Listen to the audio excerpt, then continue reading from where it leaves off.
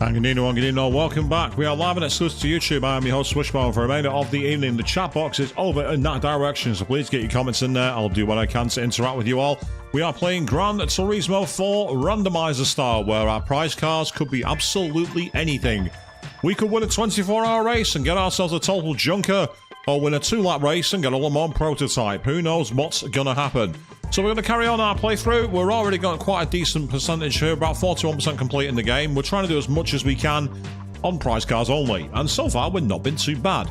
So, as I've got the wheel of a Shelby Cobra in my hand, we're going to take on the other American races while we can. We start off with the hot rod competition, and well, this 1960s classic is certainly a hot rod.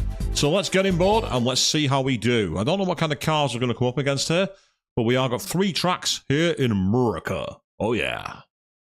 And for all you people out there, thank you all very much for those of you who are checking in. Take it nice and smooth. Enjoy the rest of your evening. And we've got, well, quite a lot to talk about, actually, because the F1 is not back for 2 weeks, and already there's all kinds of craziness happening involving it. But good evening to you, Avi, and I see you there in the chat. How are you doing? Welcome. It is indeed Happy Friday. Yes, Happy Friday indeed.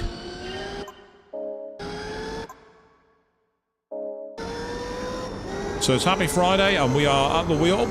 Why is a pickup truck in a hot rod race? A pickup truck is not a hot rod unless you're watching that. Does anyone remember the remake of Death Race starring Jason Statham? One of the actors had a modified pickup truck in that as their like twisted metal car. That's the closest you're going to get to a hot rod involving a pickup truck.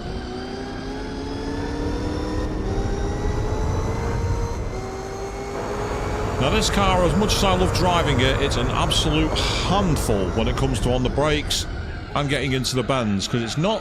It's an old American car, so it goes left-ish and right-ish. You know, it's not really designed for high-profile cornering, must be said. But it is dynamite on the quarter mile, which is exactly why this car was made, and this is a hot rod competition. It's not designed to go fast in a corner. It's designed to obliterate the road. I think part of the problem is it doesn't really warm the tyres up very well. But having said that, we are pulling away, so all is good.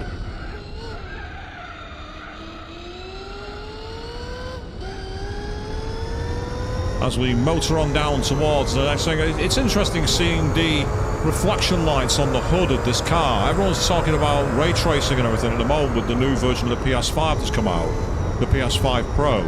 And it's... for me, not seen much of an upgrade, but I've not played one, so I can't comment too much on it. What I do know is if you have bought one, I hope you're enjoying it. That's all I gotta say. Yeah, 3 laps here of New York. Start spreading the news. Oh, we've actually hit the top end of our torque stream, so I need to sort that out. We've actually reached the end of our torque. We can't go any faster. The gear ratios ran out. We ran out of revs. So that's why you saw the red light come on and then the car start to turn back down again. It's because the car couldn't rev any higher. It has all the horsepower in the world, but no way to deliver it. At the moment, no, it looks like we're not needing it. Oh, no. You see what I mean about the brakes on this car?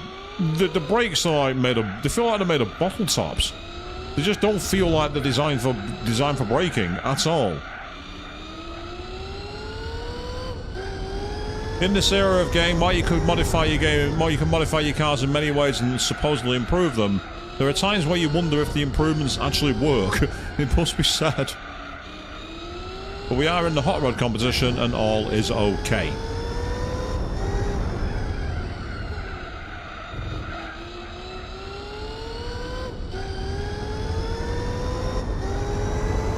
You can hear the tyre squeal as it's like spinning up the tyres, even in like 3rd and 4th gear. This car, as fast as it is, it's not really designed for these tyres. We're on sports tyres, so they're not exactly the grippiest in the world.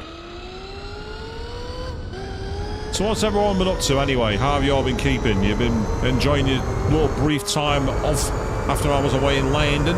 Or are you just taking it nice and smooth this weekend?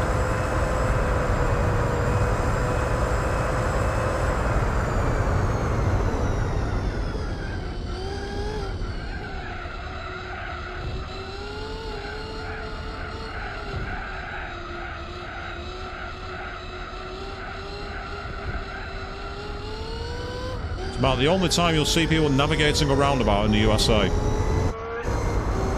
And to be fair, in the UK, we're no better. We're absolutely awful at them. You've been okay, have you, Avian? Good to hear. Quiet week. I've told you to never use the Q word. Never use it. I understand that you guys have got a bank holiday coming up over in Canada. Is that correct? One of my colleagues today was telling me there's a Canadian bank holiday on the Monday. Well, if that's the case, you enjoy it. We've not got a bank holiday now till Christmas, so all ours have been used up. Ah, nice. Yeah, that's a nice one. That's a nice one to get off. It's a big celebration over here, but we don't actually take the day off for it, oddly enough.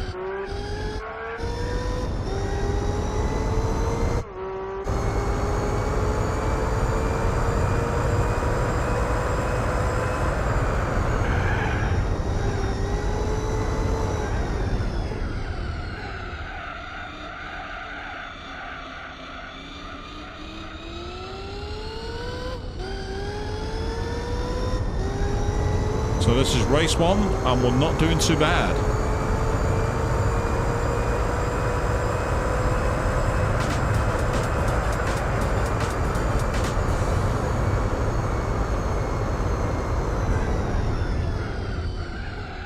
Yes, all these modern cars from the post-2000s destroyed by a car from the 1960s.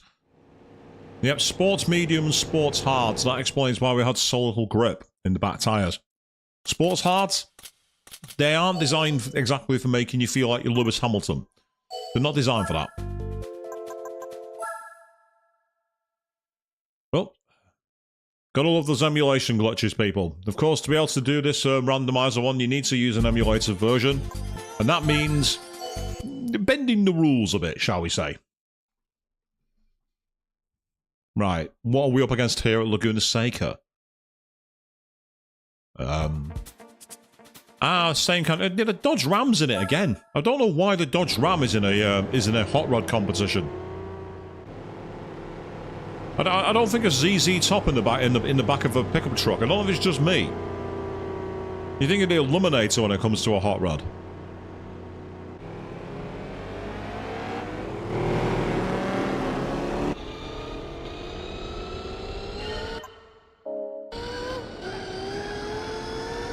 So there's the Shelby Mustang trying to overtake the Ram. I've overtaken the pair of them. Oh, but I've been punted. I just got punted by the Dodge Ram. He literally smacked me up the arse. Well, that's one advantage of the Ram, I suppose. It's taken after its name, Ram.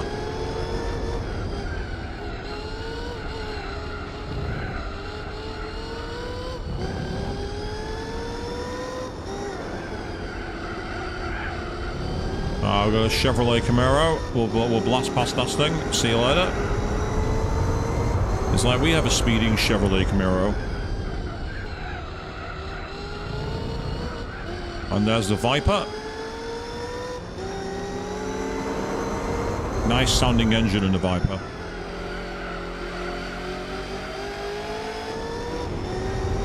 And up we go, up the hills.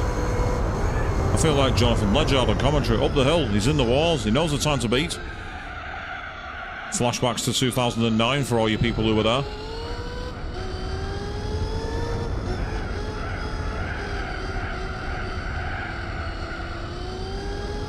Yep, all good so far. Oh. Serious lack of traction at the moment. I'm really struggling for grip. The only advantage is a nice light car, so it's carrying me forward quite easily.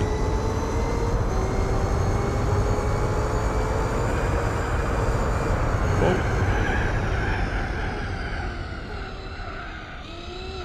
Yep, sorry guys, you're not getting your brake marker boards anymore and taking them with me. Yeah, it has a real change of direction issue, this car. When you get a sudden change of direction on the brakes, it's like the axle locks up at the back. Like Alex Albon's car in Brazil. Too soon.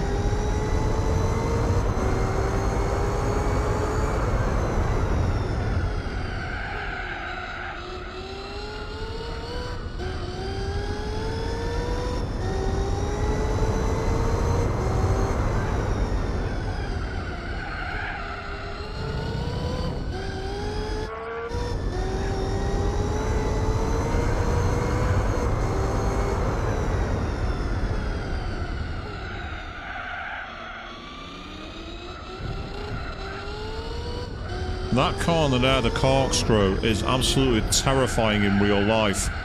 You would not believe the elevation of that corner. So the fact that people go around it on motorcycles really shows how crazy they are. Mad respect for the people who like to lean on helmets and put their entire body on the line to ride that. You have to be nuts.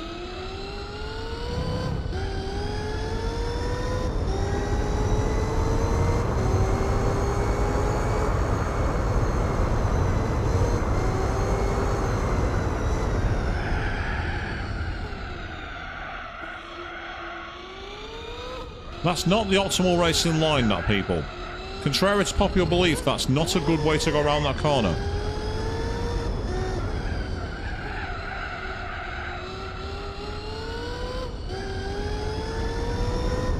That's just struggling to render parts of the circuit here. This hacked version of the ROM is having its challenges, shall we say.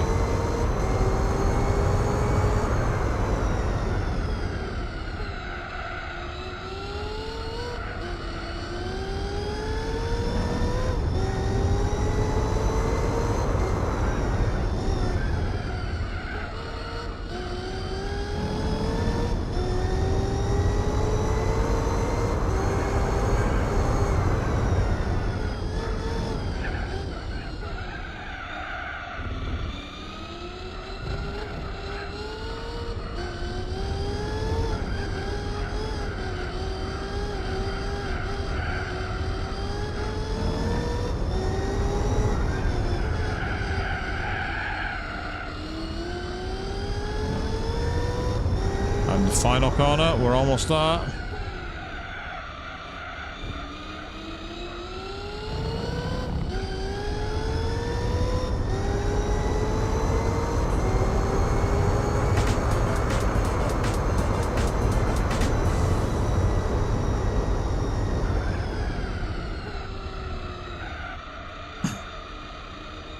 Yeah, that wasn't so bad. So we got one more race and then we'll find out our first prize car. What's the first roll of the dice going to get us, people? Is it going to be anything good? Is it going to be something truly terrible? We will find out. But we have one more race to do first. We're done with Seiko, we're done New York, so I'm guessing it's going to be Seattle. If it's going by an American focus. Oh no, it's El Capitan! Oh wow, okay. I expect this to be an interesting race then. What are we going to do, 2 laps? Can't see us doing many more than that, 'cause it's quite a long lap, this. No, we're doing 3. Oh, wow. That's a surprise.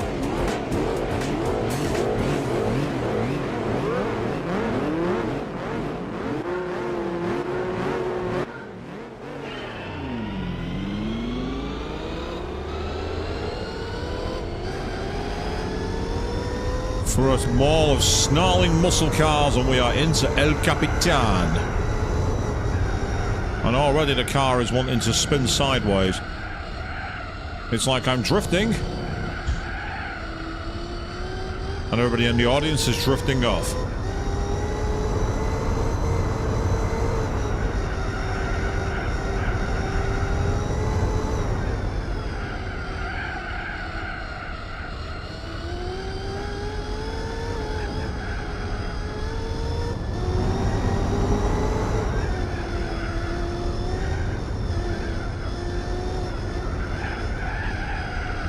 Well, that Chevrolet Camaro's holding everyone up for me. I warned you not to use the Q word. I warned you. Never use the Q word.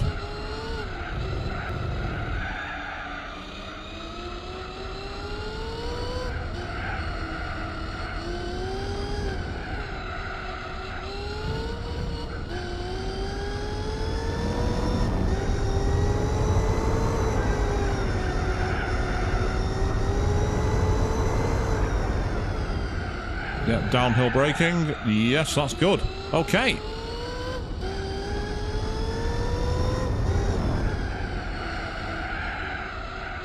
I'll say this was one of the best prize cars I've got, the Shelby Cobra. It's been a fantastic prize car. It's hard work to drive, but it's been so versatile and I've been able to use it in so many events.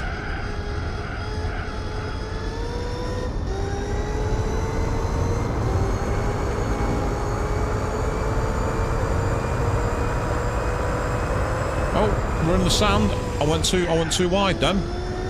I've never done that before. That was poor. That was amateur hour at the OK Corral, that them people.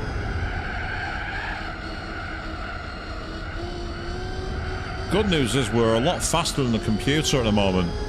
We're lapping anywhere between 19 and 20 seconds a lap faster, which is kind of insane.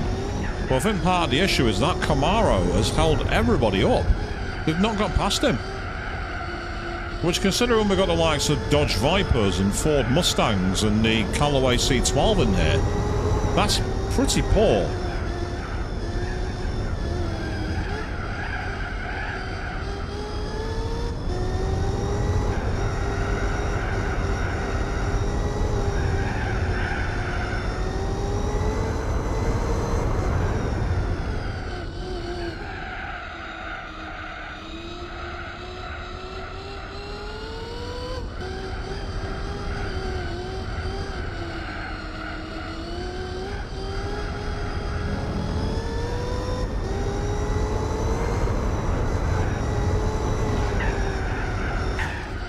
I thought I'd caught the edge of that. I thought I'd caught it slightly further wide. It was a risky turn, that, and I got it slightly wrong.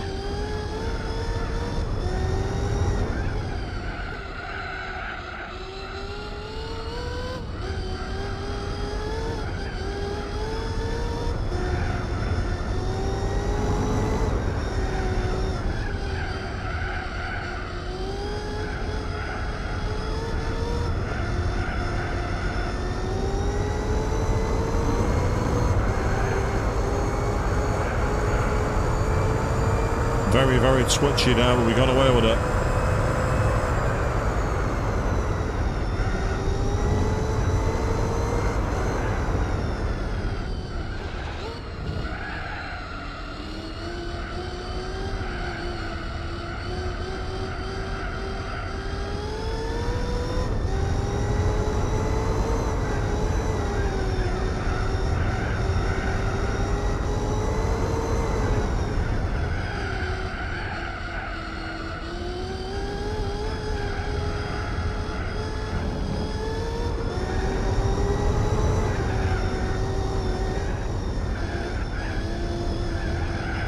Well, that Chevrolet Camaro is still doing the damage for the opposition. Still keeping them all behind me. And all I've got to do now is keep it nice and smooth here. I'm well in the lead. I'm just going to make sure I don't drop it too hard anywhere. The old bring it home mantra that they have in motorsport. It's like, don't do anything rash. Bring it to the finish line.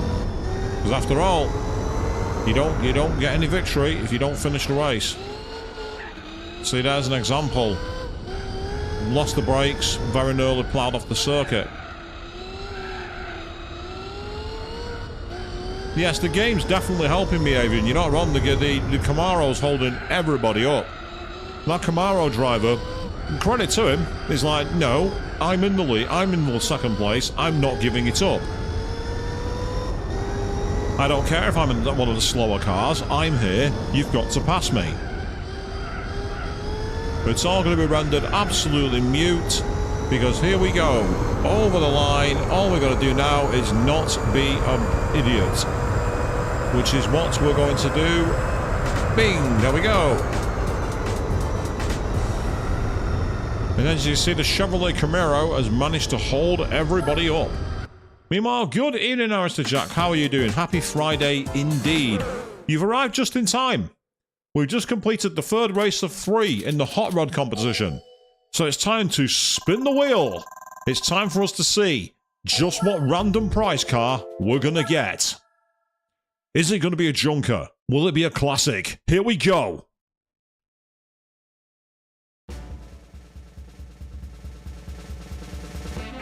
It's a Volkswagen Bora. That might sound useless, but actually that is going to come in handy. Because I have a tournament in the European area, which is for like European saloon cars. So that actually could be useful. I could actually get some use out of it. So we start with a Volkswagen Bora, which is not the worst. It's not a bad start, it's not a great start. So we got one more race over here in America, up to the 1980s muscle cars. Mine's from the 1960s. It qualifies. Here we go.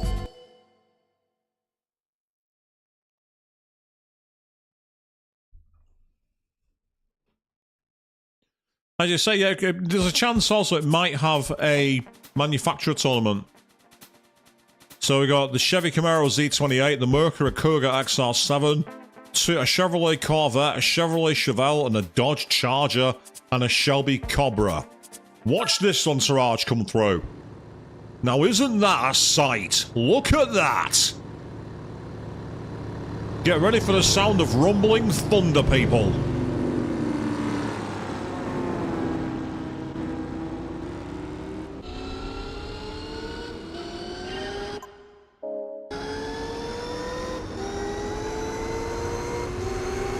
Yep, they're 3 lanes wide, and they can barely take any corners, but they are all absolute beauties.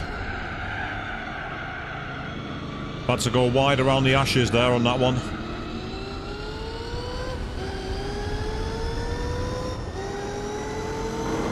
See you next week.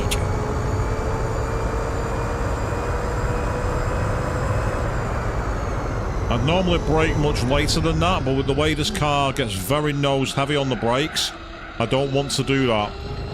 I want to be very cautious, especially on cold tyres. On this game, in this car, your brakes do lock up. I say old American muscle cars, they go sort of left and sort of right. You don't really get precision cornering. And would I have one of these? Absolutely I would. I would love a Dodge Charger on my driveway. An old American classic.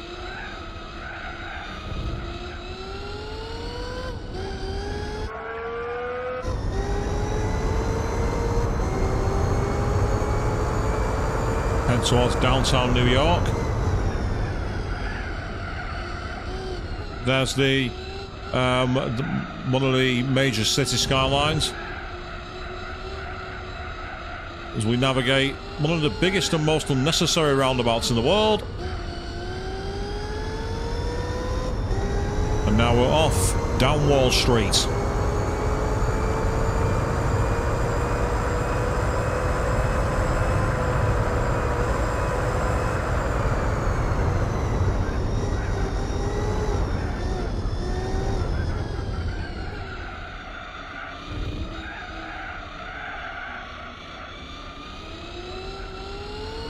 And we're 17 seconds a lap faster than the field at the moment. We are much, much faster.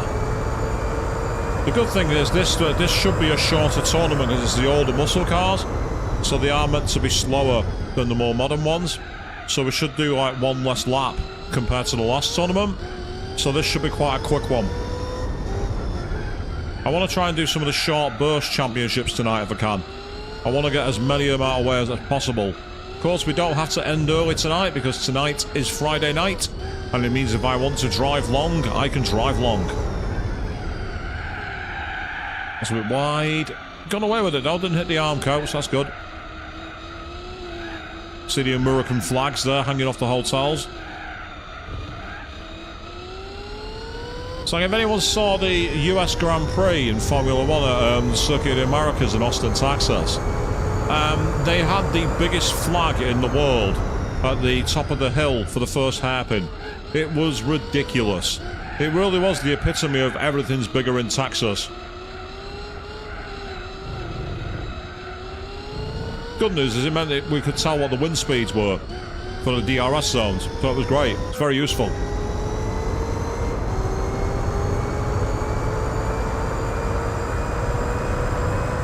And over the line, first place.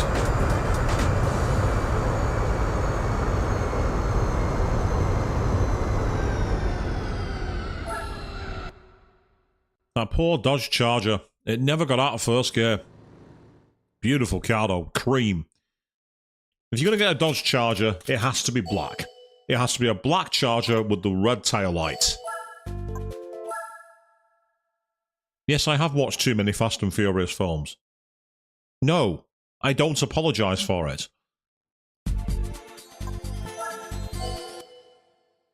I'm sad enough to say I've actually seen all the Fast and Furious movies. That says a lot for how dumb I am as a person. They are my guiltiest pleasure, it must be said. Ooh, the Buick Special 62. That car in 5th place. Watch out for that car. That car's going to be very difficult to beat. That car is an absolute beast. It doesn't look like much, but trust me, that car is nasty. That's an absolute sniper, that car.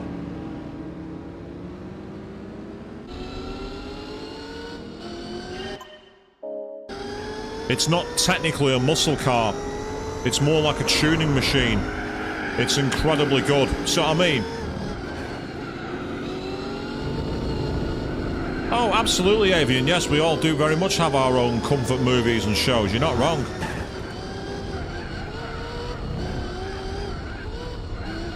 I just find it funny that someone who's often been seen as a bit of a connoisseur of media likes watching those movies, as dumb as they are. They're often included on in flights as well. That's part of the reason I like them. 30,000 feet, soda in one hand, bad airplane food in the other, and a bad movie on. It should be everyone's idea of hell, but yeah, it's my idea of good travelling.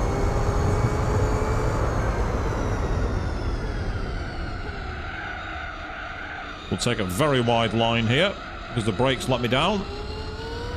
But thanks to a Herman Toker-sized runoff, we're able to keep the brakes going, keep the speed in the car, and cut back at a nice wide angle.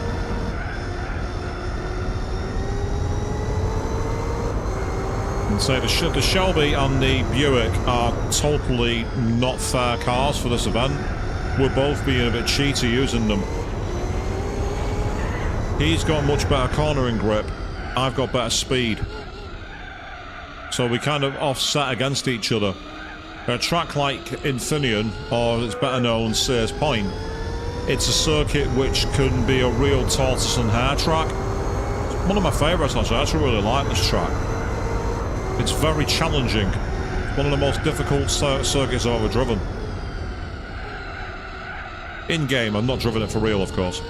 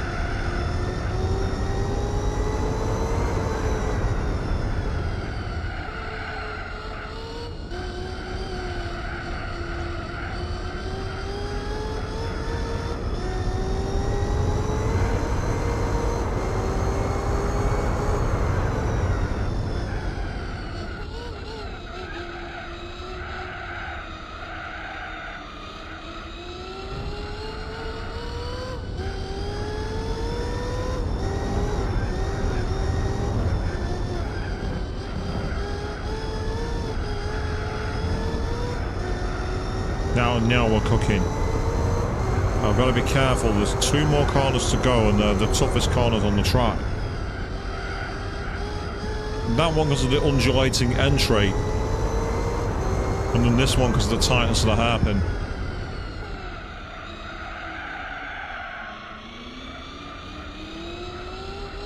And then we gas out of the corner, and I think we've got this in the bag.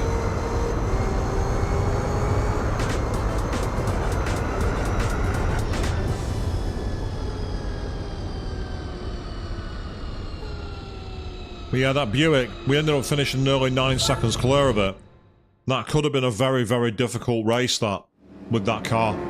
And if that car shows up at the next event, it could be really, really tough.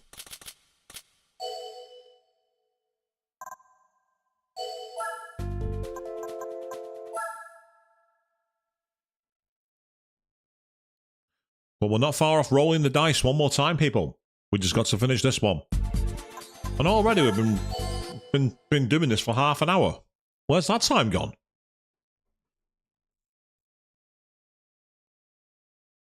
You really get your bang for your buck in this game in terms of game time. If you do everything, you will play it for hundreds of hours. Oh, I didn't see the entry list. I skipped past it. Looks like we've got the Mercury Cougar right in front of us, but I don't know who else is in the race. I think that Buick is in here, and worst of all, I think it's in second place. So this could be a very challenging race now. Yeah, it is. It's right there, I see it. It's going for the lead already. And unlike me, it doesn't have anywhere near the braking trouble that I do.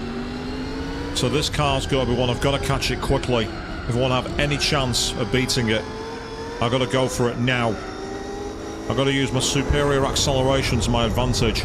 The problem is he'll be able to ride the jumps way better than me, so what I mean. And then he hit me into the wall. Yeah, now we've got a real race there, people. This Buick is going to make life very, very hard. As I say, it's probably one of the least fair competitors in the entire game. It's certainly not as balanced as the others. So you got to just really be on it to beat it.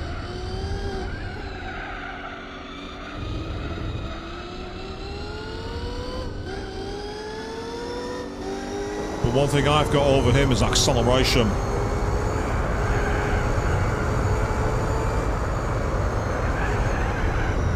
The downside to that is he's got way better control.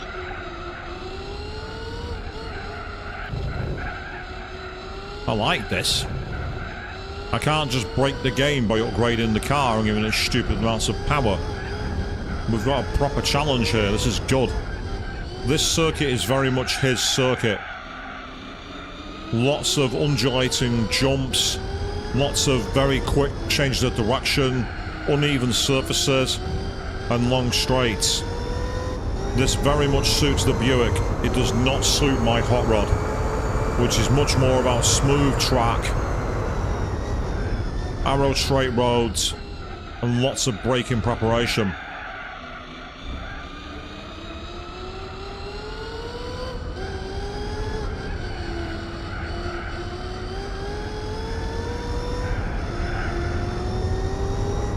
Off the gas.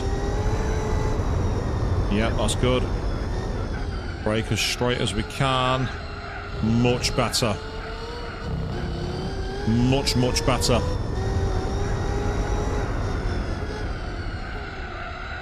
There will be very little in it at the end of this race between us. Very, very little in it.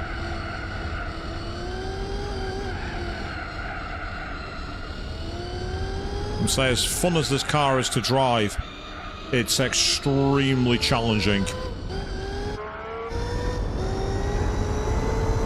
It's like everything's fine, and now I've stabbed you in the throat. That's what the car feels like to drive. Yeah, I got you by snobbing you in the back, sorry.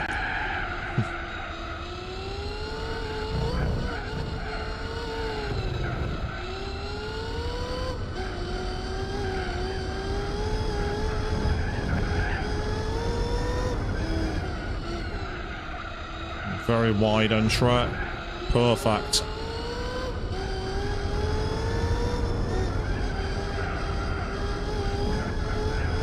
That's it, aim to rub against the Armco, and we win.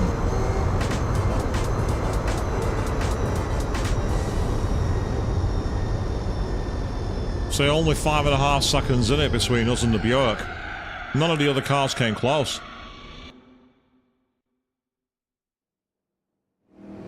So it's time to roll the dice one more time, people. We're just about to finish with the American events. This is the final one. So, for winning the muscle car competition, the roulette wheel is being spun. And we're going to get...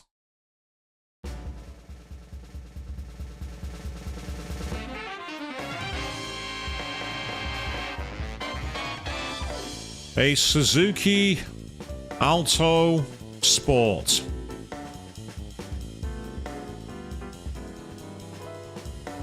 It's a very hip little JDM town car.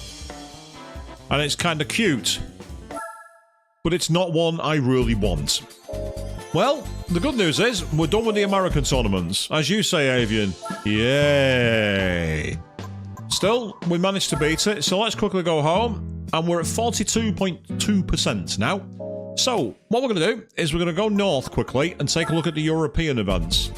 We have the British GT Series, the Deutsche Touring Car Meisterschaft, more commonly known as DTM, German touring cars, La Fiesta Italiano, Tour de France Championnat, the European Classic Car League, the Euro Hot Hatch League, the 1,000 miles, which we're not doing tonight, and then 2 German-specific ones, the Schwarze Liga A, which is all like, that might be where I can get away with that VW Bora.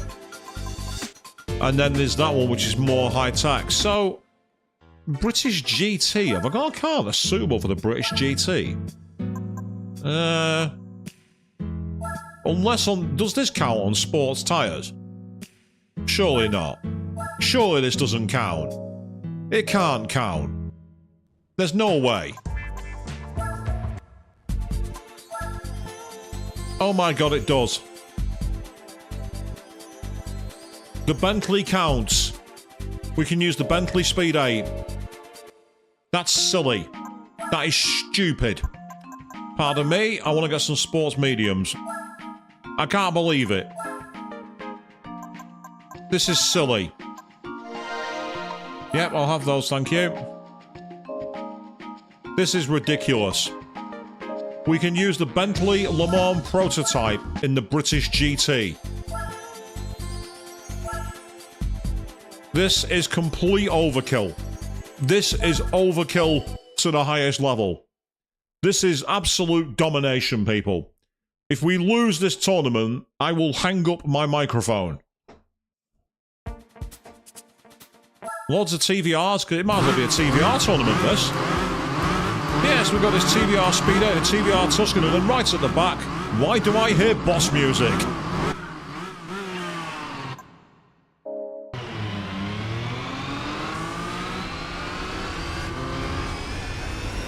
They're all like, you've got to be kidding me. And I'm like, nope, I am not.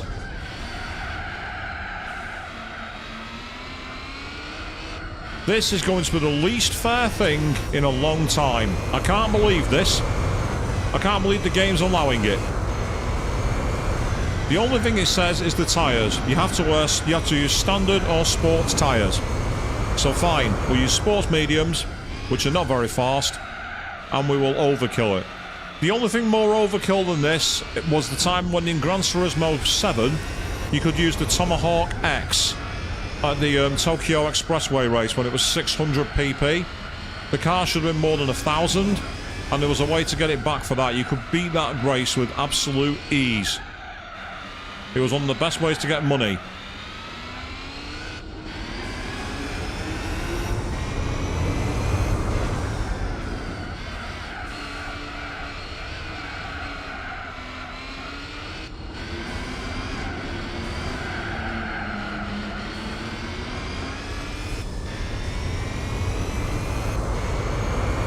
So we might as well sit back and relax, people, because this is going to be a walkover.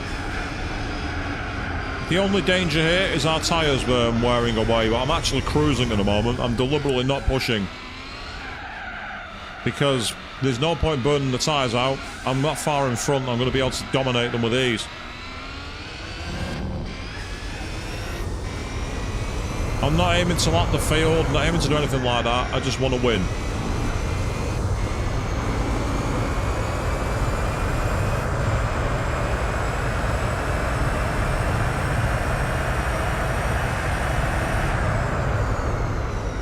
I'll brake early because I want to be able to stop on these tyres.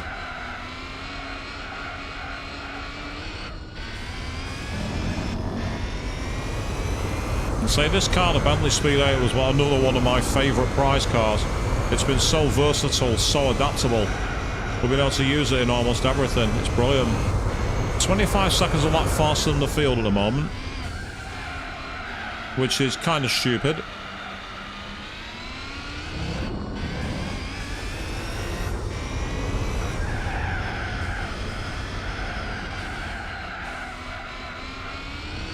But we're getting there nice and smooth.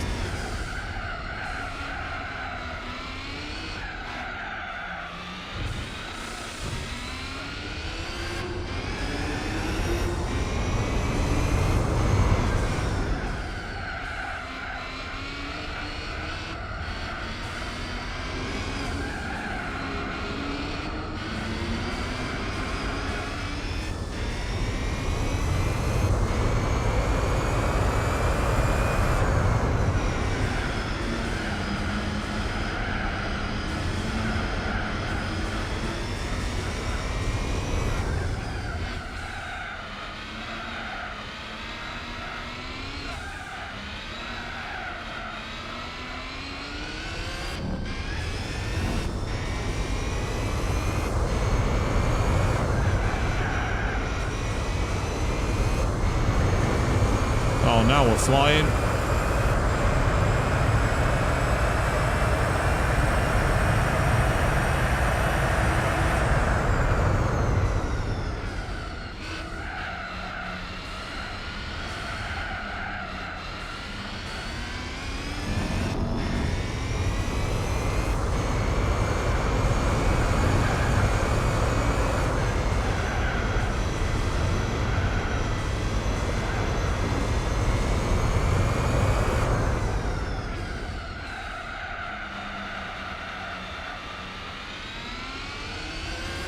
So we're definitely not going to lap the field, they're too far in front, but it's still funny that we're able to cover this much speed compared to the field, all because of what, as I say, has to be the least fair classification in history.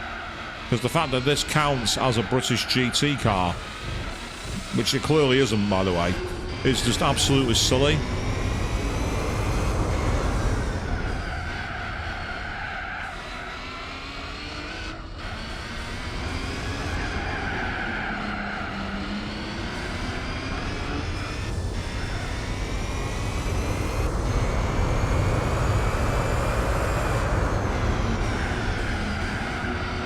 So the medium tyres have more than held up as well, which is awesome.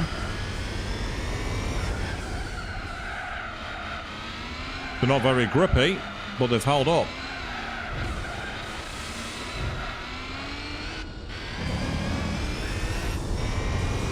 And now for the final lap. Yeah, the grip's not quite there to go flat. I tried to go flat through that corner then, but the grip just wasn't quite there. Not that it matters though. I mean, like, this is a joke. The Bentley Speed 8 Le Mans car and then an absolute ton of road cars. They never had a chance. It's just so unfair. But the game lets you do it. So do it.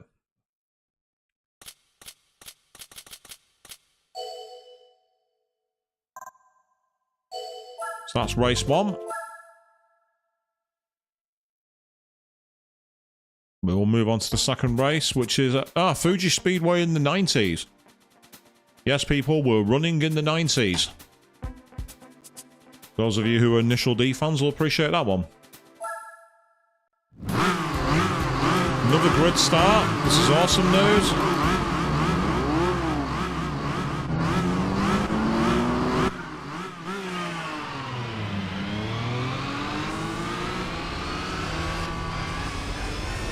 Those poor road cars.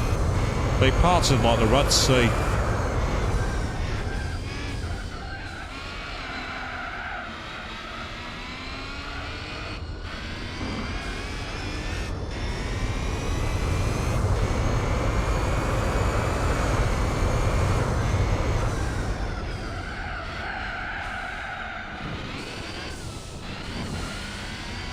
Yes, throw some dust because why not, I suppose.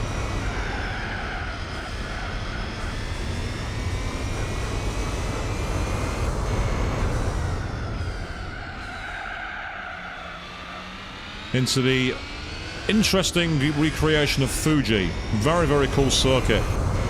Deep in the mountains of Katamba. Really, really nice. We could cheat here, but we're not going to. We're going to take the chicanes properly.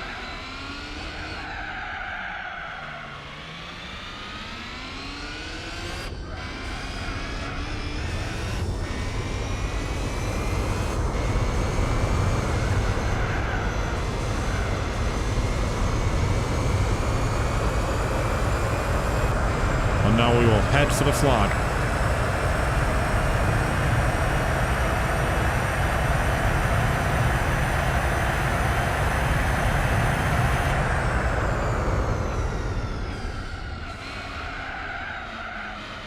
So I like the fact that there it actually accounted for the downhill gradient. So you had to get on the brakes at a really sharp time to be able to stop. I really appreciate that.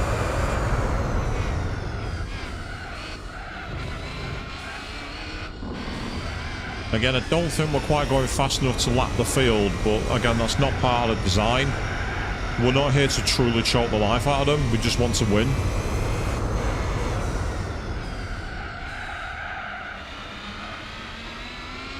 Well, if this is meant to be an even contest, it isn't. It's not even close.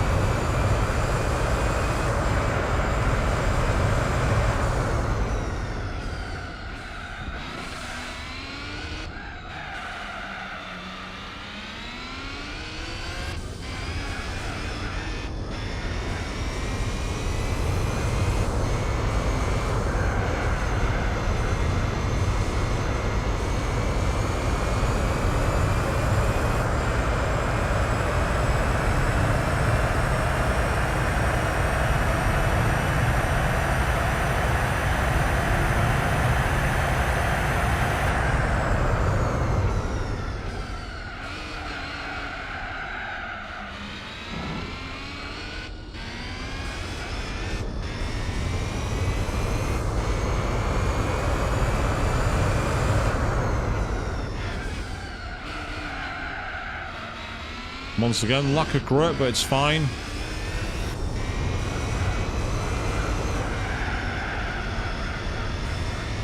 And I reckon they're going to be about 40 seconds down, maybe 38 or so. 41, 42, 42 seconds behind. So they're going to spare the magnanimity of being defeated by a lap.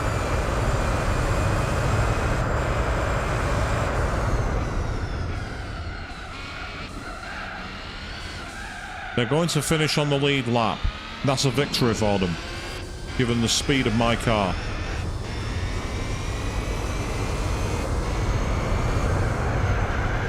I could have made this a fair challenge using my TVR Tuscan Speed 6, but that would have turned it into an all-TVR race, and also massively elongated the time it would have taken to finish it.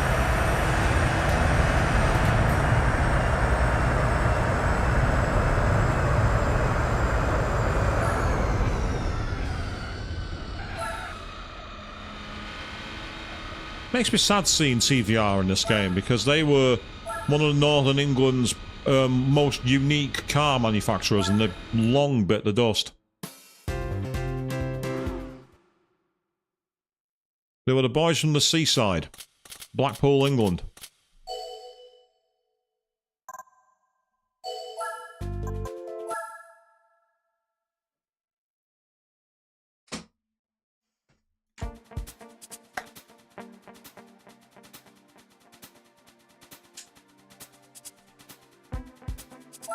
Three laps of El Capitan. Here we go.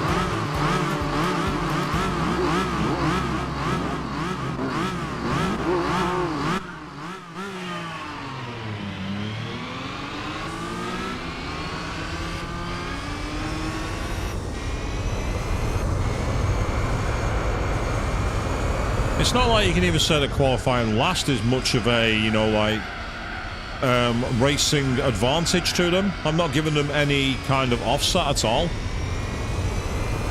It's just unbalanced and unfair, but I'm not bothered.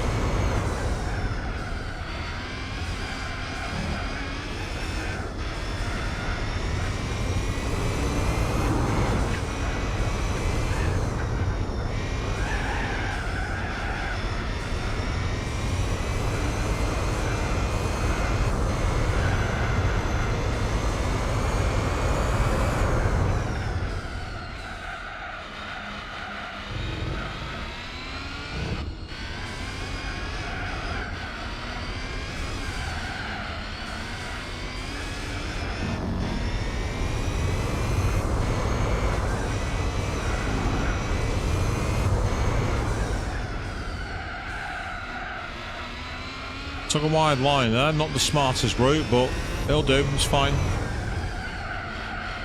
Probably going to get a lap time of about 1 minute 40 seconds, maybe 1:45.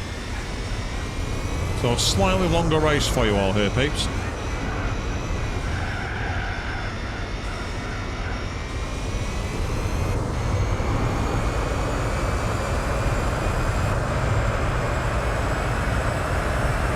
I was slap bang in the middle, 1:42.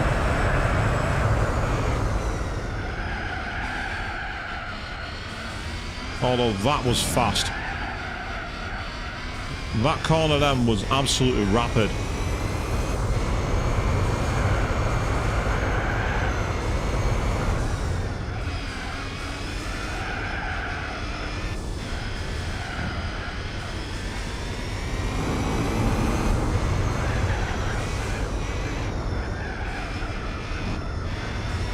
they were nearly 30 seconds slower on that lap.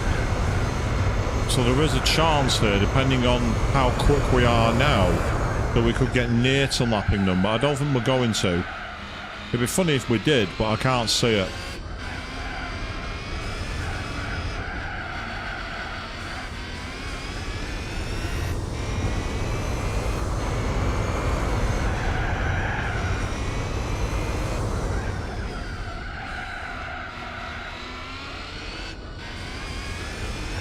I think there's one race that I need to do. I'm sure I unlocked the Subaru 360, which is a terribly slow car.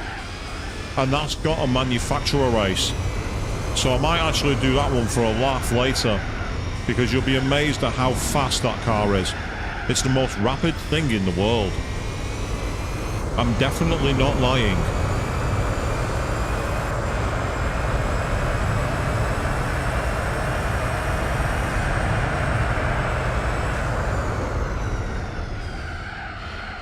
Completely flat through there, which is awesome. I don't think I'll be able to take it flat. So that's great news.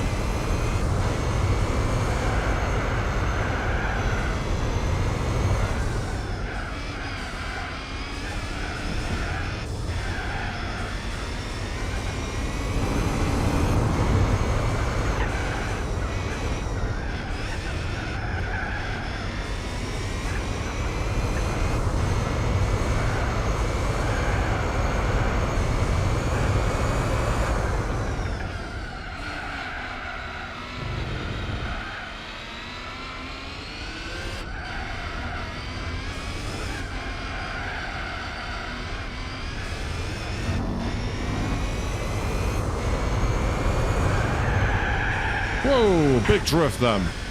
Huge drift. I wouldn't recommend taking a prototype car drifting, people. It wouldn't be very good at it.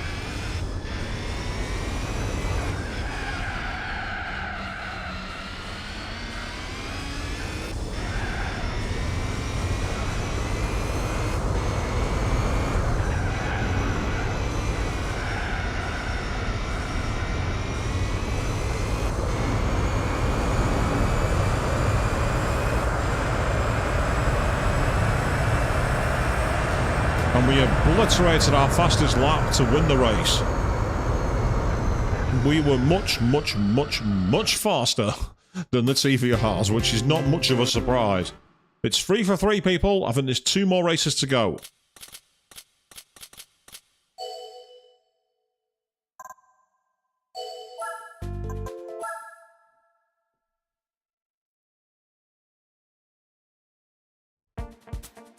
Infineon Sports Car course. So that's the full course, I believe.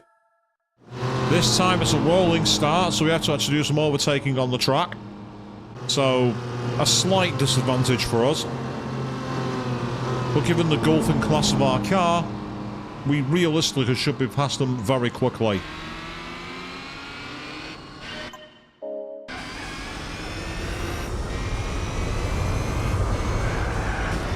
And that's not the way to do it. I said that's not the way to do it.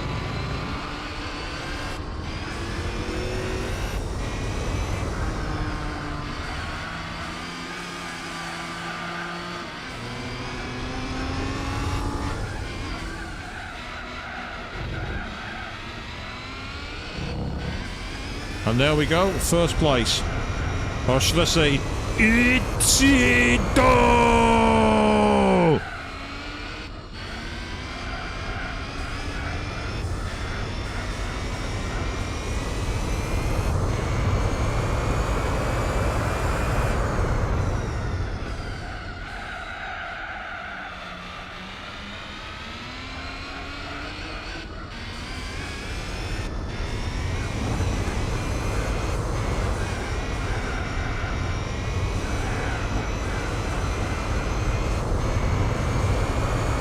Oh, this is fast. The handling we had there was much better.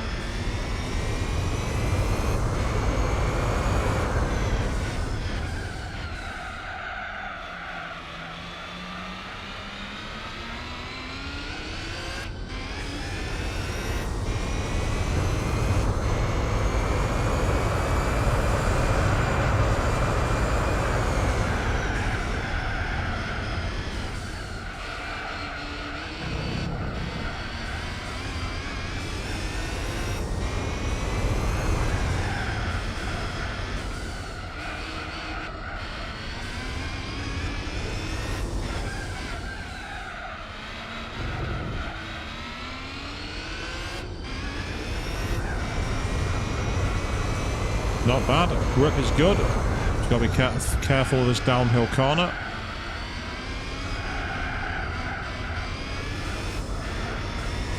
Yep, that's great. Onwards we go.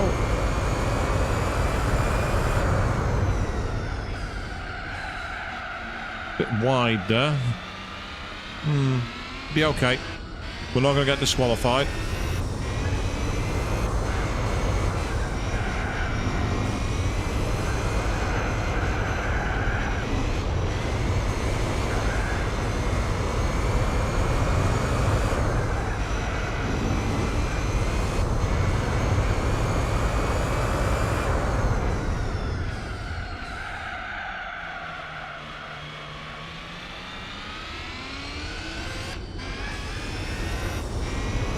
One more for luck, and then we've got the final race. And we'll be able to roll the dice again to see what we're going to get.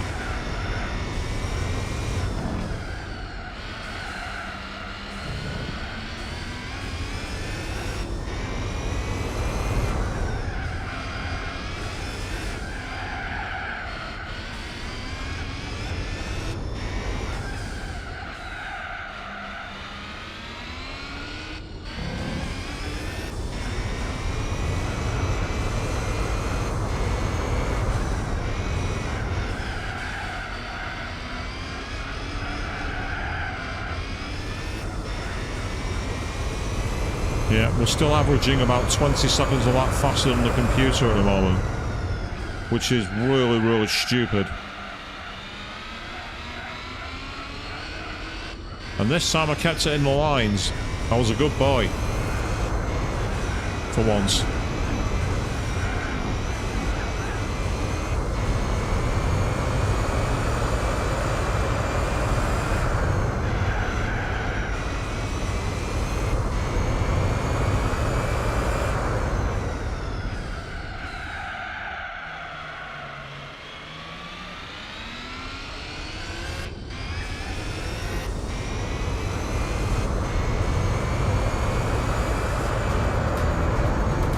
Yep, that'll do. I'm happy with that. 4:28. Not bad.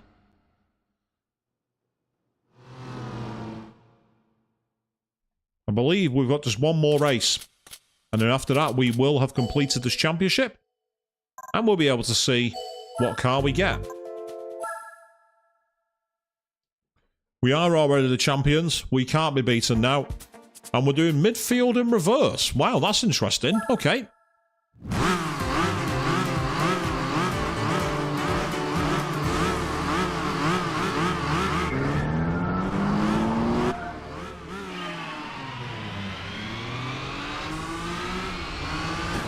Oh. Yeah, we'll take to the grass. We'll do it the illegal way because they weren't getting out of my way. I'll happily abuse the track limits if I have to. Yes, now that's cheating, people. That's seriously cheating. So now the big question is, just how much faster can we go here? So this circuit's an interesting one, being a figure-8 crossover circuit, and more about long bends than serious, like, hard challenges. It'd be good as a mid-range touring car track, for example. It'd be a great touring car track, be a great GT track, but it wouldn't be a great, like, prototype or formula track. It just doesn't quite have the grip for that,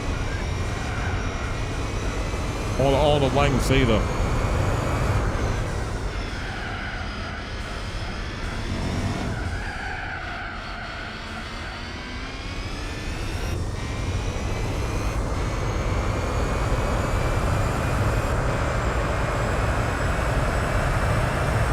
.118, not bad.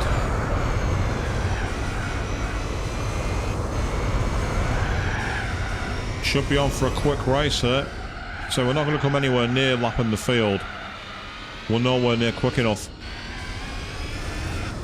Well, that's, again, not an issue. We're not trying to lap the field.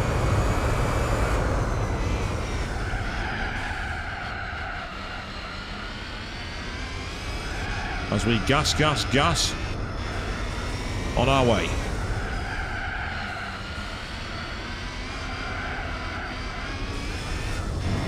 Beautiful.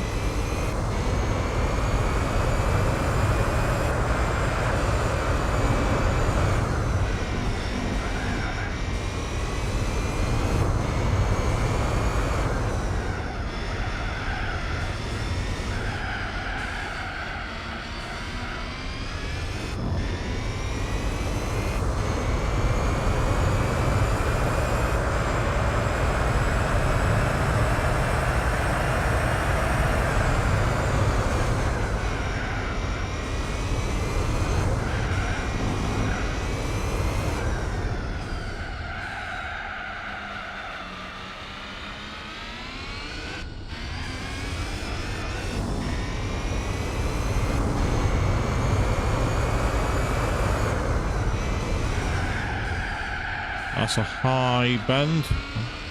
We've almost got a high side then, but we got away with it.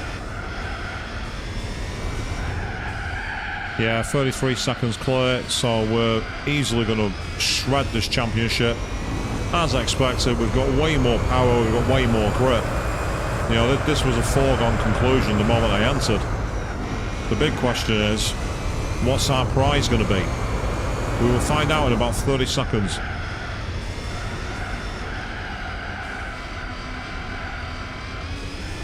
As we kiss the outside curb and we hit the road.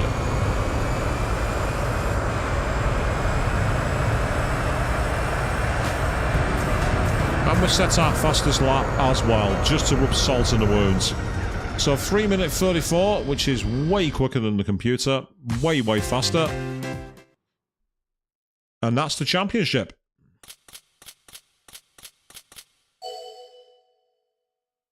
$12,000 for the race and the kitty, and then, yes, check out the keyring, people. Oh, yeah.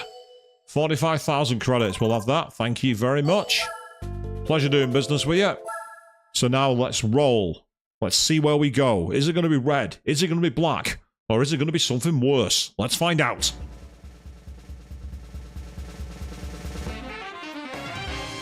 Oh, wow. It's a shoe. That's literally what that is. That is one of the tiniest cars I've ever seen. It's a very small convertible. The Honda Beat. It has practically no power. It has almost no grip. And let's just say, it's not very fast. But we have it in the bank. Now, the question is, do I have any Italian cars? I have the Alfa Romeo Spider and the Delta Integrale. Right. Interesting. I've just seen the Fiesta Italiano, which is one I want to try and take on. Out of curiosity though, what are the rules for it? Has to be a production car, has to be Italian. So my Alfa Romeo Spider will count. My Alfa Romeo Spider will be perfect. So let's quickly go to country, make it much easier to choose. Yes, we have an Alfa Romeo Spider, but it's front-engined, front-wheel drive. So it's not going to be the best in terms of grip, it must be said. We'll start, though, by changing the oil. Get ready, people. Okay. Click along in the audience. But yeah, for those of you who missed it, we got the Honda Beat for beating the British GT tournament. The Honda Beat. Wow.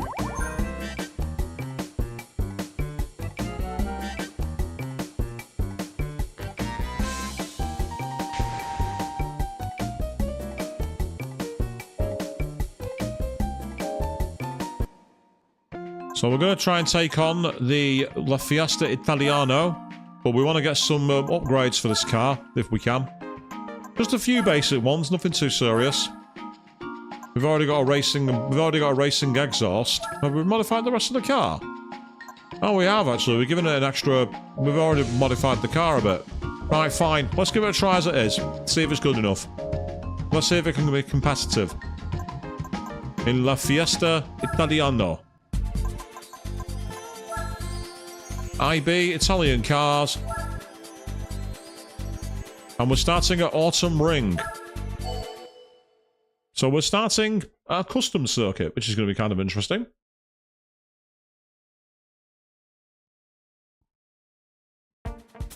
There's quite a few alphas in this, but none of the alpha Romeo spiders, interestingly. So it'll be interesting to see how we do. Oh, a 15-point race, so it's not got the best. Oh, wow. What the hell? The AI drove off the circuit. Well, that's not a good start. The AI was like, I can't control this, guy. Sorry. Right, so we've not got we've not got a car that's overkill here. So we may actually find this a challenge, people. Let's see.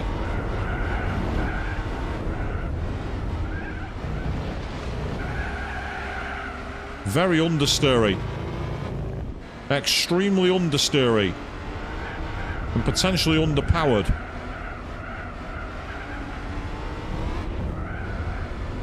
But we do have time, yeah, and we're still in touching distance, so let's not panic. Let's not reset, let's not quit out.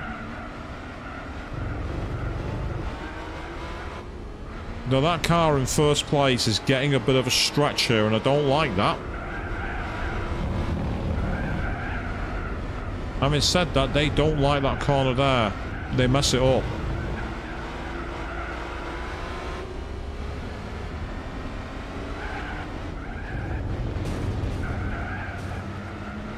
I'll happily use you as a brake. That's fine by me.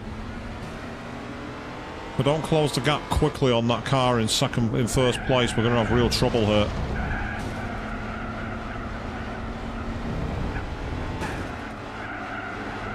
The one thing they don't like to do is hop across these chicanes. I remember that from racing here many times before. And that could be the key difference maker for winning.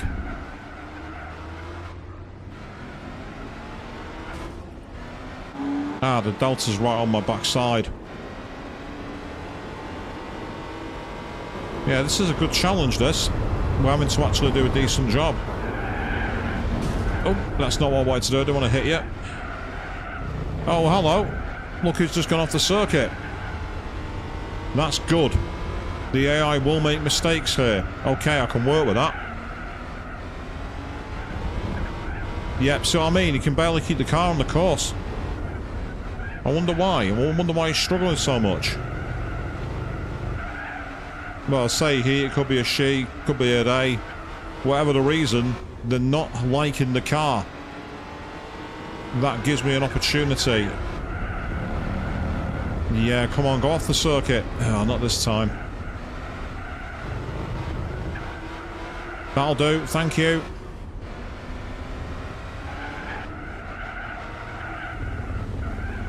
What I've got to do now is try and drill them through the chicanes. If I can do that, I'll win this race.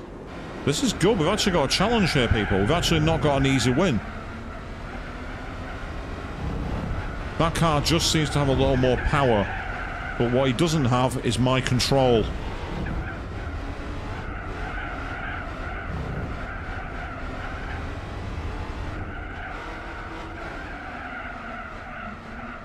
So this race was not won by skill. This race was won by the AI's absence of skill.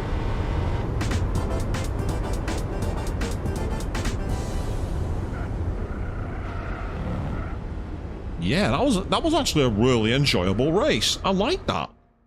That was not simple at all. I'm on soft tires as well, so even though I'm on the softest tires, I wasn't finding loads of grip purchase. So that's a concern. It had decent grunt, but not brilliant, and it wasn't exactly great in the corners either. I've got a very ordinary car here. Oh, now we're doing the Côte d'Azur for 2 laps. Oh, God. I don't think I'm going to win this race with this car. I think I might have to upgrade it. I get the feeling this car's just going to lack the grunt needed. But we'll give it a try. Of course, we can't have 30 points. It's got a much higher A-spec points one. What that's telling me is I've got a little more power than the opposition, or slightly better grip, but not enough to be dominant. The only advantage here is that this track's traditionally difficult to overtake on, so the AI may struggle. We shall see.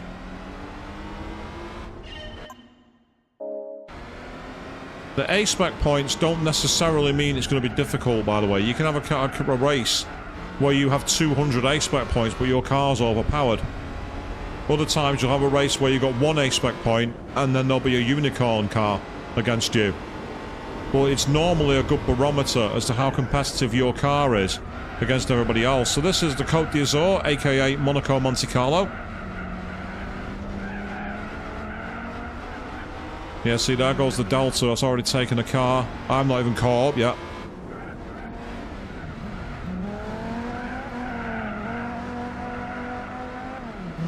Right, up the inside of the Fairmont hairpin. That was the attempt of using the opposition as a brake. It's a very dirty tactic. But on this track, I'm going to need all the tricks I can get because this is not going to be easy to win.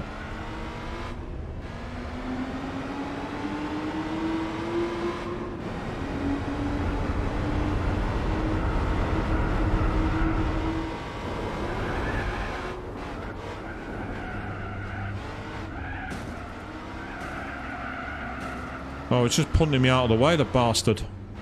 And because he did that, it took all momentum out of my car and slowed me down. That was that white Alpha's fault. Because he rubbed against my car and robbed me of all my... stole all my momentum, the bastard.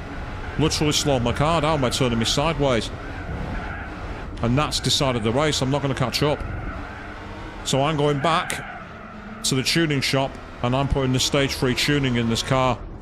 I'm putting the stage 3 engine in. I'm giving myself a lot more power. That's what I'm doing.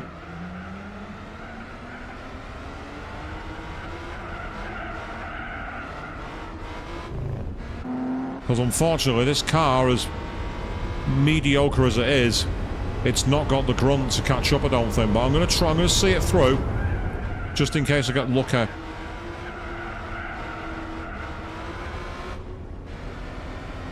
I might be able to dive bomb into the Fairmont Hotel hairpin again.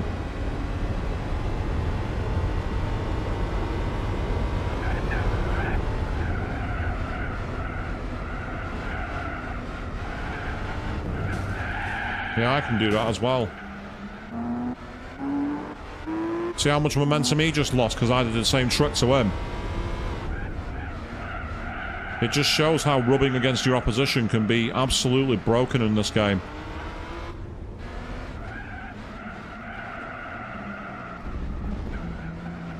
Yeah, I definitely need more power. It's just not got the performance. He gets stuck in the corners and then just like it takes forever. It's like it's got lag, which is strange because it's not got a turbo. If it had a turbo lag would be understandable. But this is naturally aspirated.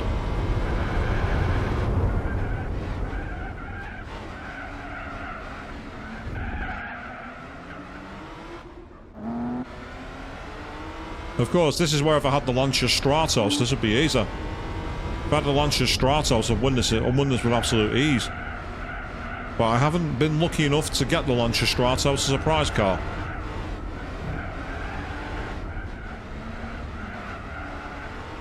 Or the Cizetta, which is the V12. Or the V16 even, sorry. So this is going to be a very lonely third place. I'm disappointed.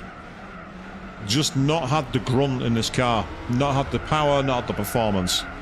So we're going to go back, put a new NA tune stage 3 in, and try again. Very disappointing. What was their finishing time? A 4:06. Yeah, so you need to be doing 2 minutes dead and then a 2:06 on your opening lap to have a chance. Yes, the rare bronze cut, people. Rare because no one wants it. So we'll back out and we'll put a stage 3 turbo in this car. Not turbo, sorry. Stage 3 NA tune. We will finish the upgrade.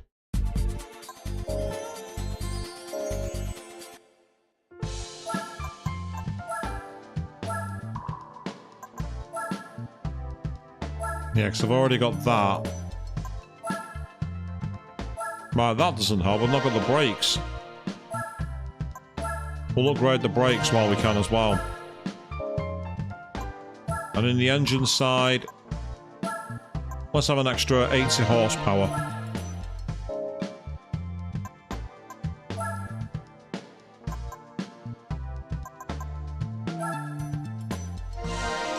This might help increase the acceleration.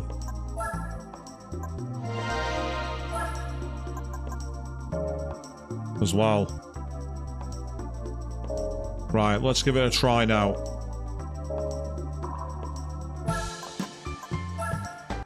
Now that we have a little more power,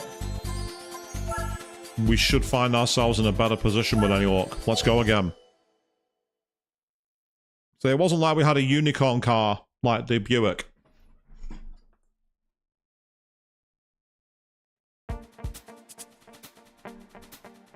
Yeah, so it's all Alphas and Fiats this time, so we're not got any Lancias. So now you can see I've already had the A-spec points drop by 22 because I've got a lot more power. So I should, keyword being should here, find it a bit easier to get near the front, but that still tells me there's going to be some challenge here. So let's see how we do. Even with the extra horsepower trick of changing the oil hasn't helped.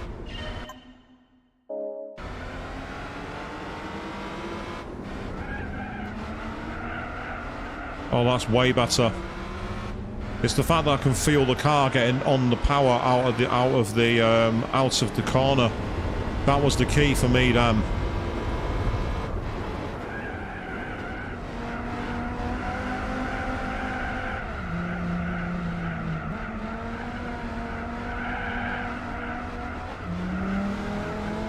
The Fiat's just hit the wall. You see, I'm already catching up to them. That was something I wasn't doing before. I was struggling to get anywhere near them at this point.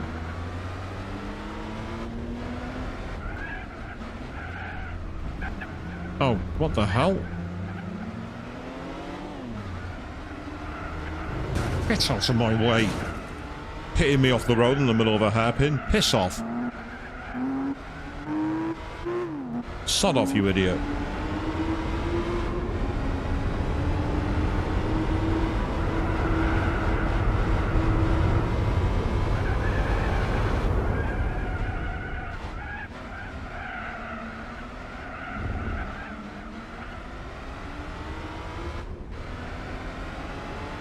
As I say, even though I've got a bit more power, I'm still not 100% catching up as fast as I'd like.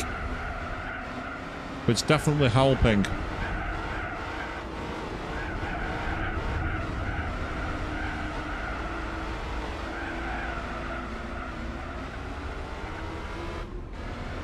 Problem is, this guy in this red Alpha is all over the road.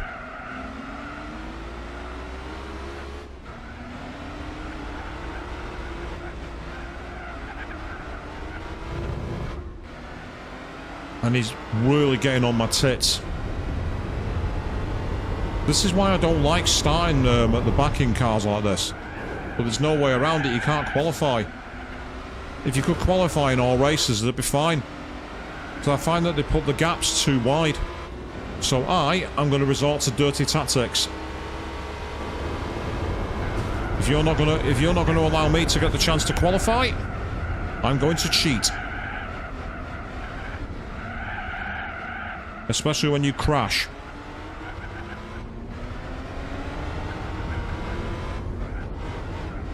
Don't know if you were attempting to follow my lead at Casino Square and War Ride There game, but either way, unfortunately this time, you failed.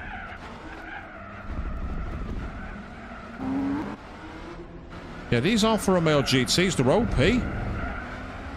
Their cars are handling way better than they should do.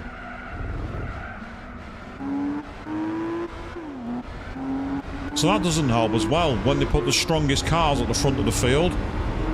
You know, it should be a case of the stronger cars should start like near the back to equalise it out a bit more. That's why I don't like Chase the Rabbit races, they're kind of annoying. If they get the balance with the cars wrong, they can be much more difficult than they should be. It feels very arbitrary. But at least it's not as bad as it is in Gran Turismo 7, where they've really got that wrong. The Chase the Rabbit in that game is stupid.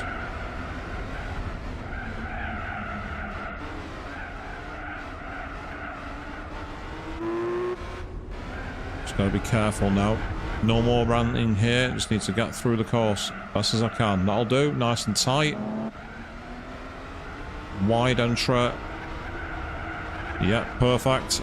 And that's it for me. Especially when they've crashed into the wall on their way through.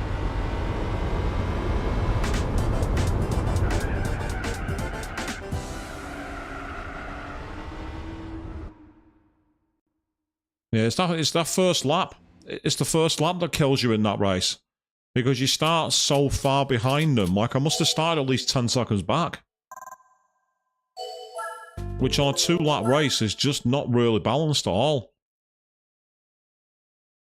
If you're going to do a rolling start, actually have cars back together each other. You don't see like that in F1 during a safety car. They're all kept apart by 5 seconds at a time. They're all right up each other's tailpipes.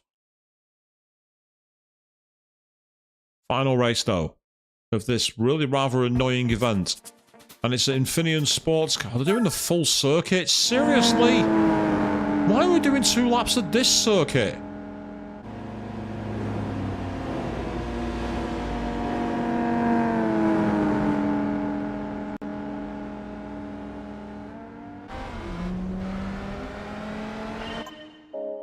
I will say the gap between the cars is a little more balanced here, at least. I'll give them that, but still, this is not the best circuit to choose for this.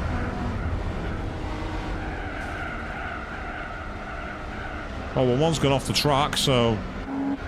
3 cars went off the track, actually. So that's interesting.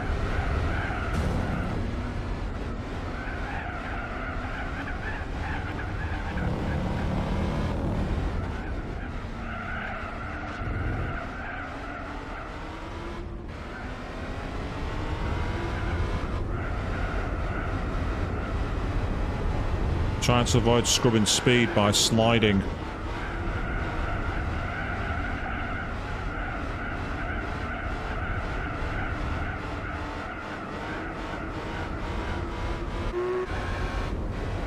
I don't know what was going on, but my car kept slowing down of its own will. Must be some kind of like built-in driving aid that's a bit too powerful. I'm trying to lean on the tyre and I can't do it when it keeps on stopping the power.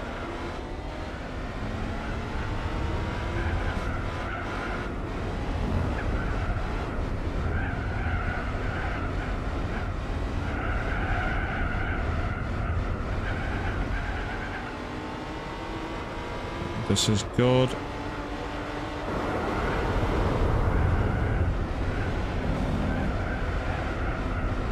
Your own fault for trying to hit me, mate. And trying to hit me when you came back on the track. When you hit me, you destabilised yourself and went off the road. That's not my fault.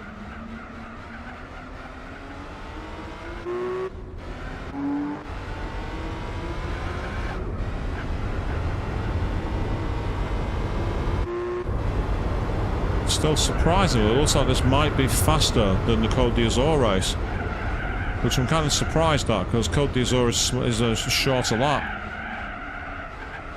Must be a much more demanding lap. Not that I'm complaining, because I want this championship over.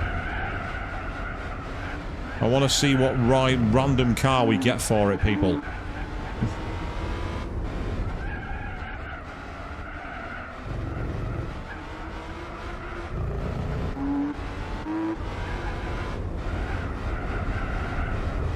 You can feel the car slowing down halfway through the corner. It could be the tyres, but it doesn't feel like it. It feels like the power is being cut out from the engine. Although, to be fair, it's not as bad as that. You saw how far wide he went then.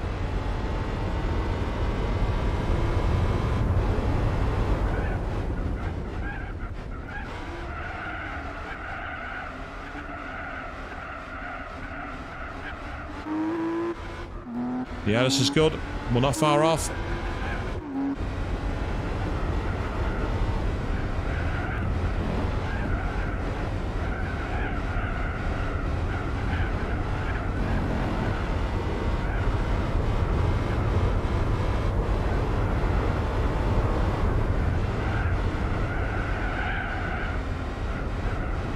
Did well to keep on the aisle, and then I felt the brakes going away from me halfway through the corner.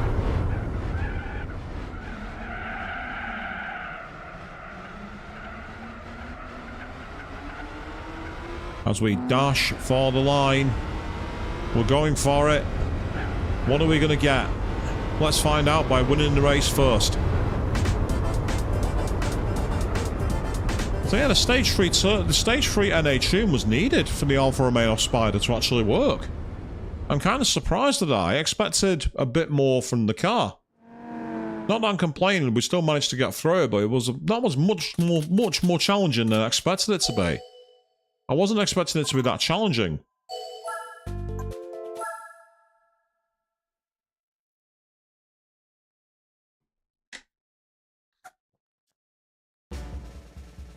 So here we go. We've won. Another Italian car, the Fiat Barchetta Giovanni. That could be useful if there's like a roadster tournament or if there's a manufacturer race for this car manufacturer. So we actually won an Italian car from the Italian Championship, so that's probably the most accurate we've been so far in the game.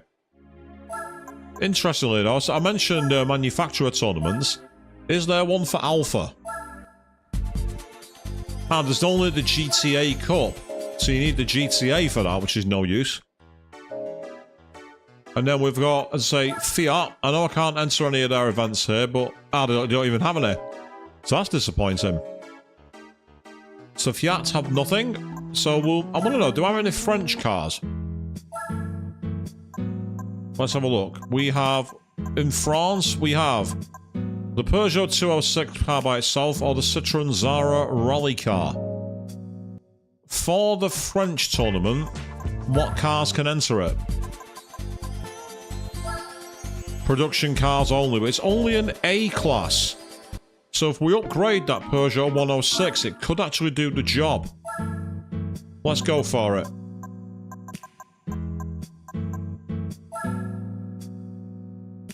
There's a Peugeot 206 Cabriolet. We'll start by changing the oil, peeps.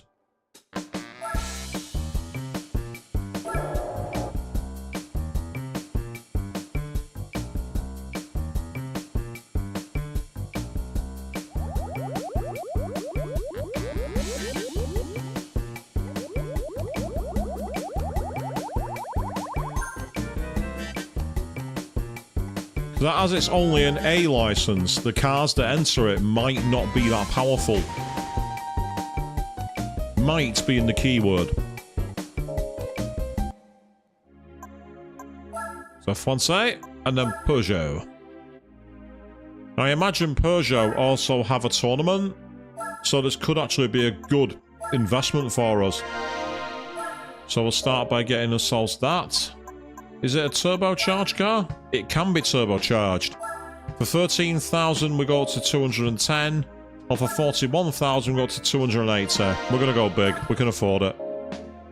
And then we will also modify the port polish. We'll modify the engine balancing, and we'll change the ECU. Final thing I want to check is, does it have sports tyres, or does it have... It does. Right, we'll start with that. We'll keep it at that level for now. Let's see if the French tournament is any good for us. It's a 5-race championship. Interesting, so it is actually a championship event, this one. You see there, the Peugeot 106 and the Renault 5 were the cars included.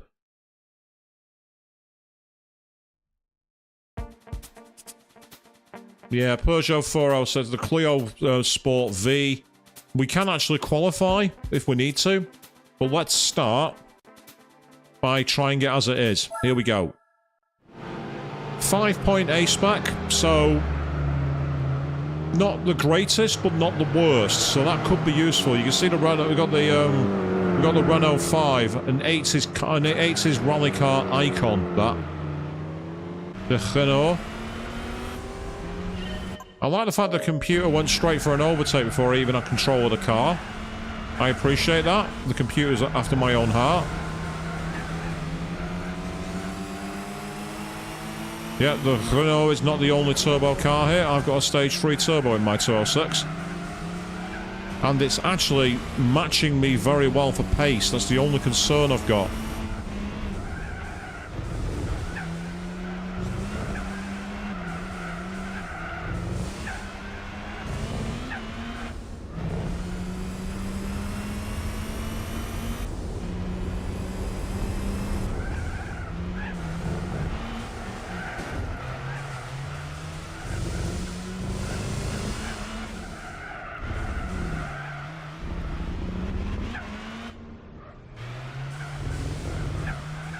Now the question is, can I catch up to that Clio?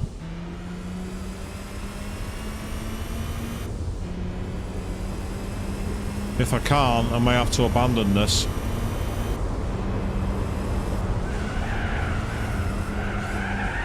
Oh dear lord, how slow were they then? Unfortunately, my car lost grip on me. But now that I know that, I can win this race.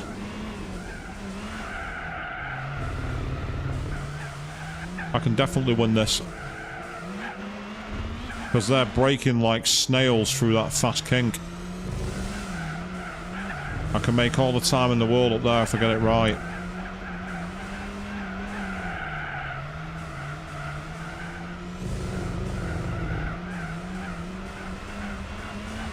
And so we may need to qualify going forward. Might be the easier way to do it. As boring as that is, it adds time to the stream. Not that time's going to be a problem tonight. But having said that, we'll see where we are. Depends on the circuit. Here, the only real place I've got to get advantage is that fast kink. Everywhere else, that Renault Clio seems to be an absolute rocket. Which is odd, because whenever I've driven that car, it's been absolutely awful. Been abjectly terrible.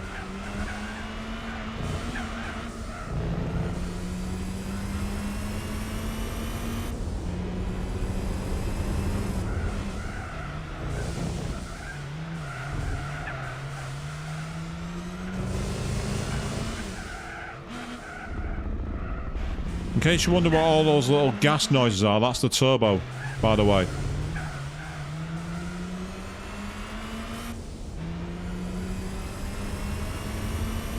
I don't know if that's closer or further away than the last lap, to be honest. I'm really not sure.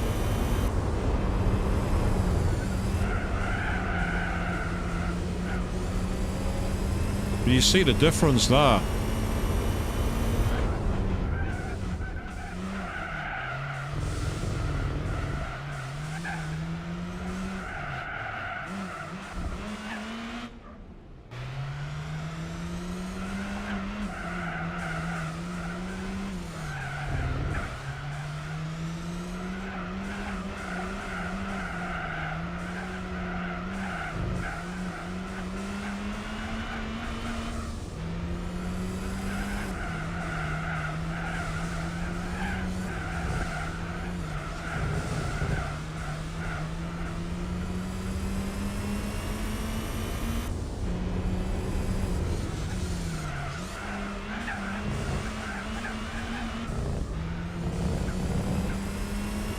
This is our chance now, peeps.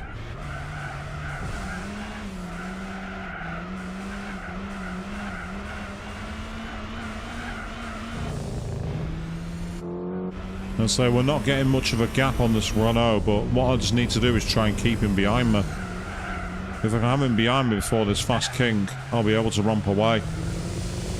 But the challenge with that is the long straight before it. Definitely suits his car and not mine. So I mean, he's right up my tailpipe, but that's a better place than he was on the last lap, because he wasn't there, he was way in front.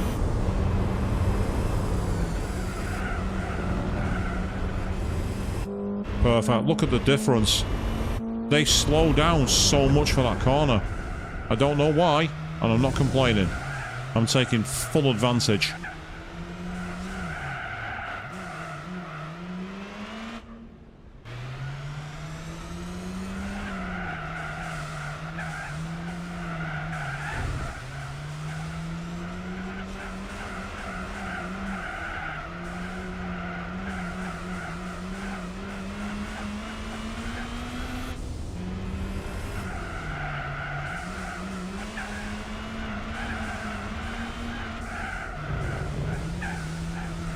Final lap for us, we're doing okay.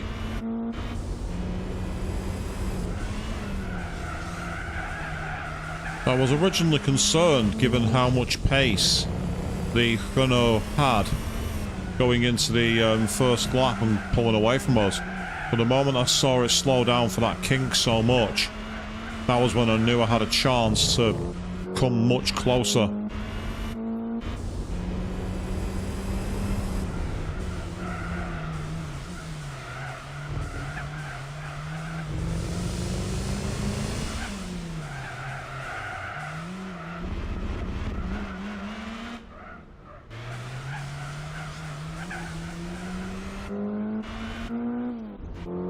Not bad.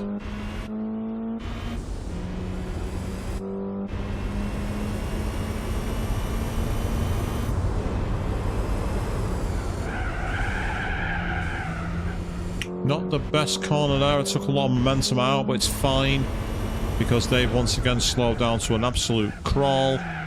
But this is going to take quite a while, this championship, I think. For all the races are this kind of length, for an A-class championship, this is not going to be fast at all.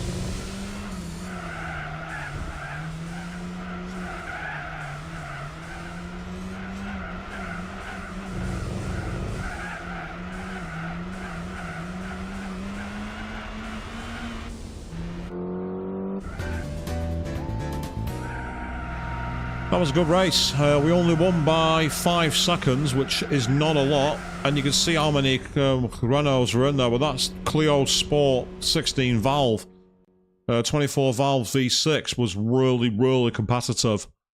So that wasn't an easy victory. And that was only the first race. So we could be in for a tough one here, depending on what the next few races are. As it's the French one, I'm expecting us to go to Côte d'Azur at some point. Oh, Circuit du Assaf 1. Right, I am not going to qualify for this, because it's going to be too long. I've just got to hope that I can get to a decent speed through the chicanes and then pull away. And I'm also going to try something.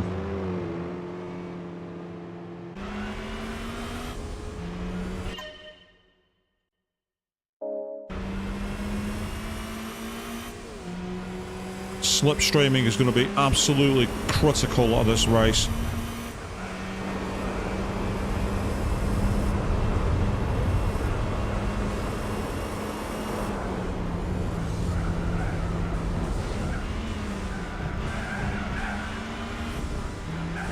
Oh, the Renault spun out, the Renault 5 Turbo. He's actually spun out. That's amazing. I've never seen that before.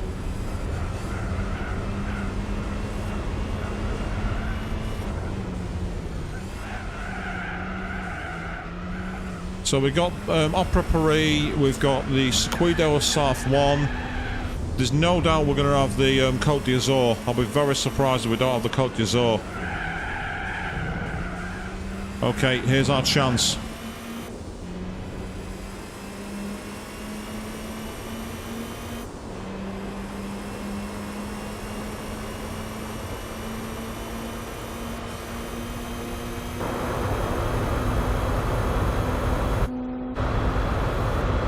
Topping out at 148 miles an hour. Yep, slipstreaming is going to be absolutely key here. And avoiding being slipstreamed as well. We have to make sure they don't get a draft off us.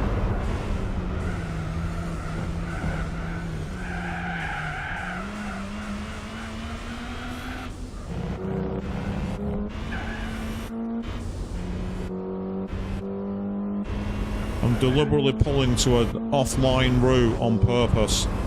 I want to avoid cutting the air. I don't want to give him a draft.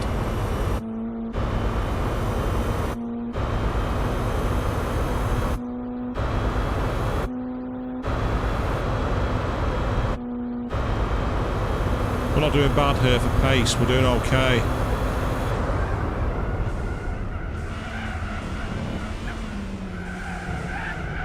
Come on, come on, come on. Yeah, good, good, good. Okay.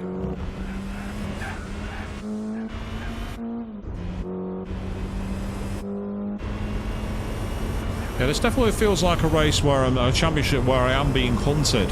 We've definitely got the opposition coming to us. But the good thing here is that we have now opened a pretty sizable gap.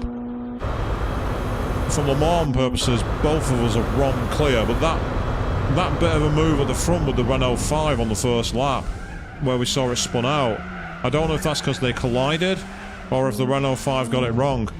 But either way, we have massively gained now. Look at that, that's a huge gap. That is a big distance, that.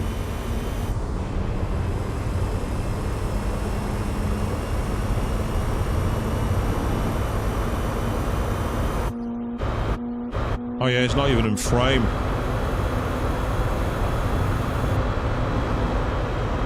I think we've got a higher top speed. So the Saab is definitely our track. Opera Paris was definitely at the AIs. That was a circuit they went very well at. Although admittedly, we're not out of the woods yet. Having gone off at Anarch.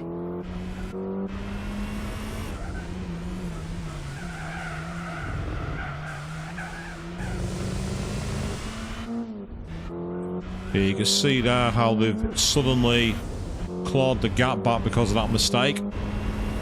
So we've got to make sure we don't repeat it as we head into the Porsche curves. Got Porsche, Chevrolet and then Ford.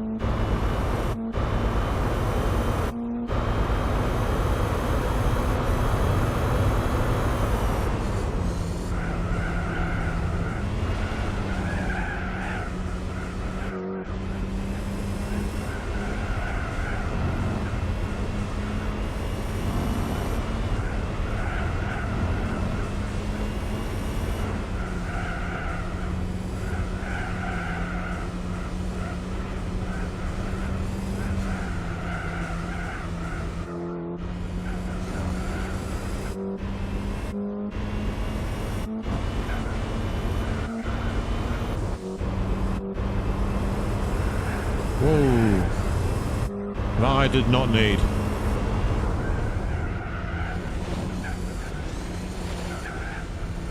And here's where we do cheat. Through the sand. Sorry, not sorry.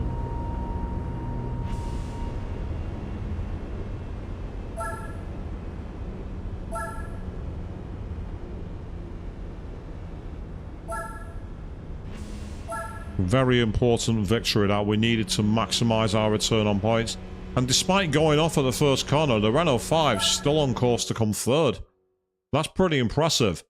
He was literally facing the wrong way on the opening on the start of that race, and still managed to win to come third. That was a fantastic drive. But it's been very of the formula so far. The same people have finished in all the same positions. Special stage Route 5. This will be an intriguing one.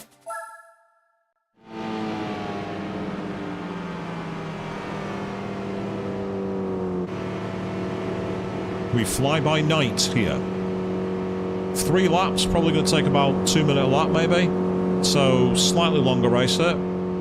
Potentially.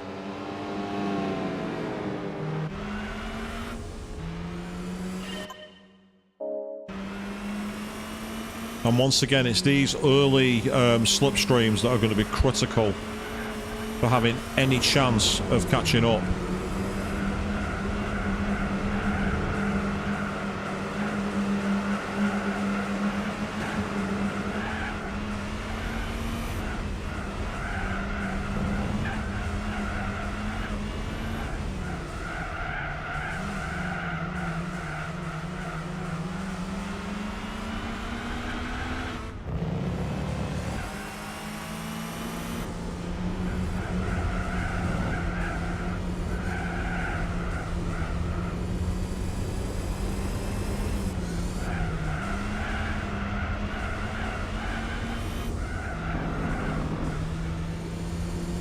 That Renault 5 is doing me a favour. He's backing the Clio into me, which is what I want.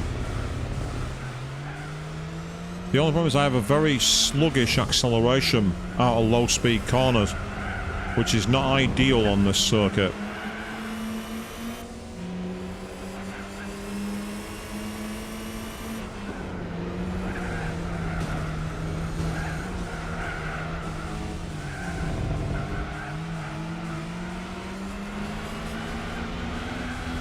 Worst place to get a slipstream than there when I'm at low speed. One of my weak points. Now for the really tricky part. Trying to pull away from them. Deliberately pull off the racing line, because that means they won't get a toe off me.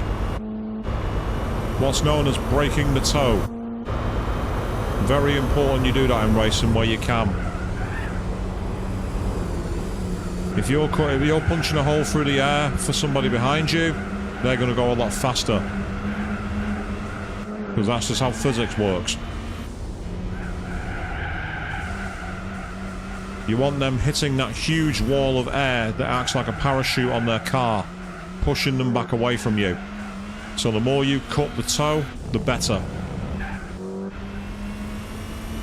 And now that we've got the Renault 5 and the Sport Clio having their duel, this is an opportunity for us to pull away. If we win this race, we're going to be odds-on favourites for the championship because we'll have won 3 of 5 races. Doesn't mean it's over by any means, but it's a big, big step towards getting our hand on the cup.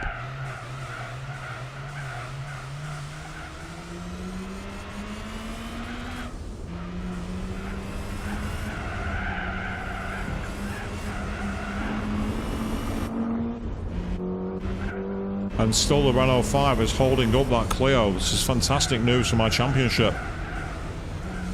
The Clio and the Renault 5 swapping positions now will all but make me certainly champion. So this is a very good result for me, if it stays like this. Race 3 of 5, people. We're doing okay. Driving in a Peugeot 206 Cabriolet, for those of you who are interested.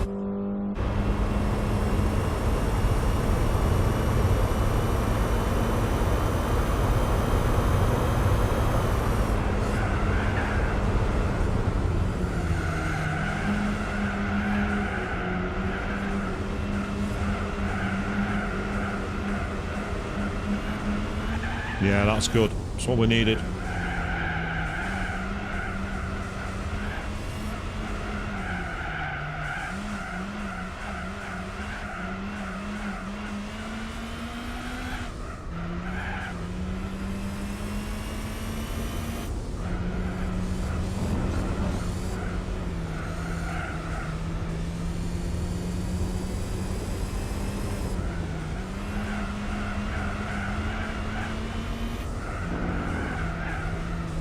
And still the Renault 5 is holding up the Clio. I'm surprised that Clio driver hasn't been able to draft past the Renault 5. I thought I would have done it by now. I'm not complaining, it's good. I'm just surprised.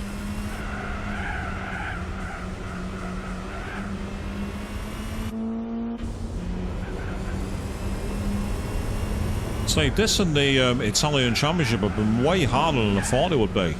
I'm not, again, it's a good thing because it's not 100% one-sided. You know, being beaten at Monte Carlo, for example, was a bit of a surprise.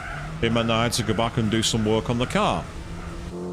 But at the same time, it also is quite frustrating. No one likes to come second or third. Ayrton Senna said it best. You're not made to come fourth or fifth or fourth, third or second. You're made to win. Admittedly, he said that after almost causing a severe incident between him and his title rival by crashing on purpose at the first corner. But what can you do? And it looks like the Clio just got by at the end. Unfortunately, the Renault 5 just ran out of bravery. What a shame. What a pity. But we now have a 12-point gap. So I think if we come second in the next 2 races, even if the Clio wins them both, we'll win it on countback. But I don't want to win it on countback. I don't believe in winning it on countback. I want to win it proper. I want to be the champion. I want to be the man. I want to be the guy. Such a pretentious thing to say, that, isn't it? I want to be the guy. I'm never going to be the guy. What am I talking about? Ah, we have a grid start. This could make things interesting. A grid start will really change things.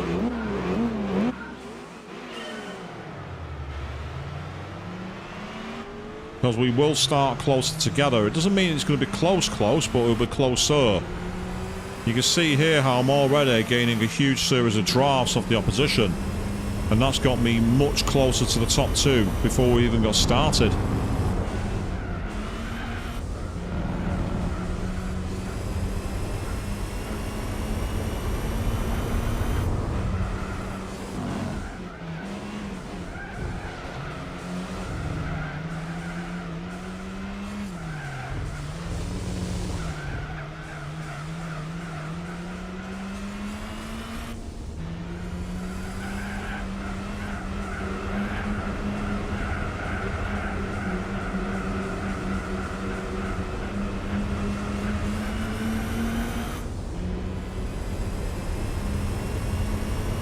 So far, so good. Just got to try and catch up to the Clio now. Because I can technically afford to finish here, but I don't want to.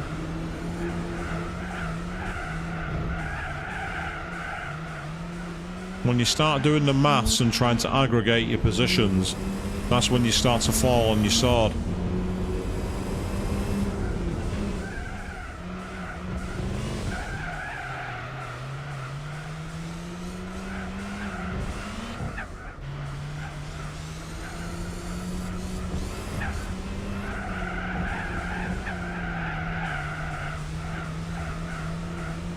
What I need here is a high speed moment so I can catch him up.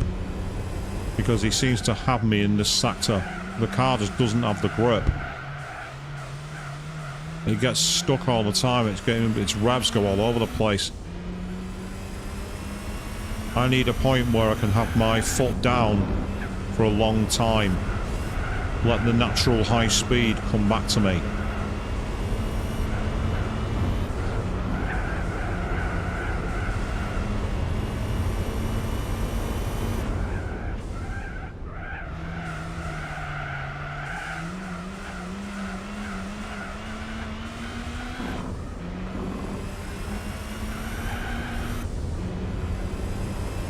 Okay, 1 of 3.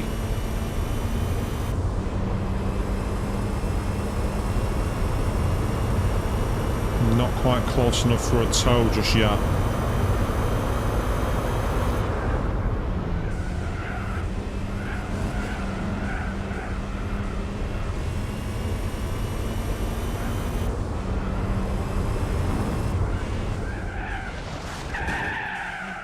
That was a bad attempt at what I was trying to do there. That was a bad attempt at the dive bomb. I thought I could brake super late, and I ran out of talent.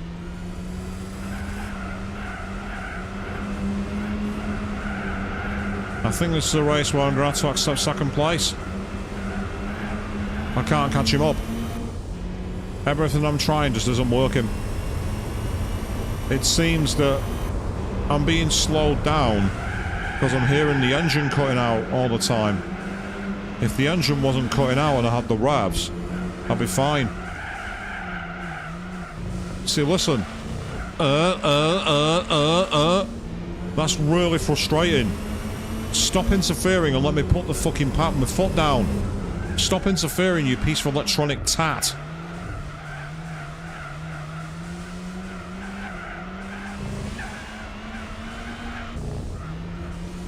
Let me trust the tyres. Let me trust the car.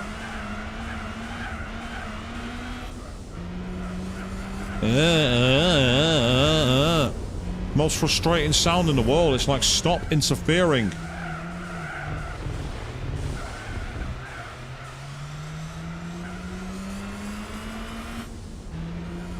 That's it for the next race. I'm going to go into the driving aid to see if there's some on that are too high. See if I can turn them down a bit. Because I'm really getting annoyed. There's loads of times I could have caught up here and I was denied revs, denied power. And that's really messed me up. Also, for the next race, I'm qualifying. I'm starting on pole. I'm getting rid of this problem. I'm going to eliminate the chase the rabbit situation by qualifying. I don't like doing it, but if the computer's not going to play fair, neither am I.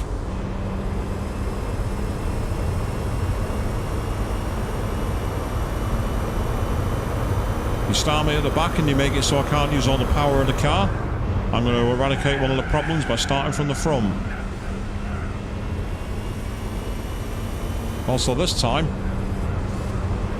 yeah, see, I can't catch him up. He's further away from me.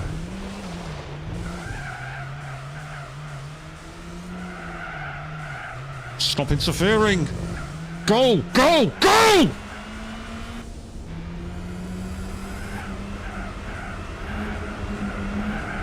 It's so frustrating to drive when you've got your foot planted and the car's just not moving. It's like, give me my power.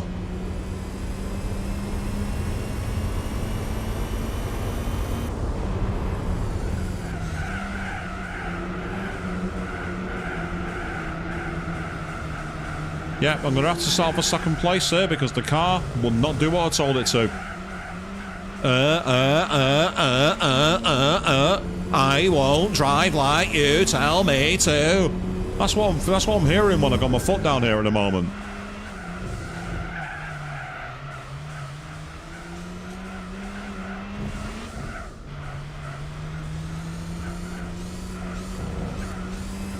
I am beyond frustrated with this race. Nothing I did was going to fix it. Nothing.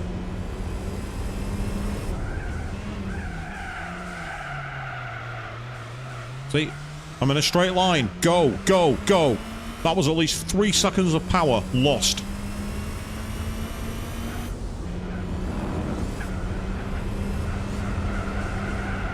I can't wait to scrap this car. Once I'm done with this tournament, this car's going back in the fucking shed where it belongs.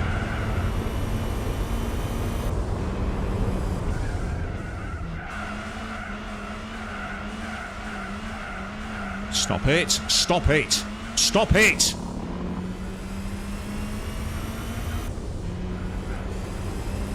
Yeah, I've lost this race by a country mile. And I am beyond frustrated with it. That was not a fun race. He did not deserve that 7-second victory. Because there was no way that car was 7 seconds quicker. Not a chance. Wasn't even close. As I say, I'm going to qualify the next race. I'm going to put it beyond doubt.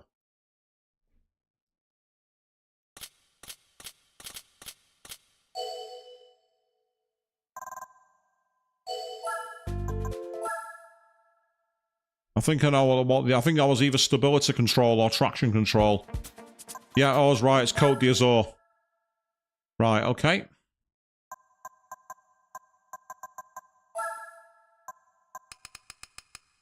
Off. I'll leave them in the middle. I'm turning off traction control. I'm going to see what it drives like. And we're going to qualify. I'm not starting last. I refuse.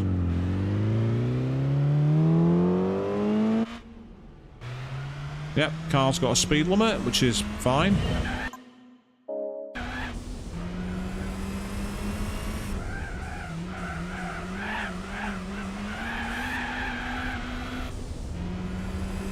Yeah, the stability control is too high. That's what that was suggesting to me. So I don't think it's the traction control. I think it's stability. Yeah, it's the stability control. I'm gonna restart it. I'm gonna do the practice again. It's the stability control. What it's doing is it's cutting my power and it's interfering with the way I'm driving. I don't think the traction control's the problem. I think it's stability. I'm gonna take it off. I was fighting the car, and I don't like fighting the car. I shouldn't have to. Let's try it now.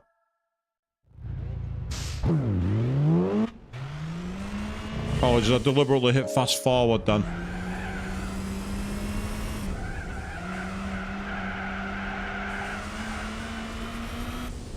Well, that felt a bit more smooth, to be honest.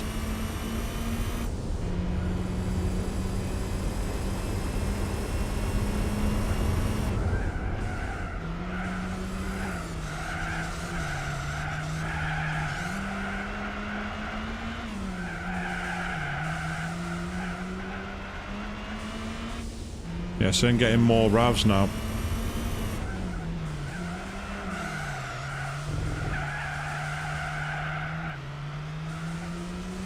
And I'm getting out of the corners a lot quicker.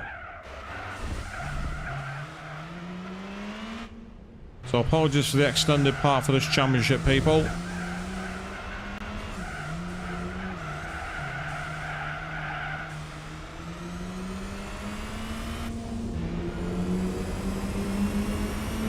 Apologies for the extension in time, but I want to put this beyond doubt.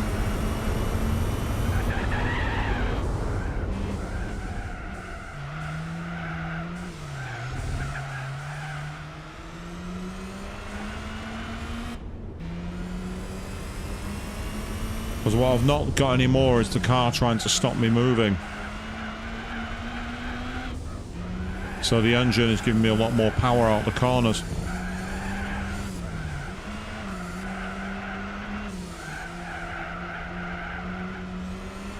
So it feels a hell of a lot faster.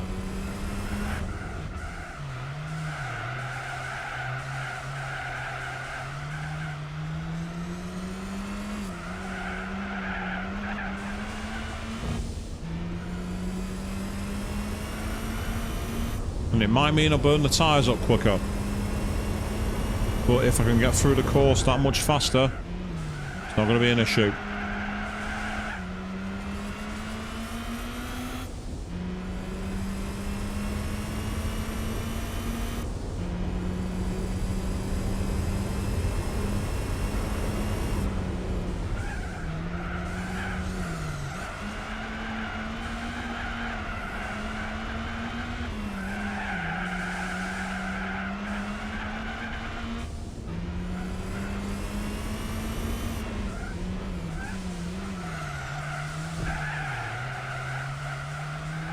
Yeah, this feels way, way, way better to drive now.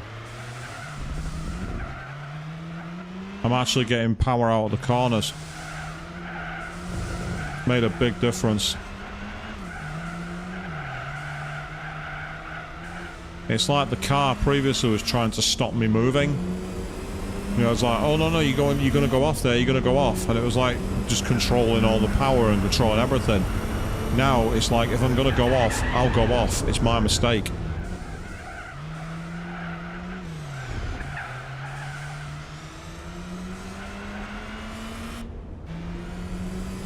And so the lap time's not too unrespectable either. It's quite a respectable lap time.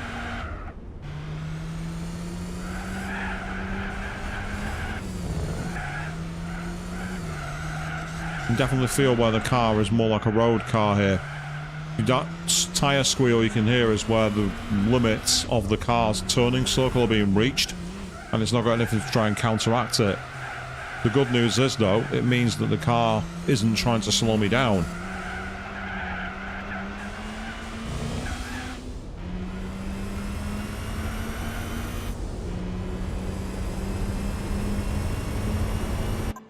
P1, that'll do. And I've got the Renault 5 Turbo between me as well. Yeah, I'm the pole sitter now.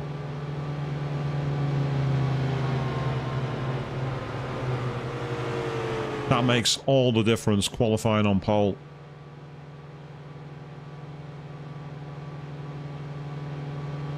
Now this is where we find out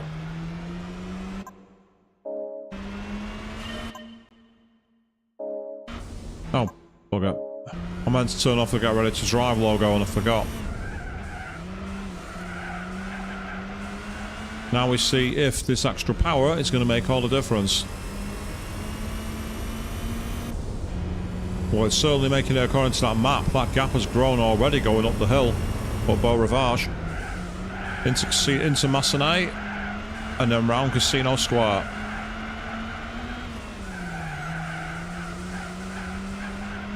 Pull over to the right and then the left to avoid the elevated drain. And we come downhill into Mirabeau. Cover the inside curb as we approach what's been known as many different names, currently known as the Fairmont Hotel. The Fairmont Hairpin. And then we're into the two corners known as Portier. So you have Portier 1 and then Portier 2. Try and straighten the car up and head for the tunnel. One of the more iconic locales from motorsport. On a rain affected race, this is quite a dangerous part. And then we're downhill into the Nouvelle Chicane, which in this game is way tighter and harder than the real life. One, they went by the older model. Normally the next corner will be a flat out bend in a high flight speed formula car, known as Tabac. Used normally as a car park outside of racing season, oddly enough. And then we're into the swimming pool complex, which is the two chicanes. This chicane here is way tighter again in this game than it is for real. Opens up on the outside as we enter into the Raskas hairpin, which is named after the cafe on the inside there. Pay a few €1,000 and you can watch the race there. Into Anthony Noakes, the final corner. And that's a lap of Monaco.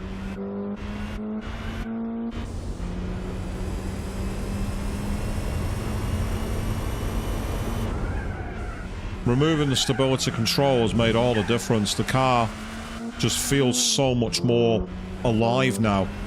I feel like I've actually got pace and I'm in control of it. Something I didn't have previously. It does have its problems, like there. It caused a bit of oversteer, but, you know, a little bit of counteracting and control brought it back in place. And we've now opened quite a sizable gap on the field. It's not a huge gap, but it's certainly a big one.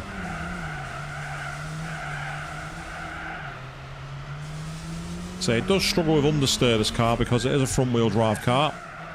And front-wheel drive cars are always quite understeery, because when you're trying to drive the wheels and turn them at the same time, you're getting a lot of forces pushing against each other, so it's not the best solution. Great in the snow, though. In the snow, it's fantastic.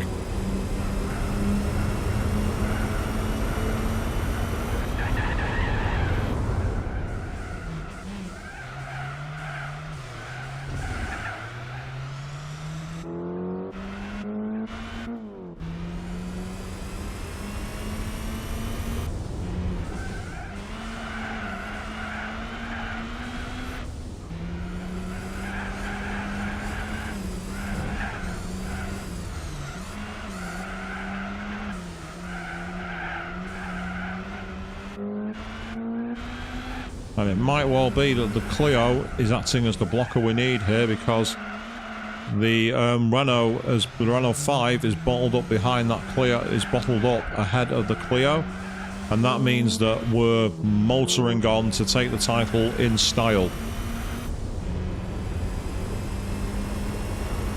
And again, it's just so nice to have a car I can trust.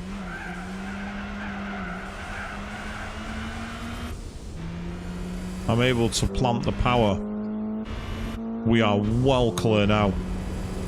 That simple change, coupled with starting on pole, has made all the difference.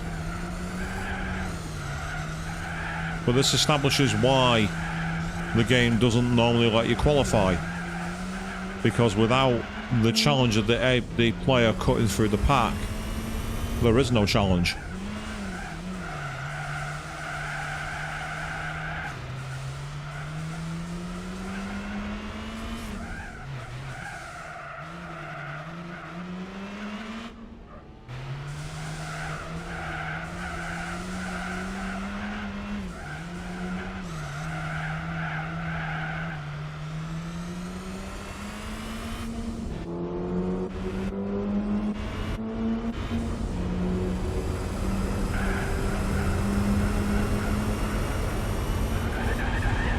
We get on the brakes.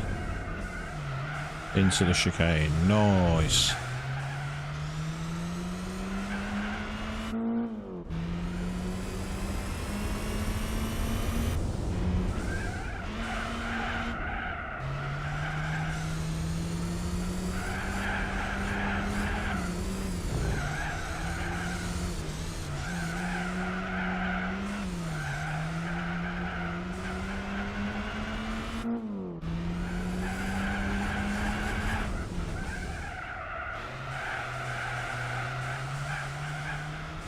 And final corner coming up.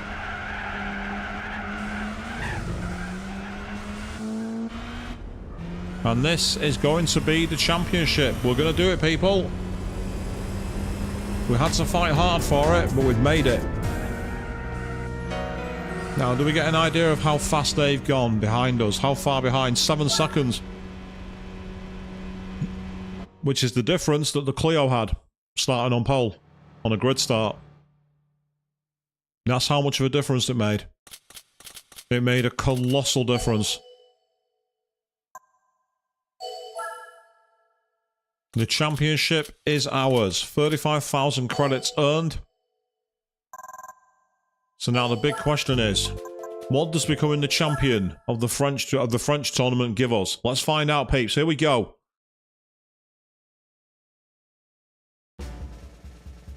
It's a drum roll, and we have...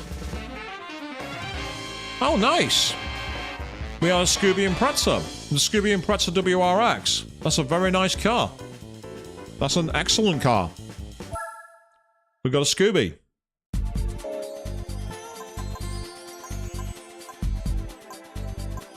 Euro Classic Hot Hatch. No, Euro Classic Car even. Euro Classic Car, 1970. Oh, up to 1970 even. I don't think I've got any cars that would be suitable for that. I don't think. Let me quickly go and check.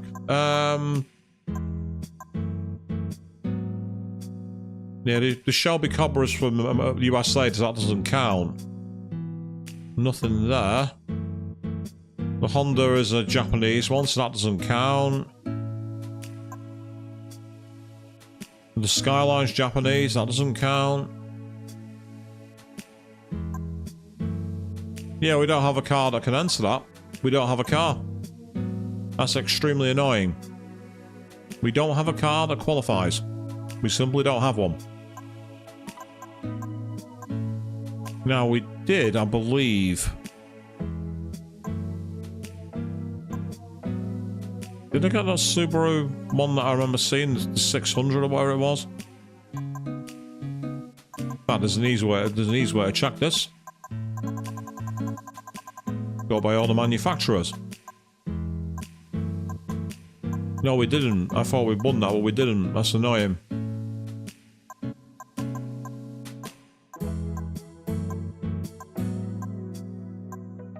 There's the Pro Sun Motorsports Spiro.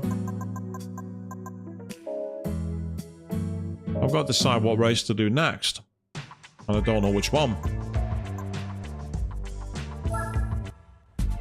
In the Japanese one, we've got the 70s Classics and then the Japanese Compact Cup. Ah, so it has to be a small car, 4,000 millimeters or less. Go on then. Let's get a let's get one of the compact ones. We'll start with the country of Japan. This is where we'll see just how many cars we've got, by the way. So we've got a Daihatsu Move, which is big enough. It has to be lower than 4,000, so that's one.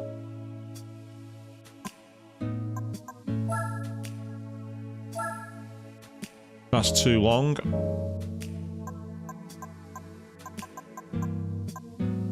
Mitsubishi FTO, I think that's going to be too long. Here it is. I'm just trying to see if there's any cars which have got decent power for it. And I get the feeling the only one we're going to have is the one I just saw a moment ago. Yeah, the Protege is no good. Feel the smooth sound here, people. The Sprinter Trueno, unfortunately, is going to be too long, which is a shame. It'd be nice to do it in the initial D car, but we don't have that option. The S2000, there's no way that's going to count. No chance. Yeah, it's too short, too long. Then there's the Subaru Legacy Wagon. Oh, that's an estate. No chance. I'm not even going to waste my time with that one. That'll be too long as well. Thought so. I don't want to use the Daihatsu Midget.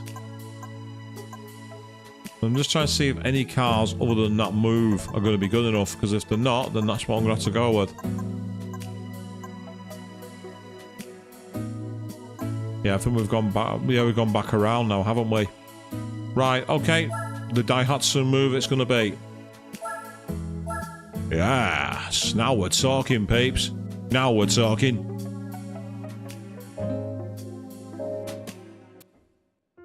We're going to enter a Japanese tournament. Oh, no. That's wrong. Wasn't the one I wanted to enter. We're going to enter the Compact Cup.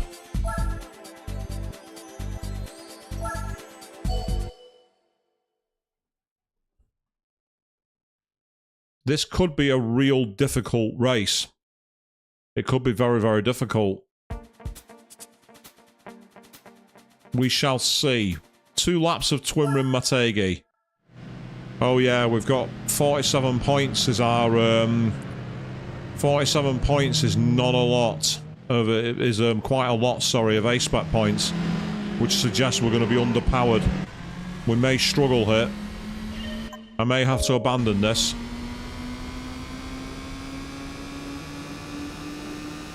Oh, listen to that engine, people. That sounds horrible. Yeah, we've just not got the power. We're too slow.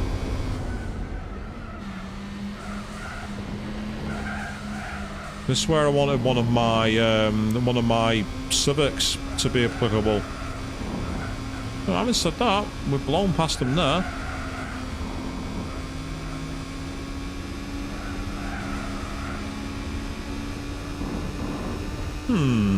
Interesting.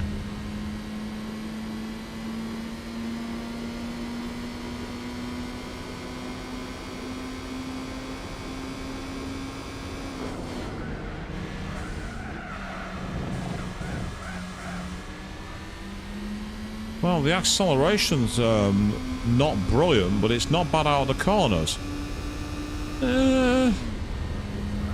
I'm not sure this is going to be enough. If this isn't enough for this race, we're going to abandon. But I'm going to try and see if I can make it work.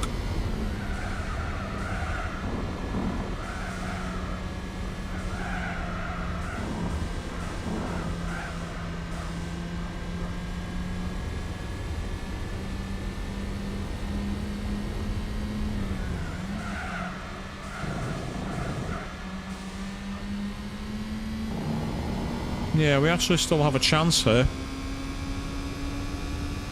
We're a lot closer than I thought we'd be.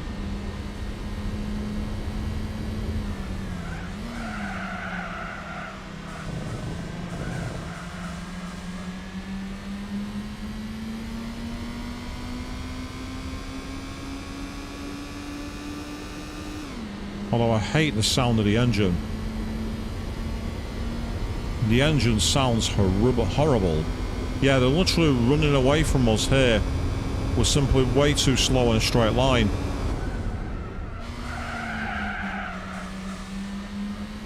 But I think what our advantage is, we have amazing grip in the corners, which is allowing us to just, like, shoot right past them.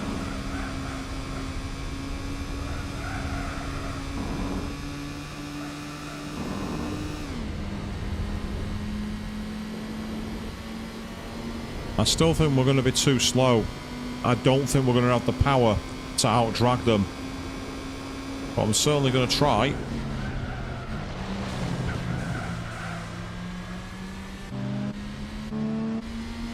This is where I'm expecting them to just, like, drive right back past me.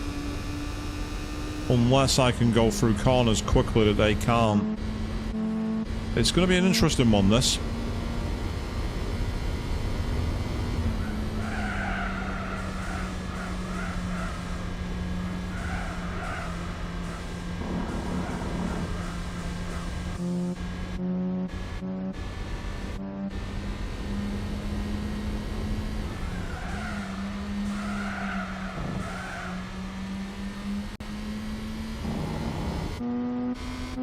Yeah, we might just get away with this. This could be an interesting championship, this, people.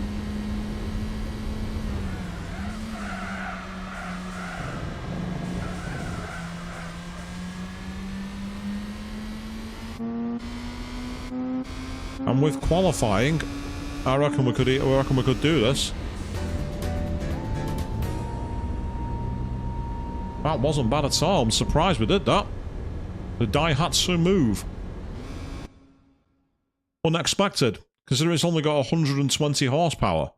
So it's very down on power compared to anything else. I'm basically using a lightweight K car in a compact cup. I mean, it's compact, so it counts, but it's not the car you'd expect.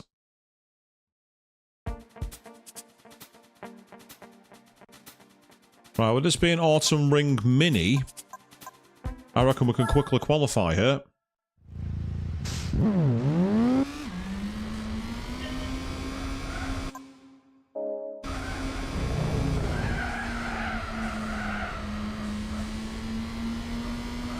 This is a race that's a lap that's so short.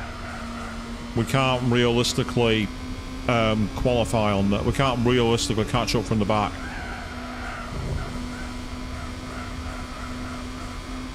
So this is why I'm qualifying. I'm qualifying for this one because this circuit is a no-hoper in terms of, like, coming from the back.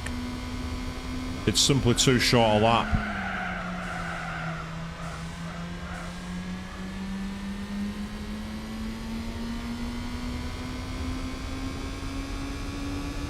So this feels so slow compared to some of the other cars I drive. But it also has fantastic turning, I will say that much. It has an absolutely brilliant turning circle.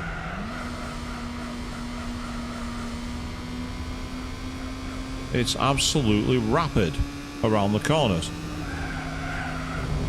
Which on a circuit like this, I mean, I'm already called to the tire to Wits. Oh, what the hell? Completely the wrong place to brake there, matey.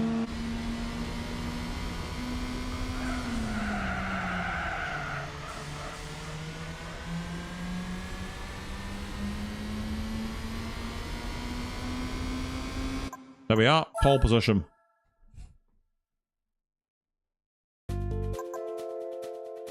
That should give us a real chance now.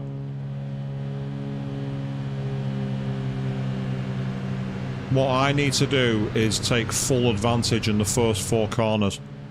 If I can get a gap there by the time we get towards the back area with the long, well, relatively long straight for this class of cars, and the slow hairpin, I'll have a real opportunity. But I've got to be quick. I can't afford to mess this up. Because they're going to come straight for me, which I expected. But this is where my unbelievably tight turning will be a big help.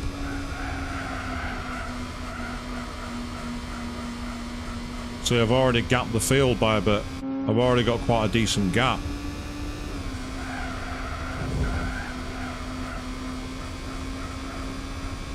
It's like I'm driving a load of Hornets here at the moment. It's making so much noise.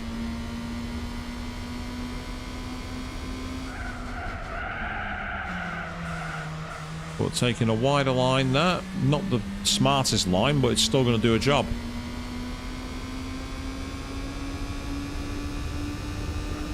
So we've opened up by a few seconds, surprisingly. We've actually gained a few seconds on them.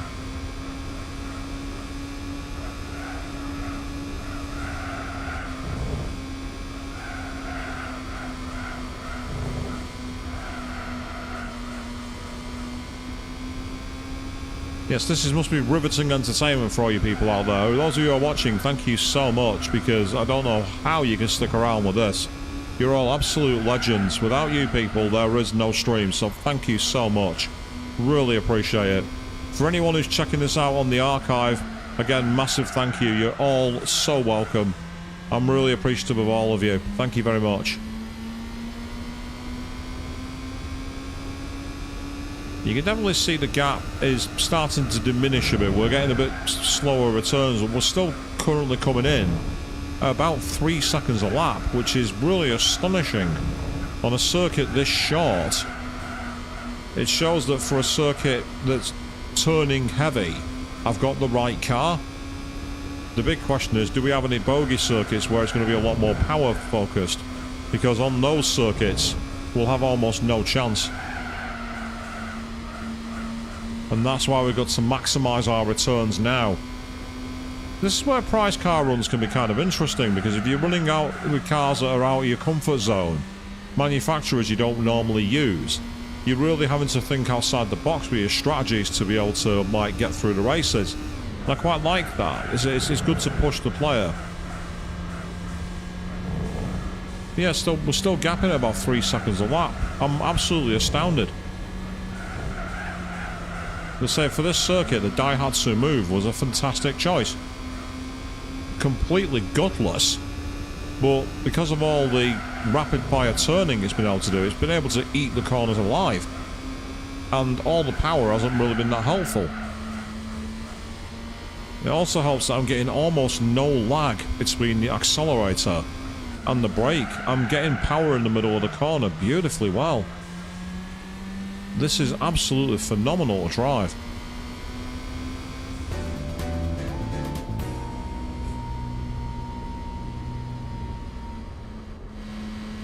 Fantastic.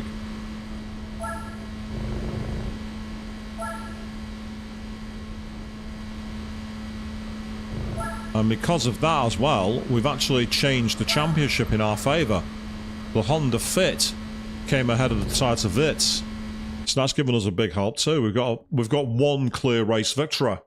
We're completely clear.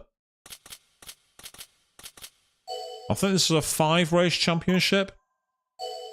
So we've done well, but we're nowhere near the end, people. The next circuit's Kuba. Another circuit that could potentially come to our favour, but I am going to qualify here too. The reason being, the AI go well at this circuit. The AI do go very, very well here. And that second half of the course is going to be a huge problem for us.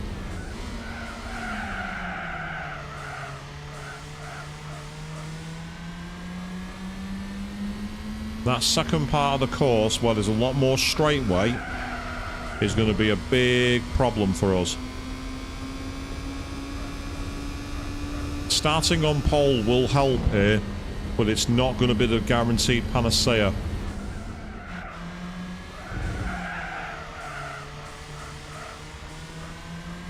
For anyone who remembers doing the B license to gold in the Mini here, will know just how horrendous this circuit can be. This circuit can be absolutely evil.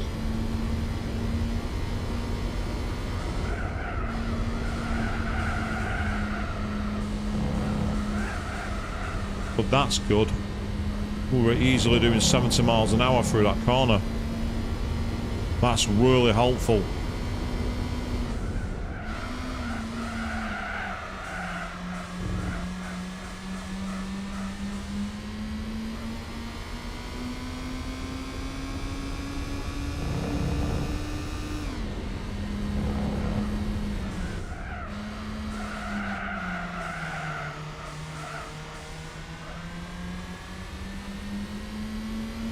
So I have no idea what our respective pace is to the field here, but we're cornering quite well, quite consistently. And because we're on decent tyres as well, we're giving ourselves a chance to really come at it.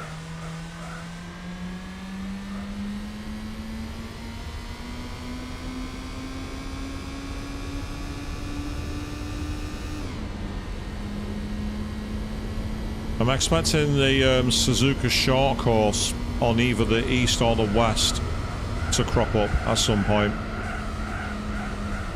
But yeah, you can see there how it just has much more traction through that corner.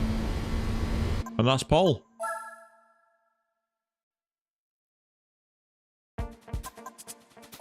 And we've got the two Toyota Vitzes right behind us, so that's going to make things interesting.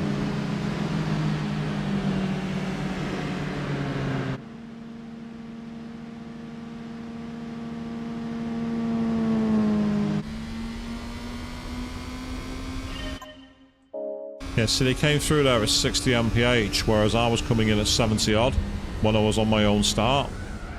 So it shows just how much time you can lose on the roll.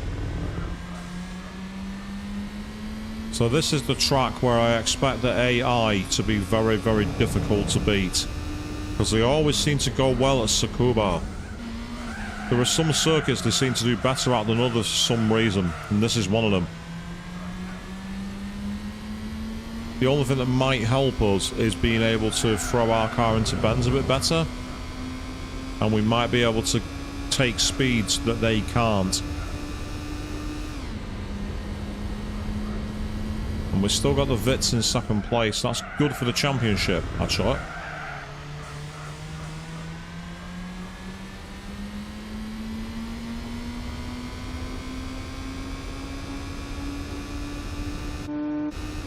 Yeah, we've got a decent lead so far. I'm quite happy with this.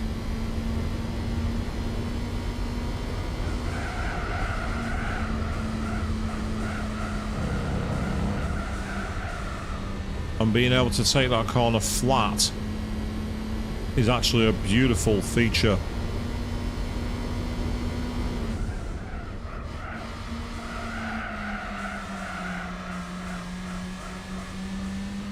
Being out in first place is giving us a real chance now to stamp our authority on this title.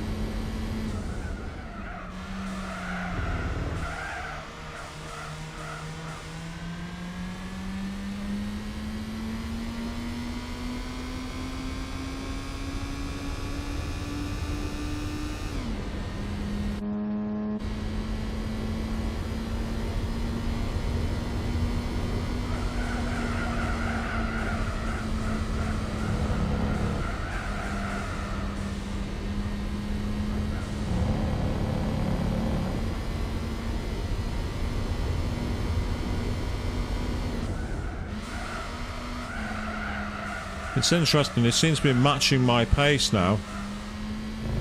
But the good thing is, I've got that buffer zone. And with the performance of the Vits here, it's actually again good for the title because it's allowing me to open that gap more. So if we have a 5-race tournament, this is race 3. And yes, I must admit the qualifying makes it a bit slower, so I do apologise to that, people. But we've actually given ourselves a real chance now to pull away from this and be able to hopefully unlock us another car. So far tonight we've had some okay-ish cars, but nothing really spectacular. Either spectacularly awful or spectacularly great. We've not seen either or, so there's definitely more to find in that respect. So I'd like to see if we can get something really, really good. Let's say the 70s, the 70s championship for the Japan one. I've not really got a car that's suitable at the moment, so I need to find one for that too.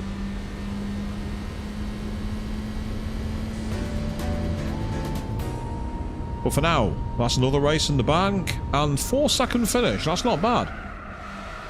And in terms of the title, so you can see we've had the Euro edition, and that's now allowed us to open our gap up. Oh, that's fantastic. That's so good, we've got a 17-point gap. So if there are 5 championship races, all I have to do is win one of them and I'm champion, regardless of what happens.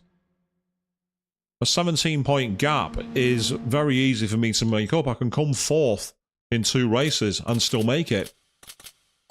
I don't want to do that, but I can. It's been surprisingly fun to drive this Daihatsu Move. It sounded like absolute horrible. It's been sounding terrible.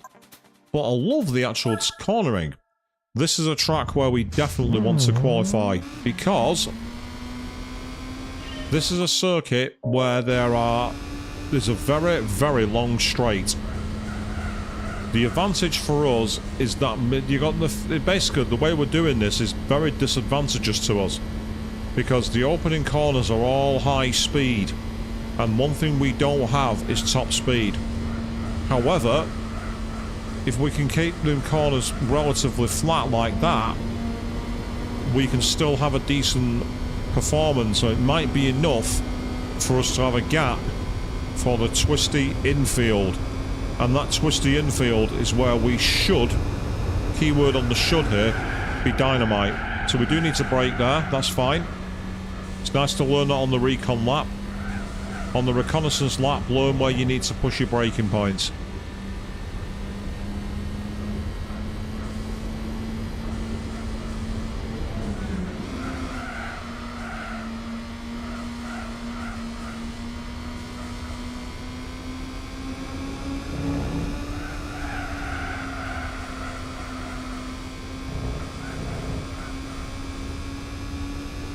And this is where we have a bit of an advantage, but I don't think this track is going to suit us at all. I'll be really surprised if we do well here. Purely because this track is very power friendly, especially here.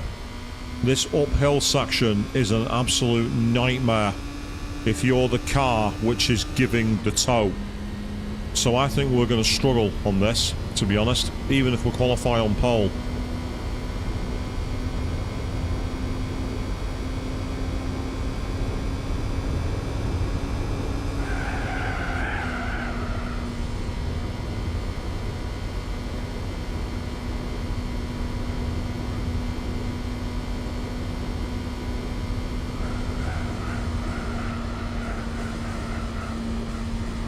So very, very nice cornering there, very tight, very smooth, which has allowed us to gain a lot of speed over the crests. Now here on the previous lap we didn't really brake and it threw us off, so a little dab of the brake and that's massively corrected us. It's got us facing exactly where we want to. Hook the inside apex all around, that's beautiful.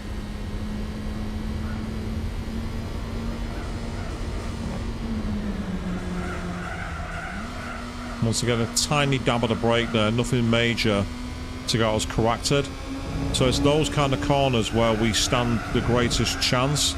Of course, here, you can go completely over there and there's no penalty. Straight line the corner, maximise your speed. In real racing, that would be a massive, massive penalty. You'd get penalties after a while for that for track limits. But here, there is no such thing, so don't worry about it. I don't know how many laps of this circuit we're doing, but needless to say, that is another lap of Deep Forest, and it's good enough for P1. We've qualified on pole.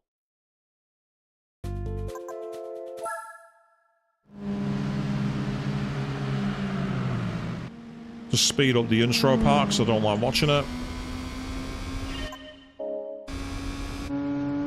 So you see, this is where we are at a disadvantage early on because they are going to draft us, but the problem is I can't really pull out of the draft because if I do, I'm going to have the wrong line here. The advantage is I can take that corner much quicker than they can.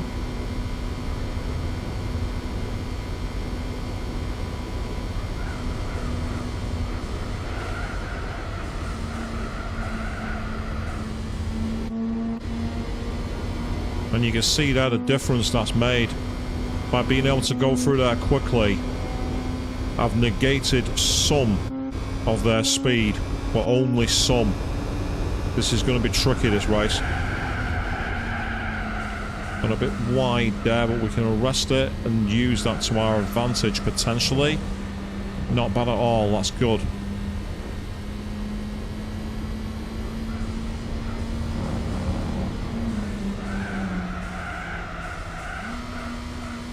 So we only have 120 horsepower in this car. It's really not a lot of power, that. Some of the components in this race will probably have much more. But we have a different interpretation of the rules because we're the player. And that gives us a bit of an edge.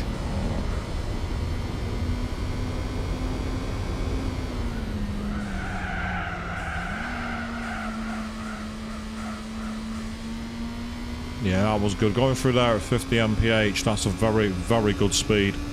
And as you can see, we've actually opened a pretty sizable gap here. I'm actually surprised at how wide that gap is. That's a bit of a shock. Wow. 9 seconds faster. What the hell? I might have massively overestimated the difficulty of this race. I'm flabbergasted by that. I'm absolutely flabbergasted.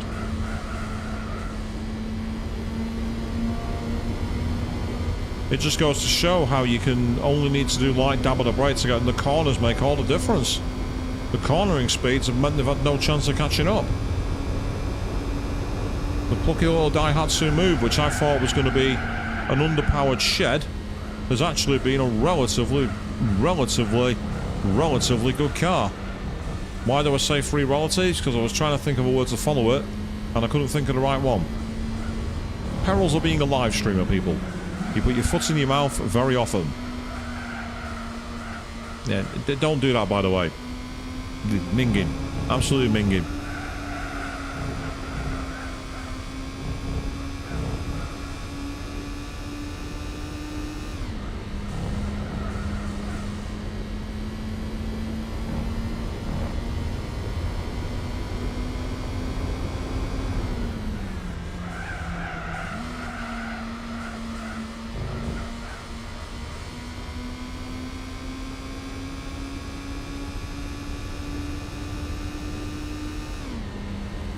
So you can definitely feel the lag as you're trying to climb over the hill.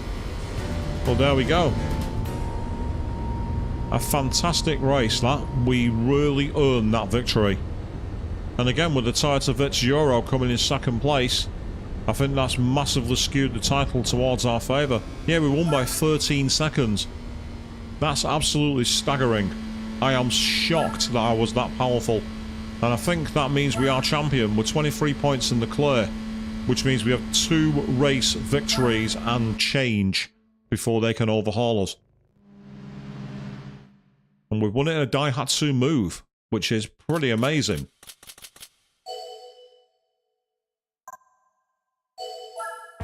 Might not be a fast car, but it corners like anything else. It was going round corners very, very acutely. Yep, Suzuka East, I thought it would be. And, well, because we've got a race victory in hand, we're going to start on the grid. Let's see just how non-OP this car is now. So as I say, we're starting on the grid, and not a bad launch actually. Pretty good launch even. And while you two push each other off the road... Oh! Naughty, naughty! You're not supposed to do that. That's not cricket. It's motorsport, actually, but hey-ho.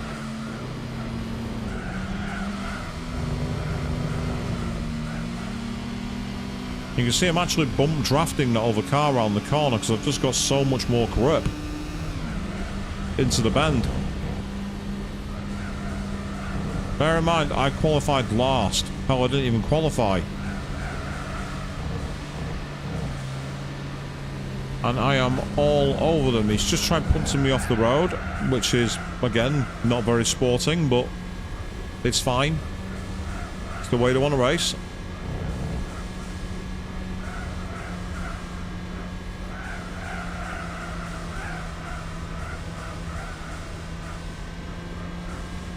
And I say this is where we have done tremendously well.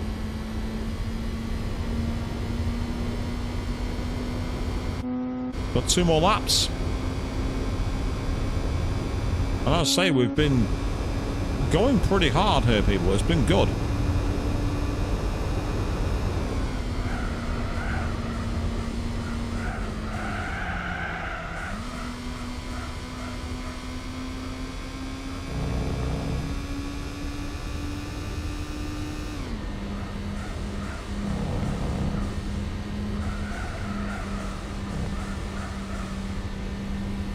Considering we're on sports tyres, this car is actually going so well that I've not actually lifted since the first hairpin.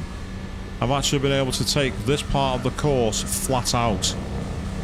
I'm not going exactly fast, don't get me wrong, but I've not had to take my foot off the accelerator or dab the brake at all. And I don't know many cars that you can do that in, apart from the Formula Gran Turismo, the F1 car.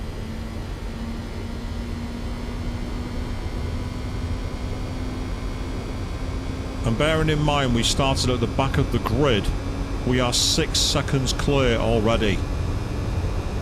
And we started at the back. We did not qualify.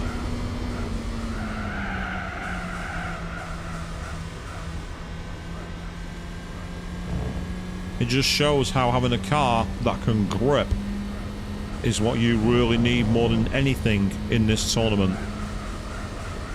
It's just absolutely insane how much grip you have in this car. It just corners. It's like, yeah, we'll go around that bend at 80 miles an hour, that's fine. How many times do you want us to do it? Yeah, okay, no worries, we'll do it, no problem.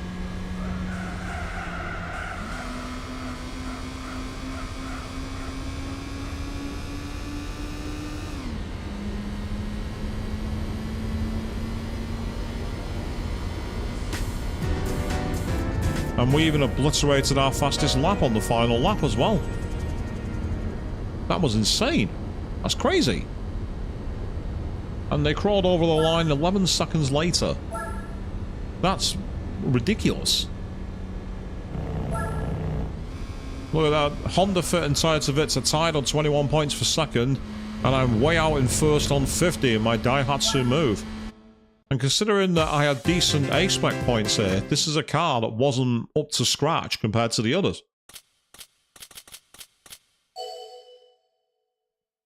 Allegedly. And there's the title. We dominated. In a car I did not expect to. Sure, we qualified a couple of times, I admit that. But we still showed with that final race what pace was in this car. So now, what has that earned us? It was a joy to drive. And we have won. Here we go. Oh, yes!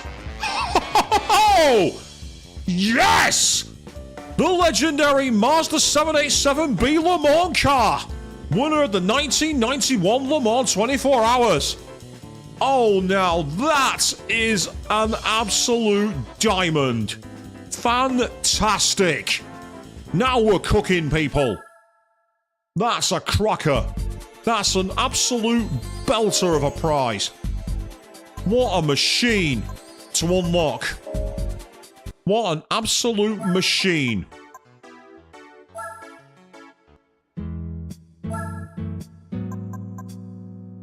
That was fantastic. There it is. The Mazda 787B. What a stunning car. Fantastic. Thank you, Daihatsu. Thank you, thank you, thank you. You have redeemed anything. Any issue I had with you is gone. Now, I can't race either of these, so I've not got the I do actually have. Do I actually have the midget too? Out of morbid curiosity, do I have that car?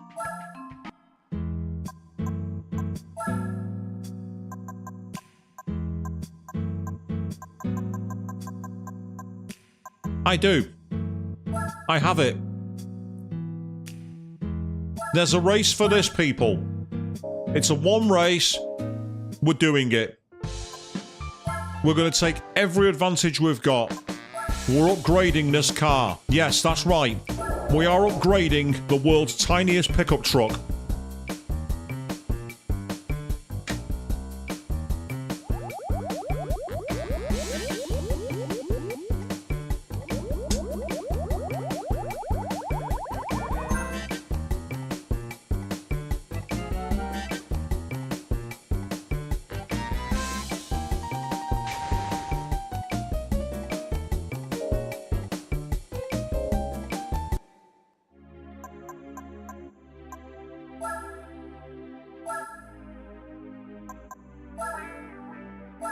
Yes, we're spending money on it.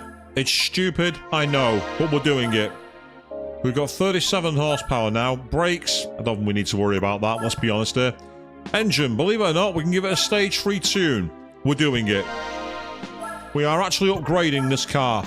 We're going to make it as fast as we can. I'm not putting nitrous in, that's silly. But we're going to have 96 brake horsepower. We're actually doing it.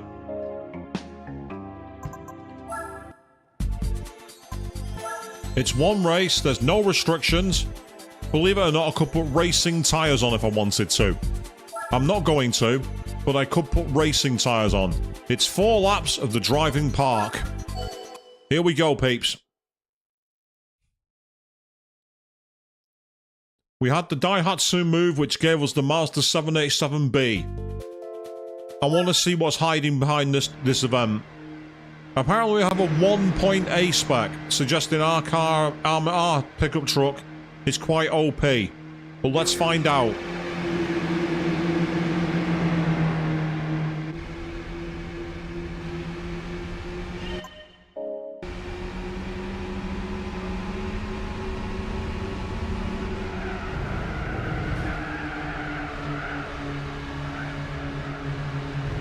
This is quite possibly one of the most ridiculous races you've ever seen, people.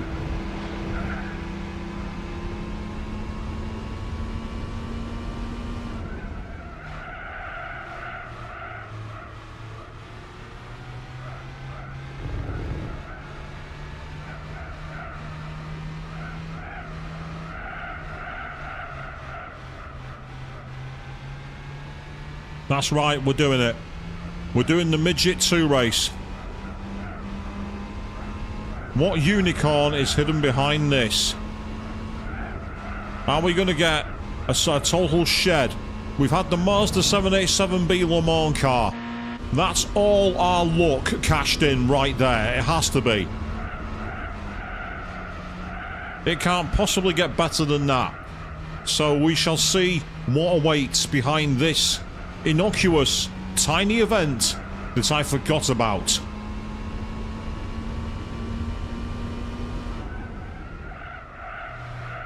I can't believe that the Japanese Compact Car Cup was hiding the Mazda 787B. That's the curse of the randomizer, people. You can play the most bizarre championship and get something that's absolutely broken.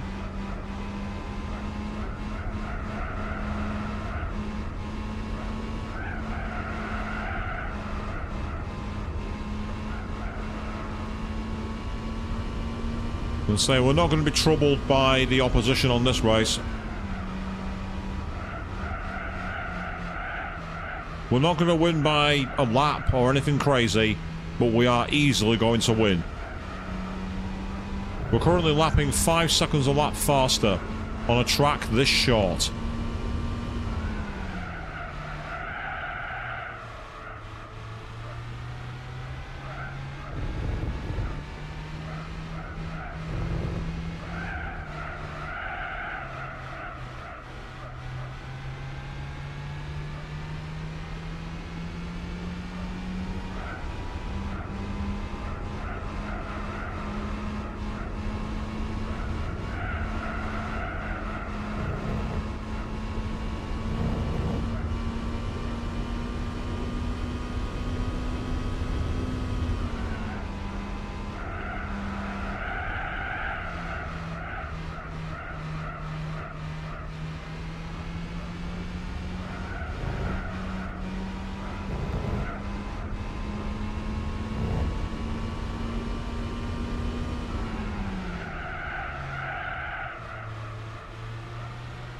We are very, very fast.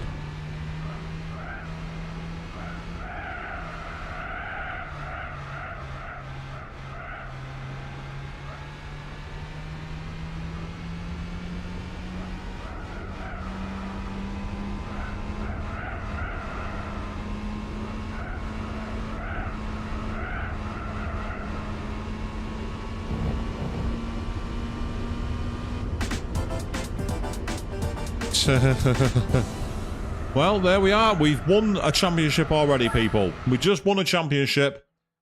It's a one-race tournament. We dominated it by ridiculously overpowering the car. It earned us 2,000 credits, having spent God knows how much on it. But you know what? It's not the money that I care about. Because I want to know what the Daihatsu Midget 2 race was hiding. What could possibly be behind this car? Let's find out. We've won. Another Mazda, but it's from the 1960s. The Mazda 1110S. That's a decent car from what I remember. That's not bad at all. That was an unexpected find. But yes, the Daihatsu Copen. I don't believe I've got one of their cars. The Daihatsu Copen. And I say, I don't believe there is a 60s tournament event. There's a... No, that's the wrong one. I was in the wrong area. That's me being an idiot. Yeah, 1970 to 79. So I've not got any... Unfortunately, it's not got a 60s one. If there was a 60s classics, it could have come in handy.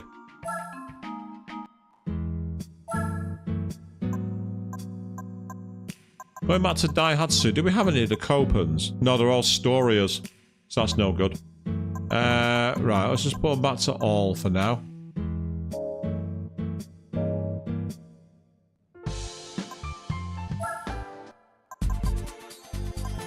Formula GT, we're not winning that. Premium Sports Lounge, which is... so you need a production sports car for that.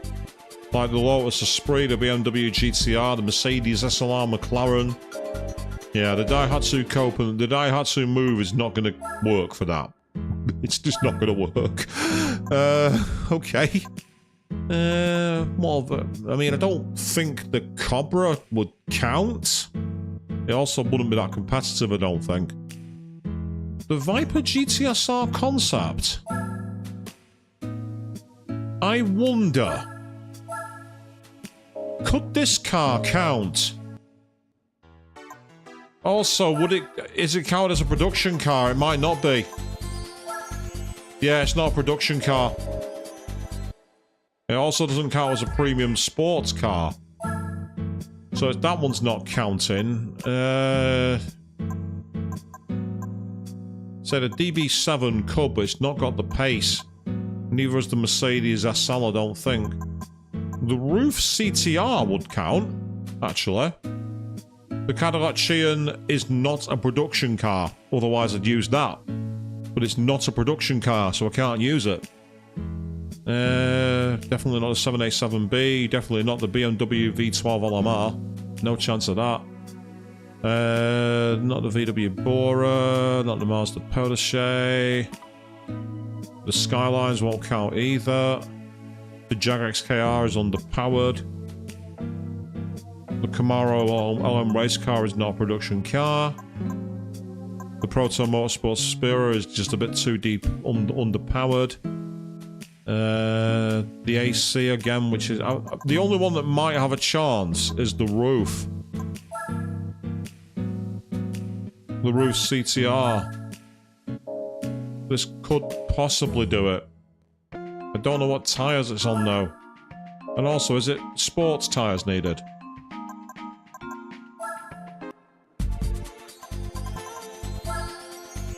Yeah, you need standard... Oh, no, that doesn't count. Why does the Roof CTR not count? Why is that not a premium sports car? It's pretty much a Porsche 911. How is a Porsche 911 not a premium sports car? Are you serious? Apparently they are, but not this time. Right, okay. I guess I can't enter that event. What a shame. What a disappointment. I'm disappointed. So, what can we enter? Out of curiosity, what's in the special events? Special condition, not special car. Got the easy Grand Canyon, the easy Rally Chamonix, the easy Swiss Alps. You know what? We should do some of those.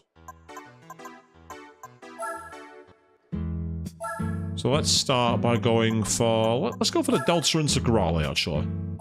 Let's go with the Lancia. The Sega Rally Legend. Yep, coming soon to Spec 2. They're not included for whatever reason. Let's start with... Let's do the Swiss Alps one.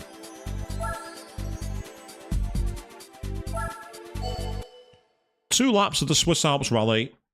We've got a Delta Integrale. It's a good car. Let's see if this has anything spectacular hidden in it. Well, our machine is deemed to be very much overpowered compared to the opposition. Oh, that's a weird view, isn't it, people?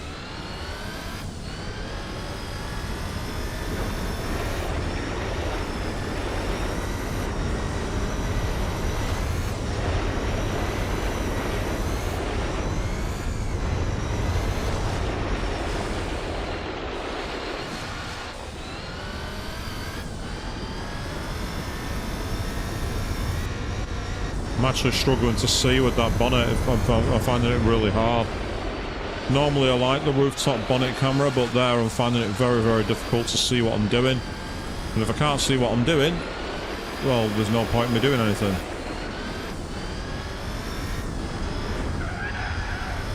Lack of grip on the bridge.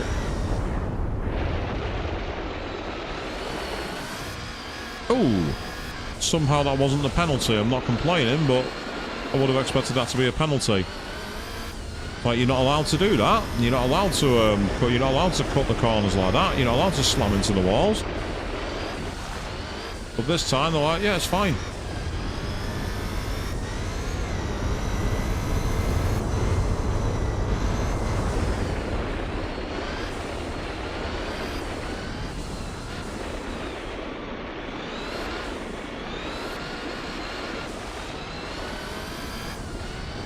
This isn't the most comfortable of viewing points, I must admit, so I do apologise for the horribly bumpy camera we've got here, peeps.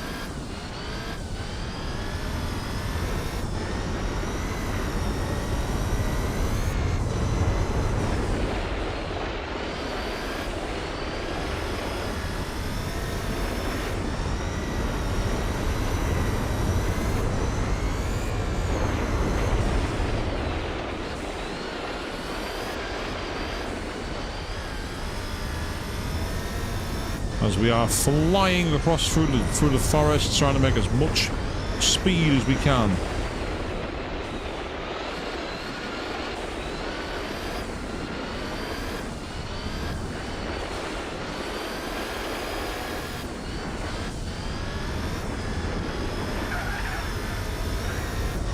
Now we're making smoke. Oh, I got away with that. I'm surprised I did, because I hit that with a fair whack. Normally you get a 5-second penalty, where your car gets stuck at like 31 miles an hour and it feels horribly slow. So I mean, get ready, watch this. Come on, come on, come on, give me some speed.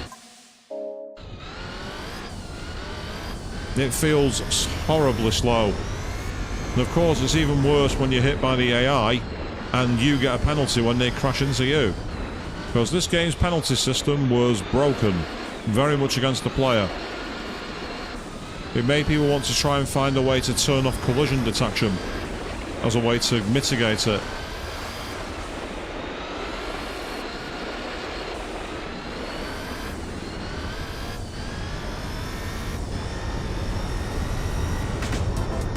Still, we've done the first round.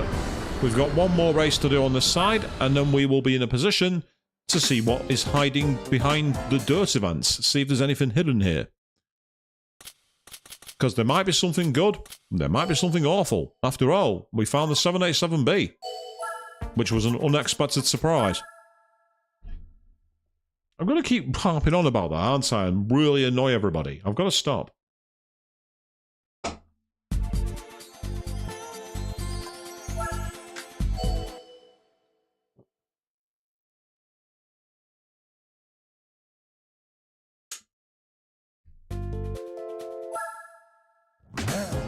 So this time we're up against Scooby and Pretzer.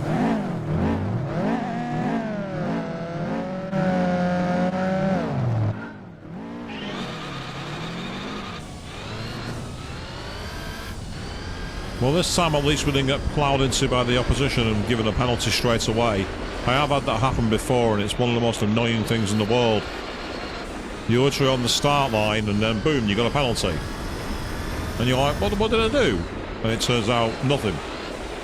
Oh, good lord, no grip whatsoever on these tyres. Car was just sliding wide, no matter what I did. Wasn't controlling it at all. And you can see they're actually keeping up with me here, which is a problem. Still, this is our chance now to pull away.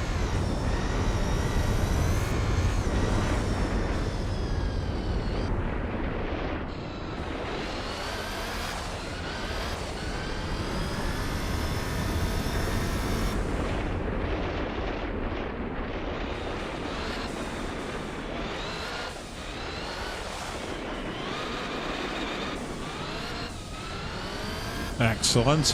Now we're through.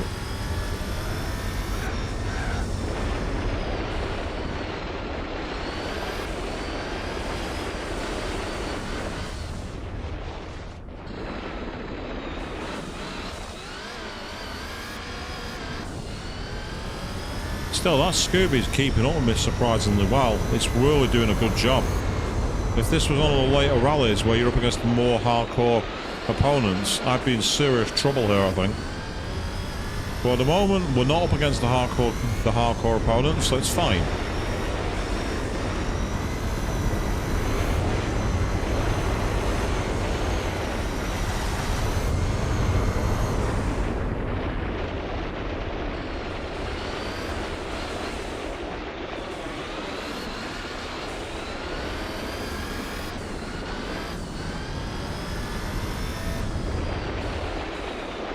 Oh, no, that's no good. That's terrible. That's really bad. We're going to get away with it, only because it's the easy difficulty. I actually spun out. And the spin was enough of a penalty, but hitting the wall made things worse because I got locked at low speed.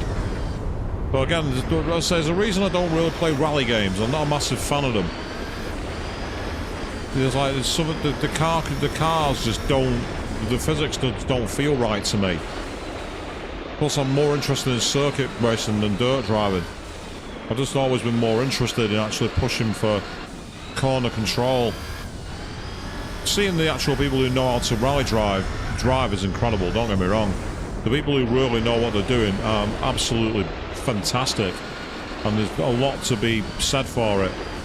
But for me, if I wanted to play a rally game, I'd play an actual focused rally game rather than a mode in another game that's more racing simulation based. But that's just me. I know a lot of people like these events, so enjoy them.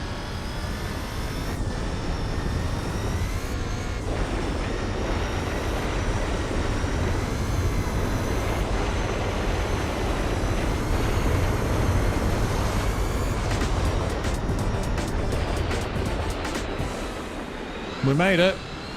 We weren't very fast, but we made it. So hopefully, we'll have got ourselves something relatively decent for that. There's a chance. There's a chance we'll got something decent for that. There's also a chance we'll get an absolute junker. So let's find out. Here we go, peeps. Are we going to get lucky? Or are we going to roll on a bad roll? Let's find out.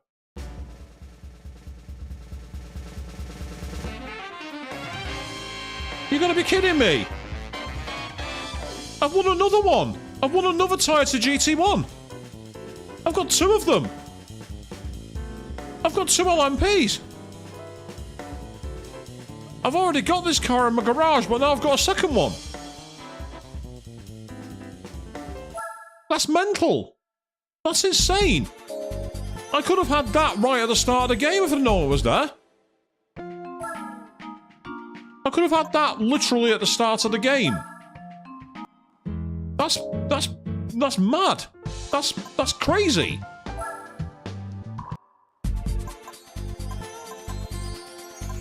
So there's clearly more to come in some of these other events, but there's loads of other events that are knocking around and not done here yet. I say we have the other ones involved in this side, but I'm trying to see if there's any other tarmac ones that we've not done. We've done the Rally di Umbria, we've done the Costa di Amalfi. We've not done the George Paris, actually.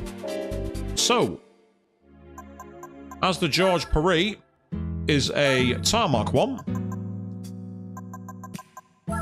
we can use our Bentley Speed 8.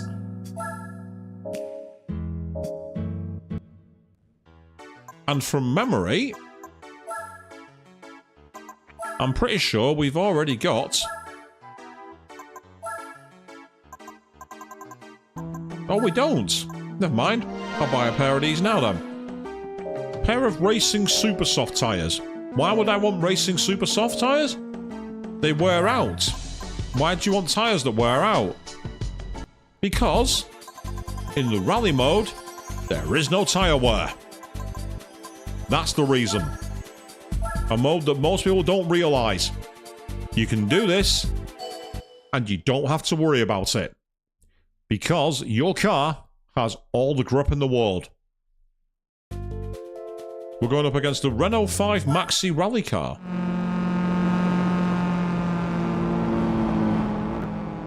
This is going to be one tight, twisty race. It's almost like a toge race, this. Look at the crowds desperately baying for a performance here, people.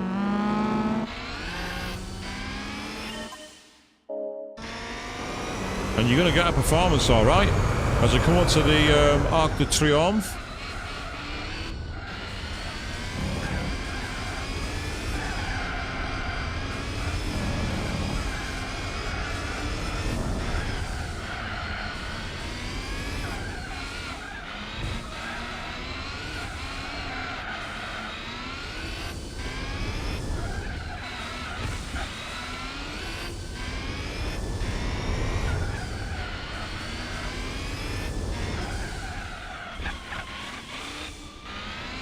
As you can see, no tyre wear. So if you have the qualifying tyres on, you can absolutely go burr. You have instant acceleration, you have instant grip.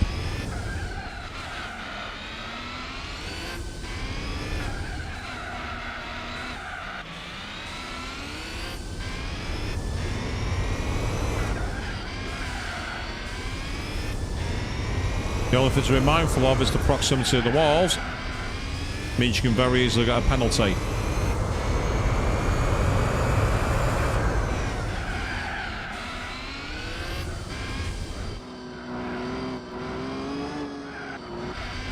I was trying to change view then, that's the reason why I started losing speed.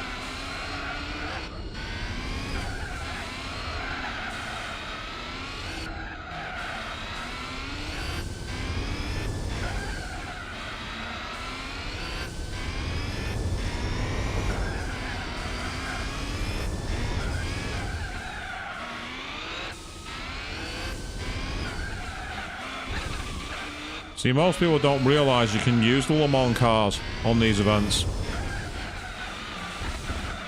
So if you really want to dominate them, this is how you do it. Sadly, you can't put dirt tyres and everything on them, so you can't take them off-roading. But to be honest, you won't want to. They're far too frisky, as they are.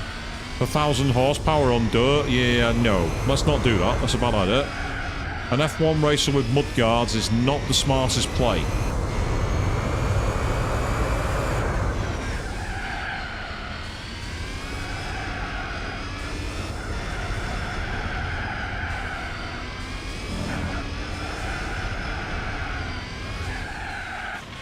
There's a penalty. Because I was too busy focusing on trying to show off. Oh, didn't want to do that. I accidentally pressed both buttons at the same time, and while I got rid of the penalty notice, they also changed my view, which is kind of annoying.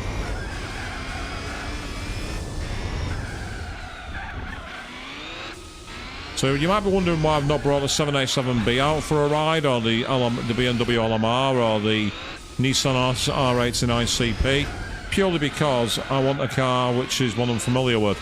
Apparently the 787B in this game is way more broken than it is for real, so I may actually give that a try. But I'd have to also upgrade it, so that's for another time, I think.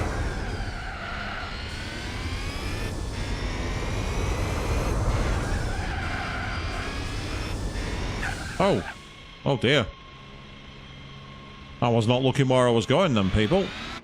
That was disappointing.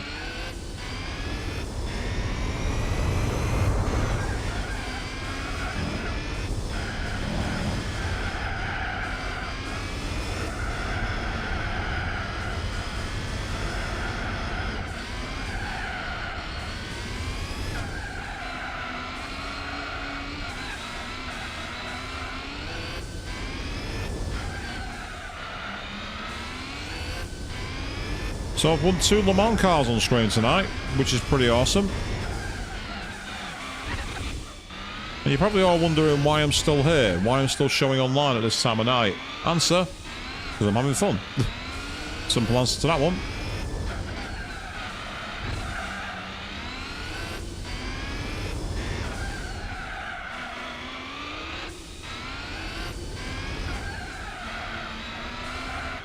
Oh, for God's sake, seriously? I barely touched it, it doesn't count. Stop being so harsh on the penalties, stewards.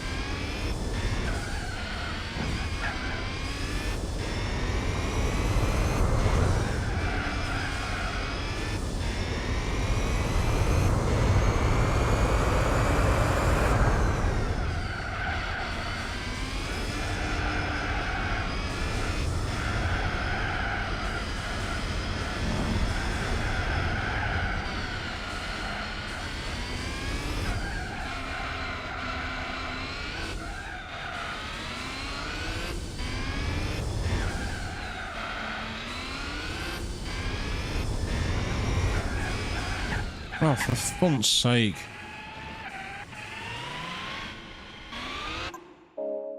That was poor driving from me, that, people. It had nothing to do with the car. That was poor driving. Still, the good thing is that we're so far in front now. We can afford quite a few penalties, but we would have been even further up the field had we got it right.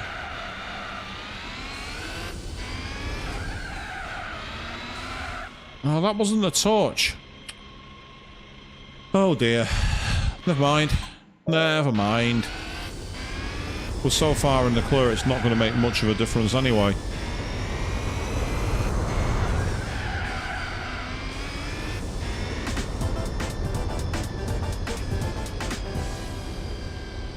Yeah, that poor Renault 5 Maxi rally car, it deserved better than that. It deserved to be up against a car it had some kind of correlation to.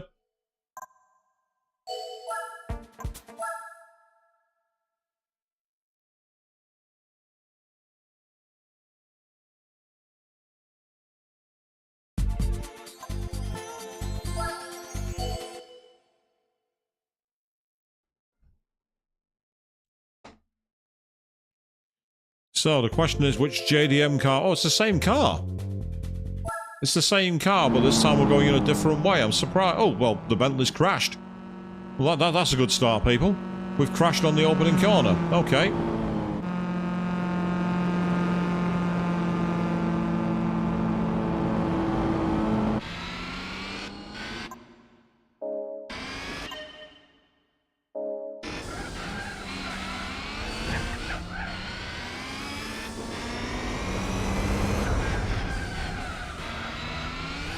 We had to get past him quickly. We really needed to make sure we weren't caught bottled up there. We could not afford that.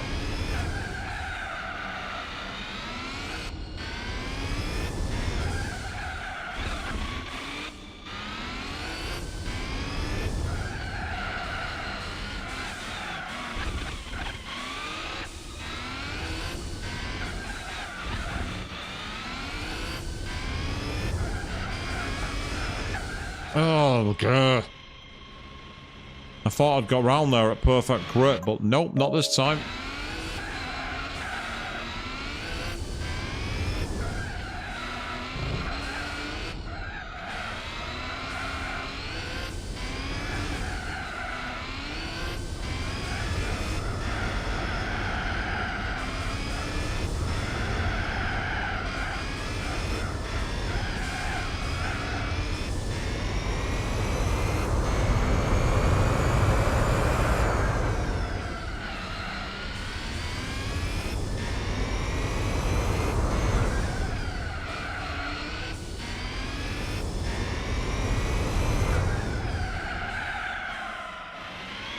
Yeah, we're going quite well here, it must be said. Even when we hit the wall, but this time we got away with it, surprisingly. It's very inconsistent, that. Sometimes you'll tap a wall at barely at high speed and get nothing. And you'll tap it at low speed and get a penalty. There's obviously something to do with the way you hit the corner and like the angle of the car, maybe. So whatever it is, it gives penalties sometimes, and other times it's like, nah, it's fine. Inconsistent penalties in motorsport. Why has that been a thing before, I wonder?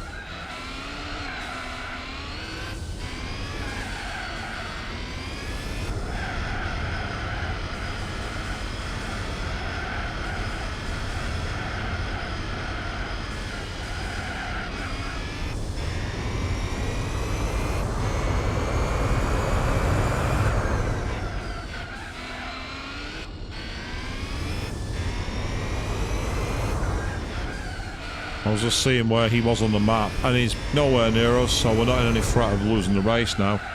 It's about keeping it cool and getting home.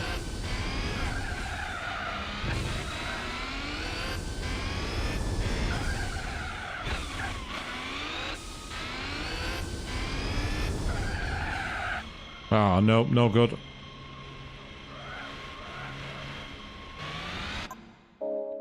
Still, we'll take that. That's not bad.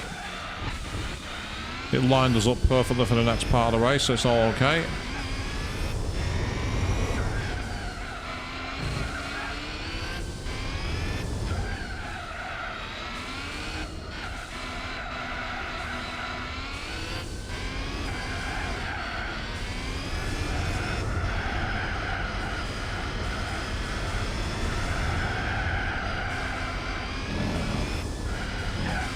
Ooh, too wide. I thought I had maximum speed there and I didn't. I got it wrong.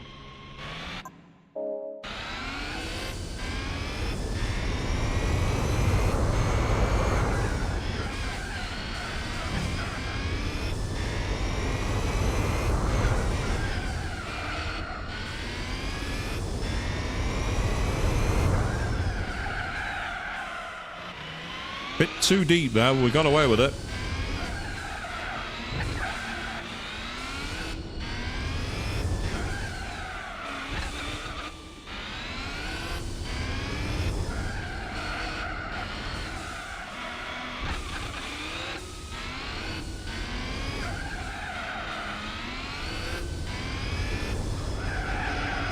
Nope. I thought I could ease my foot off the gas and then do it that way, but they clearly don't quite have the turning circle for the narrow street to do that. That's okay. It's just more an experiment than anything else, because so far in front we're not in any danger of losing the race. Not without something going wrong.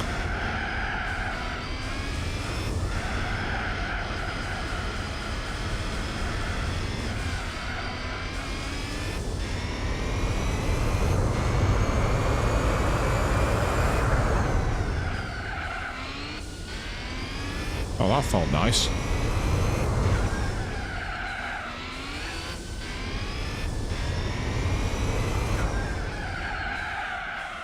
That did not.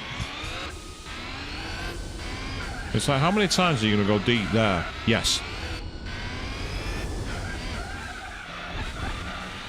So this is a fantastic little circuit, this. It's just very... very tight and twisty and a good challenge.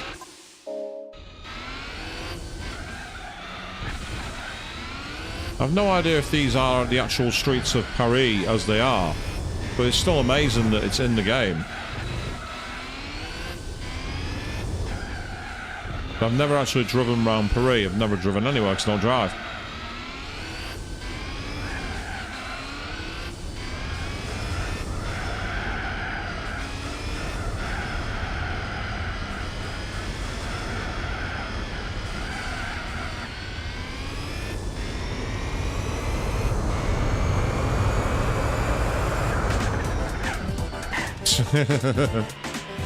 The AI couldn't handle the car. The AI was like, help! And crashed.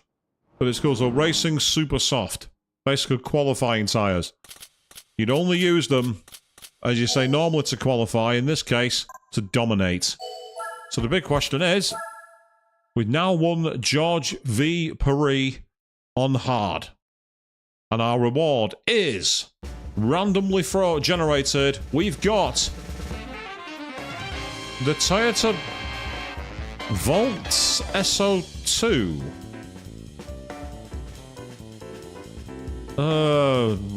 We've got what? What car is that? I've no idea what that is. That's... well, it's disappointing, that's what it is. Yeah, so all the others now are all the dirt ones. So they're all the dirt and the snow. They're the ones we've got left. We have dirt and we have snow. So let's change back. And see if there's anything else we can do.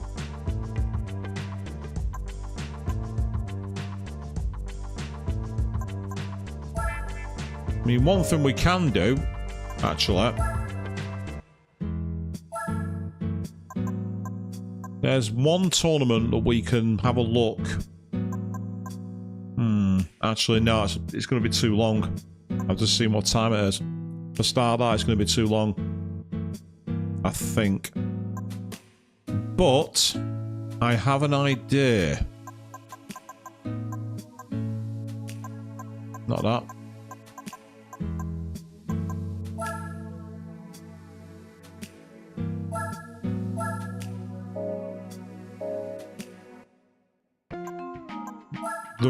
Before I do anything with this, I just want to check something. So it's the Audi TT or the Audi A3. Right, neither of them work. Okay, that's fine. This car we can use in the DTM, but we're not using it yet. Now, what about Mercedes? We have a Mercedes SL 500. Very nice looking car. It makes me wonder if this car can qualify in the European events for one of the German races. The Schwarzwald Liga, it's no good there. It doesn't count. It's too big. Schwarzwald Liga B, it does qualify for. Having said that, I've just seen another car that might qualify there. My Roof CTR 96.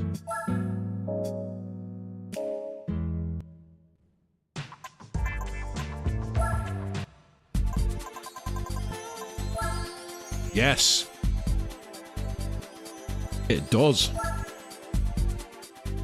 We shall go to a race in Europe, and we'll start with a lap of the Nordschleife, because why wouldn't we? And it says German 300 to 400 horsepower cars. I've got 900. Is that going to be enough? We shall see. Tyres wise, I want to make sure I've not got soft tyres on. And I do. I definitely don't want soft tyres. Mediums will do for now. It's only one lap. Mediums should last for one lap. If they don't, I will be very surprised. Come on. Thank you. So basically we are driving in a Porsche. In all but name.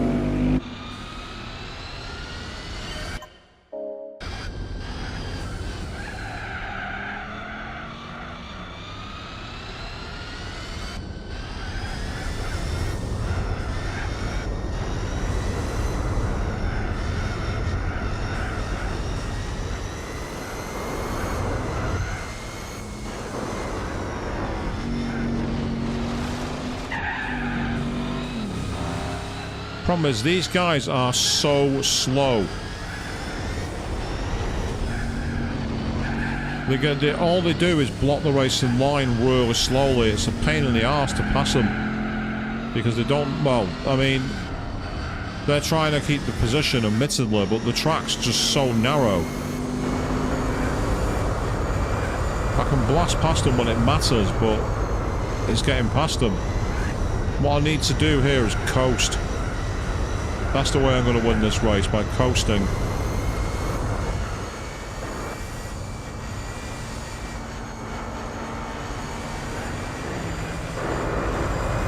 See, that was good.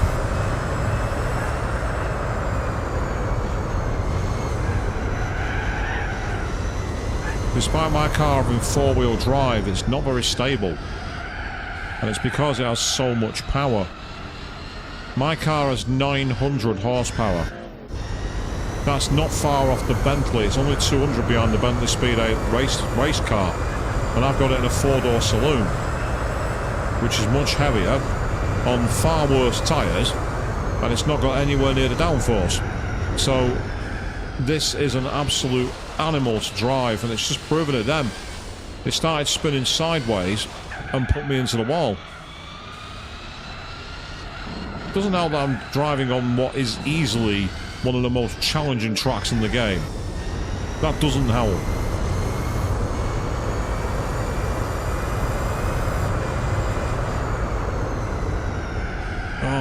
don't do that. Don't lock my tyres. Seriously, it's like this. It interferes so much it throws me off the circuit. It's like, stop it. Leave me alone.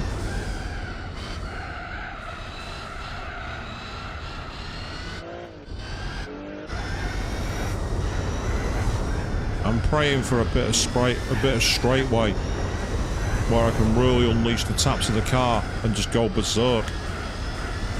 Take sports tyres, sports mediums, 900 horsepower.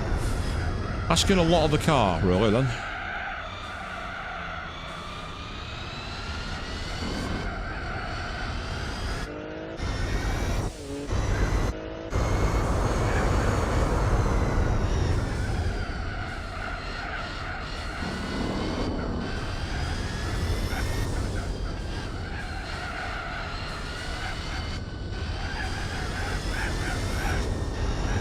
You can hear the tyres squealing every 2 seconds. It's like the tyres just can't handle the power. The drivetrain's just really struggling to get the power down.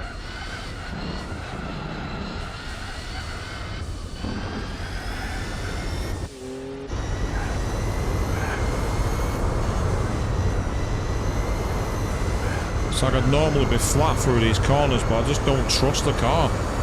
I don't have the confidence that I won't start spiralling sideways. I'm still going very quickly, but not as quickly as I'd like.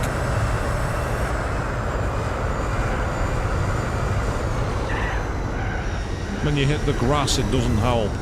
That's what happened there.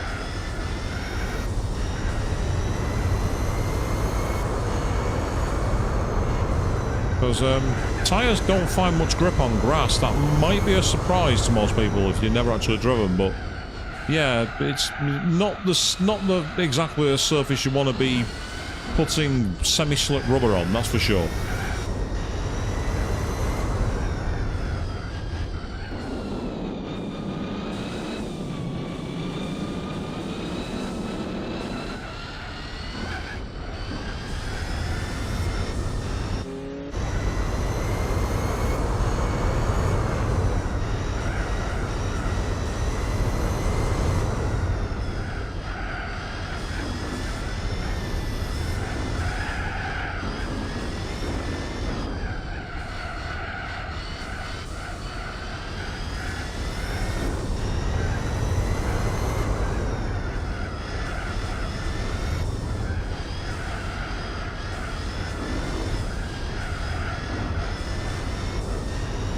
Now we're making up progress.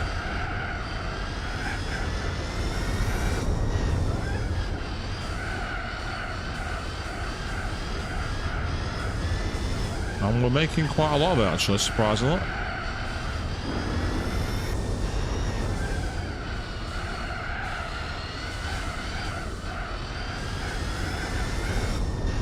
You have to like, trust the car as best as you can. Focus instead on making it through the lap rather than obliterating records. I think that's the key.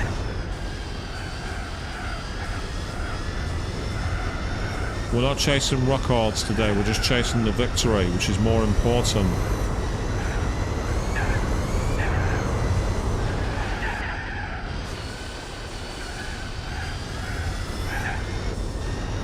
You see, if you can allow yourself race rhythm to make mistakes like that, you can get away with it.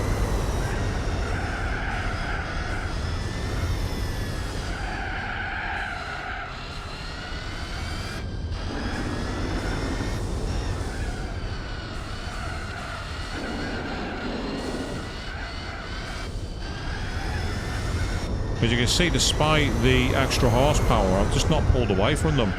Because I've not had the confidence to put the power down. It's been an ugly, scruffy lap, this. But now, we have Arrow Straightway. This is where we can plant the power.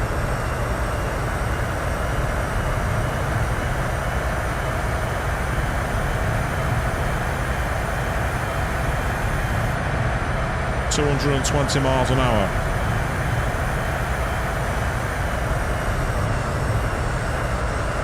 Needed to apply a bit of brake there, and it wasn't enough to keep me on the track, which is disappointing. I've deliberately let the car roll wide there. I didn't try and correct it back to the circuit. I had to let the inertia come back to the machine, so I didn't spear off into the wall.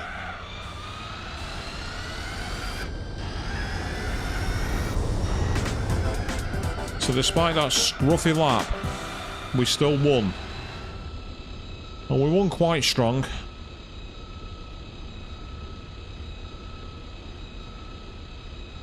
By a total of 13 seconds, so we still had a decent performance. We could have done better, but we'll take it.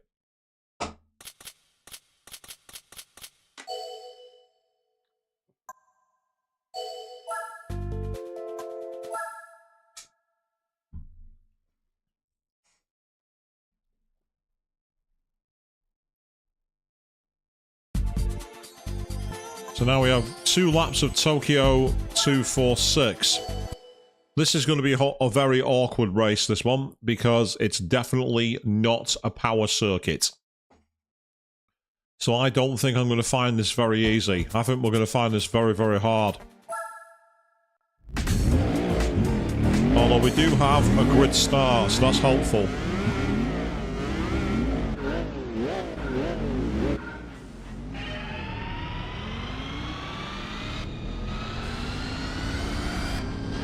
Because now the turbos have kicked in.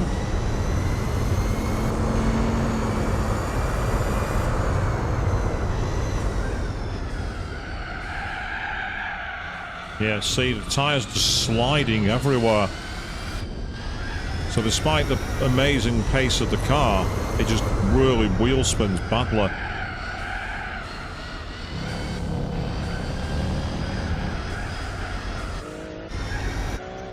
Good news is we are now in front. I mean, what I can always do here is my favourite tactic.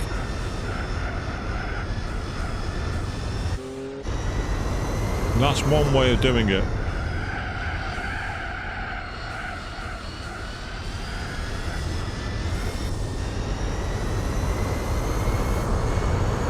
And I say this is where we'd normally come through flat. I'm not even going to think about it in this car. But it's just so unstable. It's one of the more interesting cars I've driven, this, the Roof CTR2 with this much horsepower in it. It feels like you're astride the missile. You have no idea where it's going to go. You have no idea how fast you're going. All you know is at some point, it's going to end in an almighty crash. That's what it feels like. It's like I've got all the thrills in the world because I know at some point I'm going to see very much how badly this can end. Still, the good news is we have opened a decent gap here and we've only got 2 laps to do.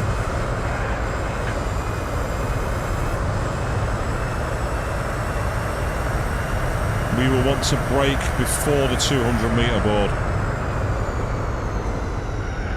Wow, even braking that early wasn't enough. That just shows how poor this car is when it comes to driving at high speed. It generates amazing speeds, but getting it to stop, totally different experience. It's just like, nah, we're not stopping. You know what time it is? Not stopping the clock. Yeah, not stopping. Definitely not stopping. Not stopping the clock. That's the way it feels like. You feel like you're completely out of control.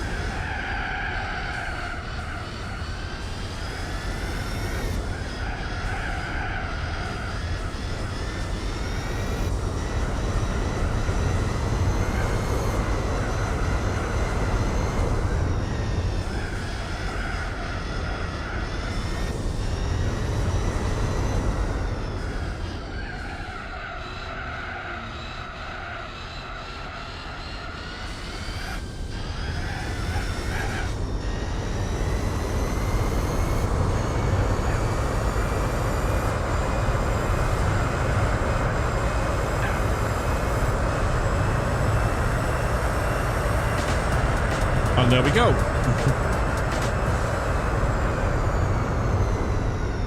M3s, E55s, Audi RS6s.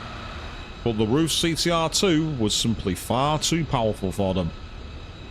We didn't even get to see how long they crossed the line by. We won by quite a long way in the end. Shows that we had a lot of pace in the car despite the lack of grip. So, speed is good. So this is likely to be the final tournament we do tonight because we are well into overtime and it's been a lot of fun. So we are going to be back on Monday evening when we pick up Metaphor, Reef and Tazio. And then on the Wednesday of next week, well, it might be the Tuesday I might have chose, I'll have to check the schedule. We're going to carry on Legend of Heroes, Trails in the Sky. So we've got plenty more of the old streaming coming up. Thank you all you people out there who checked the stream out tonight. And we're into the swan song. We've got 3 more races to do. We've got about another, say maybe another 20 minutes or so.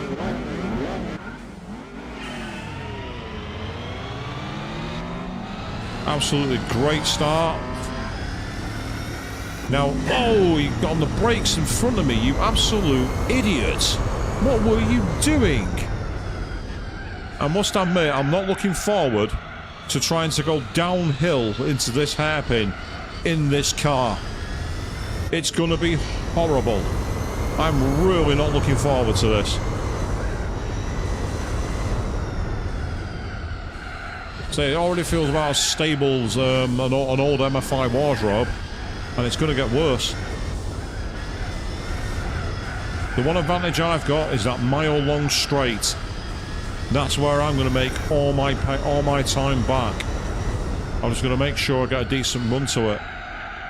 And if I have to go slowly through the corners, so be it.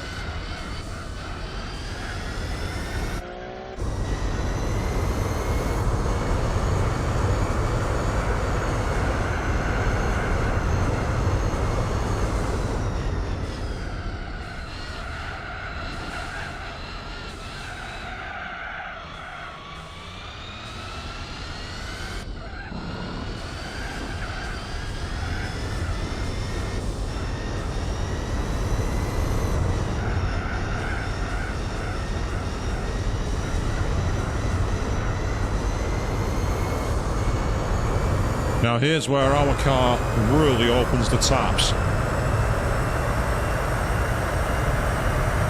There's 200 miles an hour. And I'm braking way earlier than normal.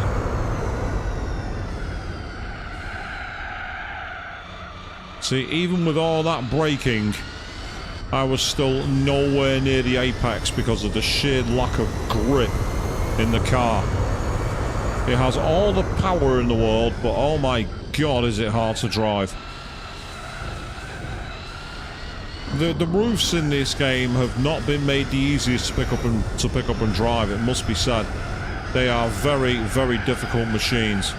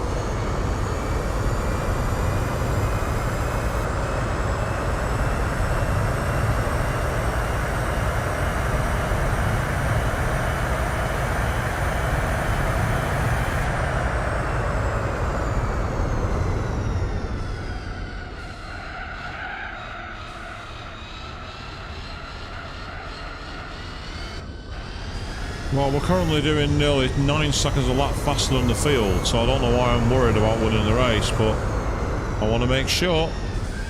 Yeah, you got to make sure you stamp your authority on it while you can, people. It's peculiar, with this being a 4-wheel drive machine, I'd have expected the rear wheels to be as grained and slippery as the front, but they're not. That might be part of the issue. The tyres might not have warmed up properly at the back.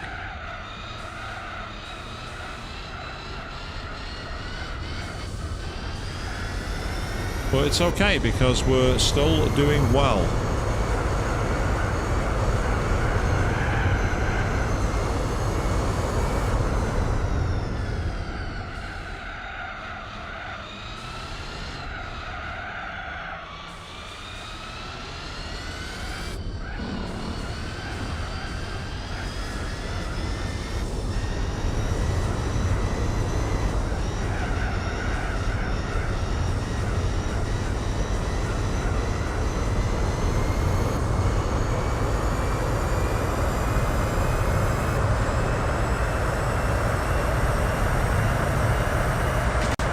Yay, there we go.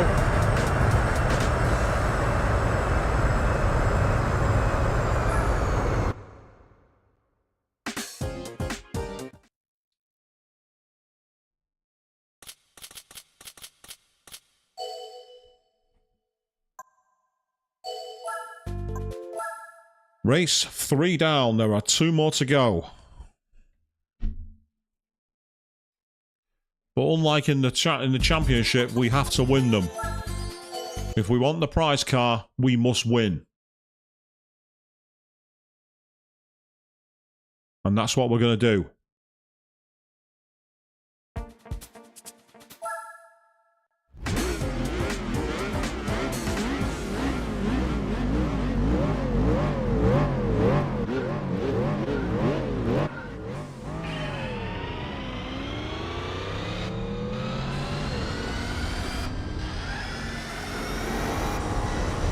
Well, that's given us a great start. Been able to get into the lead early. Problem is, we don't quite have the grip of the other cars, so we might struggle in the first half of the lap. What we then want to do, though, is open the taps where possible afterwards.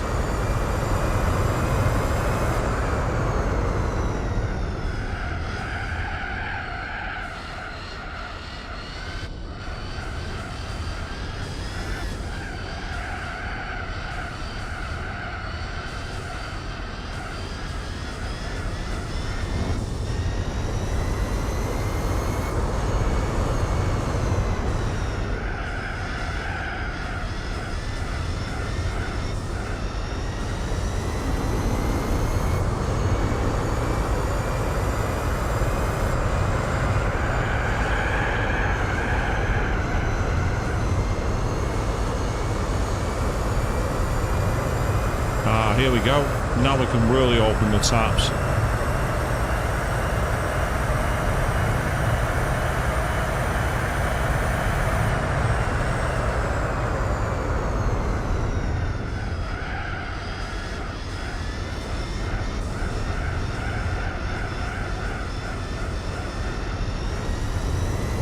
Now this is good. Now we're in a really strong position.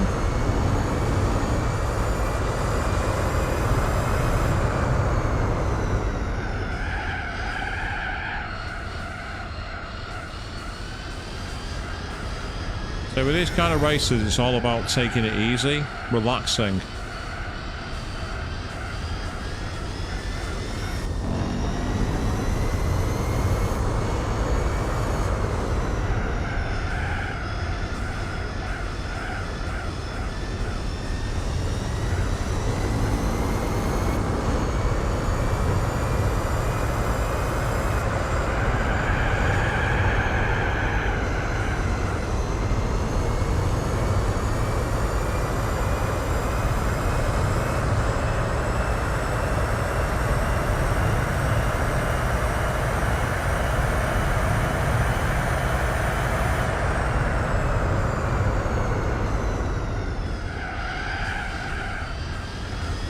Yeah, that was quite slippery on the brakes, then we got away with it. And again, we're like massively in front of the field. We're like 10 seconds a lot quicker at the moment.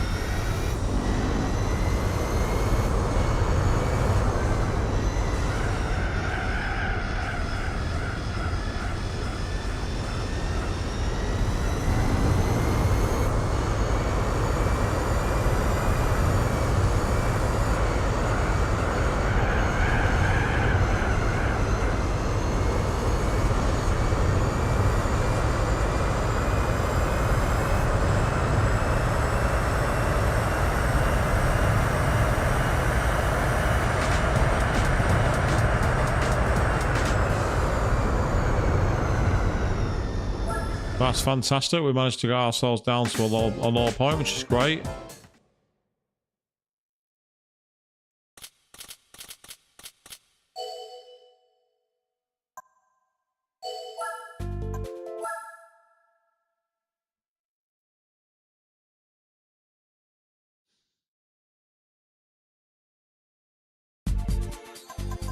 So the final race is at Suzuka. This is it, people.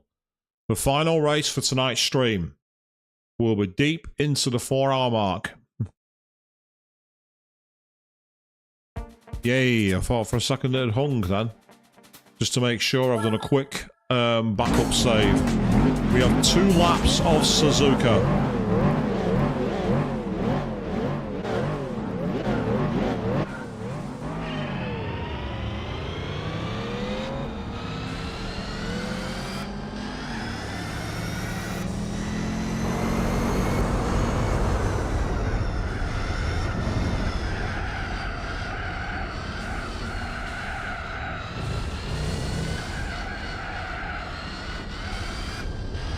Yeah, so this is the part of the circuit where we are going to struggle. The car lacks poise, lacks grip, but has plenty of grunt. This is where we just got to try and stick it out, keep to the tram lines, and keep the opponents behind us.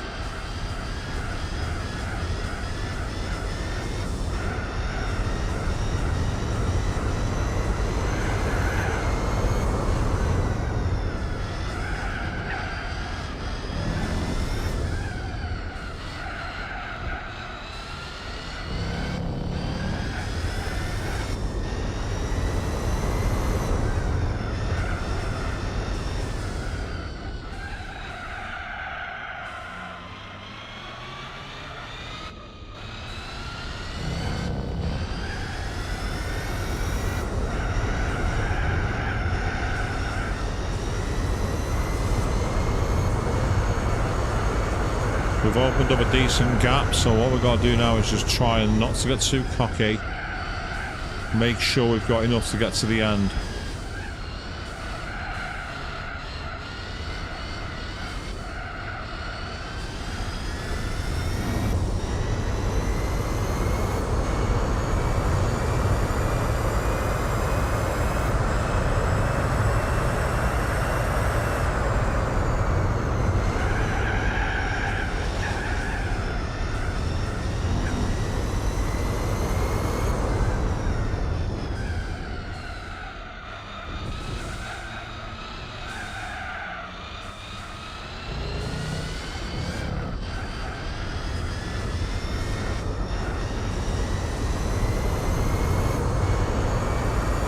Okay, great start.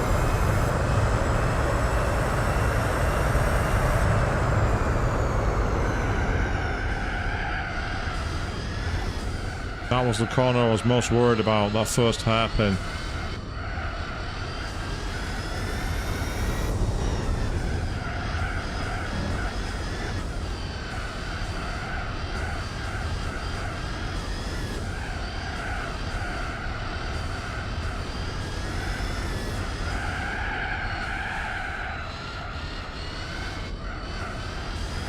We've not got long to get through here.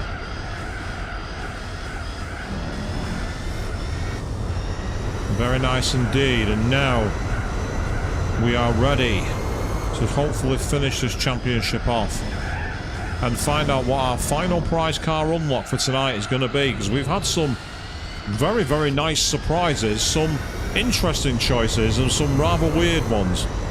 Are we going to end with a classic or a clunker? Let's find out. But to do it, we have to win the race first, so let's not get too ahead of ourselves. We're not there yet. We're not far off, but we're not there.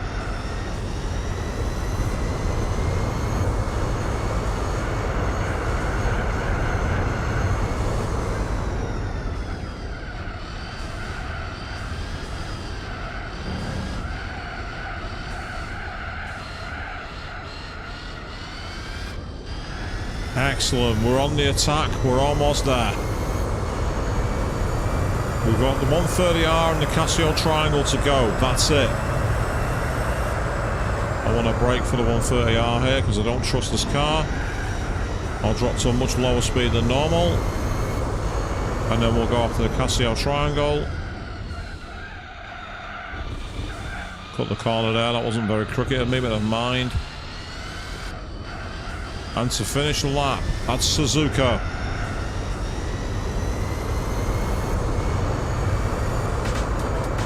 Yes! Woot! We've done it! So, what's our reward going to be? How do we counter it? What do we get?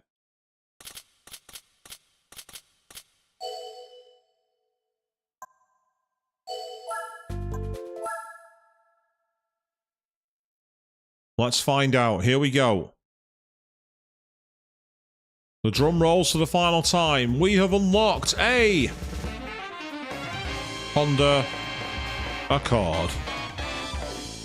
Well, we had to end with something that's not exactly premium car, and we got it from the Schwarzliga B, or whatever it's called. Yep, Schwarzwaldliga B, and we got a Honda Accord. Well, it's been a terrific exploration of the game. We are now at a staggering 47.3%, and we are doing very, very well indeed. And that is where we're going to wrap it up for tonight. But we are going to be back, as I said before, on Monday evening at 8 PM GMT when we pick up a Metaphor Re Fantasio. But until then, thank you all very, very much for watching. And why was the Master 787B hidden behind such a weird tournament?